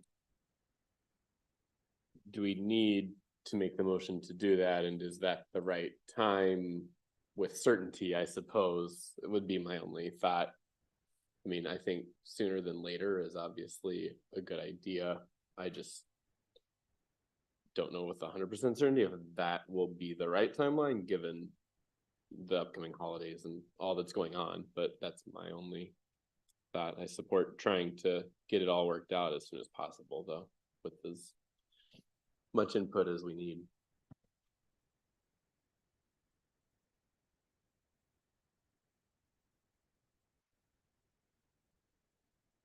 I guess I'll just comment by no motion. I don't get the sense that people are really decided tonight and it's gonna be potentially a split vote, or people are maybe not quite ready to do that. So I'm just trying to give people a little more time to think about it, ask some questions. Sherry Garvey's not here tonight. I'd very much like to talk to her. I'd like to talk a little bit more with Greg, since, you know, ultimately he is one has to lead all of this and has to deal with any fallout from either decision. So I'm just looking for a bit more time. If there's because we've got the family calendar approved, there's no real pressure to approve the staff calendar tonight, from my understanding. So just looking for a little more time, and perhaps that'll help us build consensus. I think the staff though would also like to know, you know, what the professional development days are sooner rather than later. And back to my question, I'm not sure what additional information can be gathered other than more discussions with folks, but so there's a motion on the table. You want to say when this is going to be at a board meeting? Part of my motion was the next board.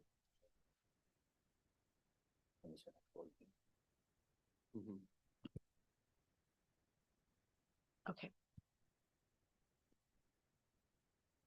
So.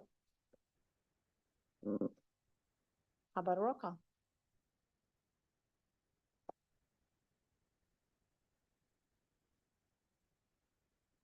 Nick Ross, Aye. Kay Eggert, Aye. Ed Ruffalo, Aye. Chris Sauter, Aye. James Bacon, Aye. Ping Tao, Aye. Jason Colpack. Aye. Okay, now we're going to move on to item E, OE6, financial administration. Holly, are you still with us? I am. Hi. So we have OE6, an item for your consideration tonight. We discussed it at the last meeting and revised the language. So we are bringing this back and we put into place the recommended changes from the last meeting to align with the OE with the policy 672. So do we have any further questions? I don't see any, so I'll make a motion to so I'm just want to get the wording correct. I'll make a motion to approve the updated OE6 financial administration as well as the monitoring report for OE6 financial administration. Second. Okay. Any discussion? Roll call. Jason Colback, Aye. Peng Tao, Aye. Nick Ross, Aye. Christine Sauter, Aye. Ed Ruffalo, Aye. James Bacon, Aye. Kay Eggert, Aye. Okay, then we do have an item under F, which would be the AP check register from November 2023. I'll move. Go ahead. Sorry. The only reason I separated it out, this represents a conflict of interest for me, so I have to declare that and I'll be abstaining. Okay, then with that being said, I'll move to approve the AP check register for November 2023. Second. Okay, any discussion? Then roll call. Kayla? Peng Tao, Aye. Nick Ross, Aye. Jason Colback, Aye. Christine Sauter, Aye.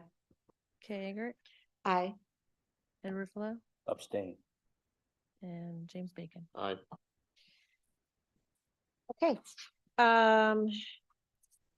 Then we still gonna do a closed session. All right, I'll entertain a motion to go into closed session for Wisconsin State Statute 19.851C for the purpose of mid-year superintendent evaluation. Is there, Second. okay, roll call? Aye. Ed Ruffalo, Aye. James Bacon, Aye. Peng Tao, Aye. Nick Ross, Aye. Jason Colback, Aye. Christine Sauter. All right, so the board will go into closed session and there'll be no additional public meeting tonight. Thank you.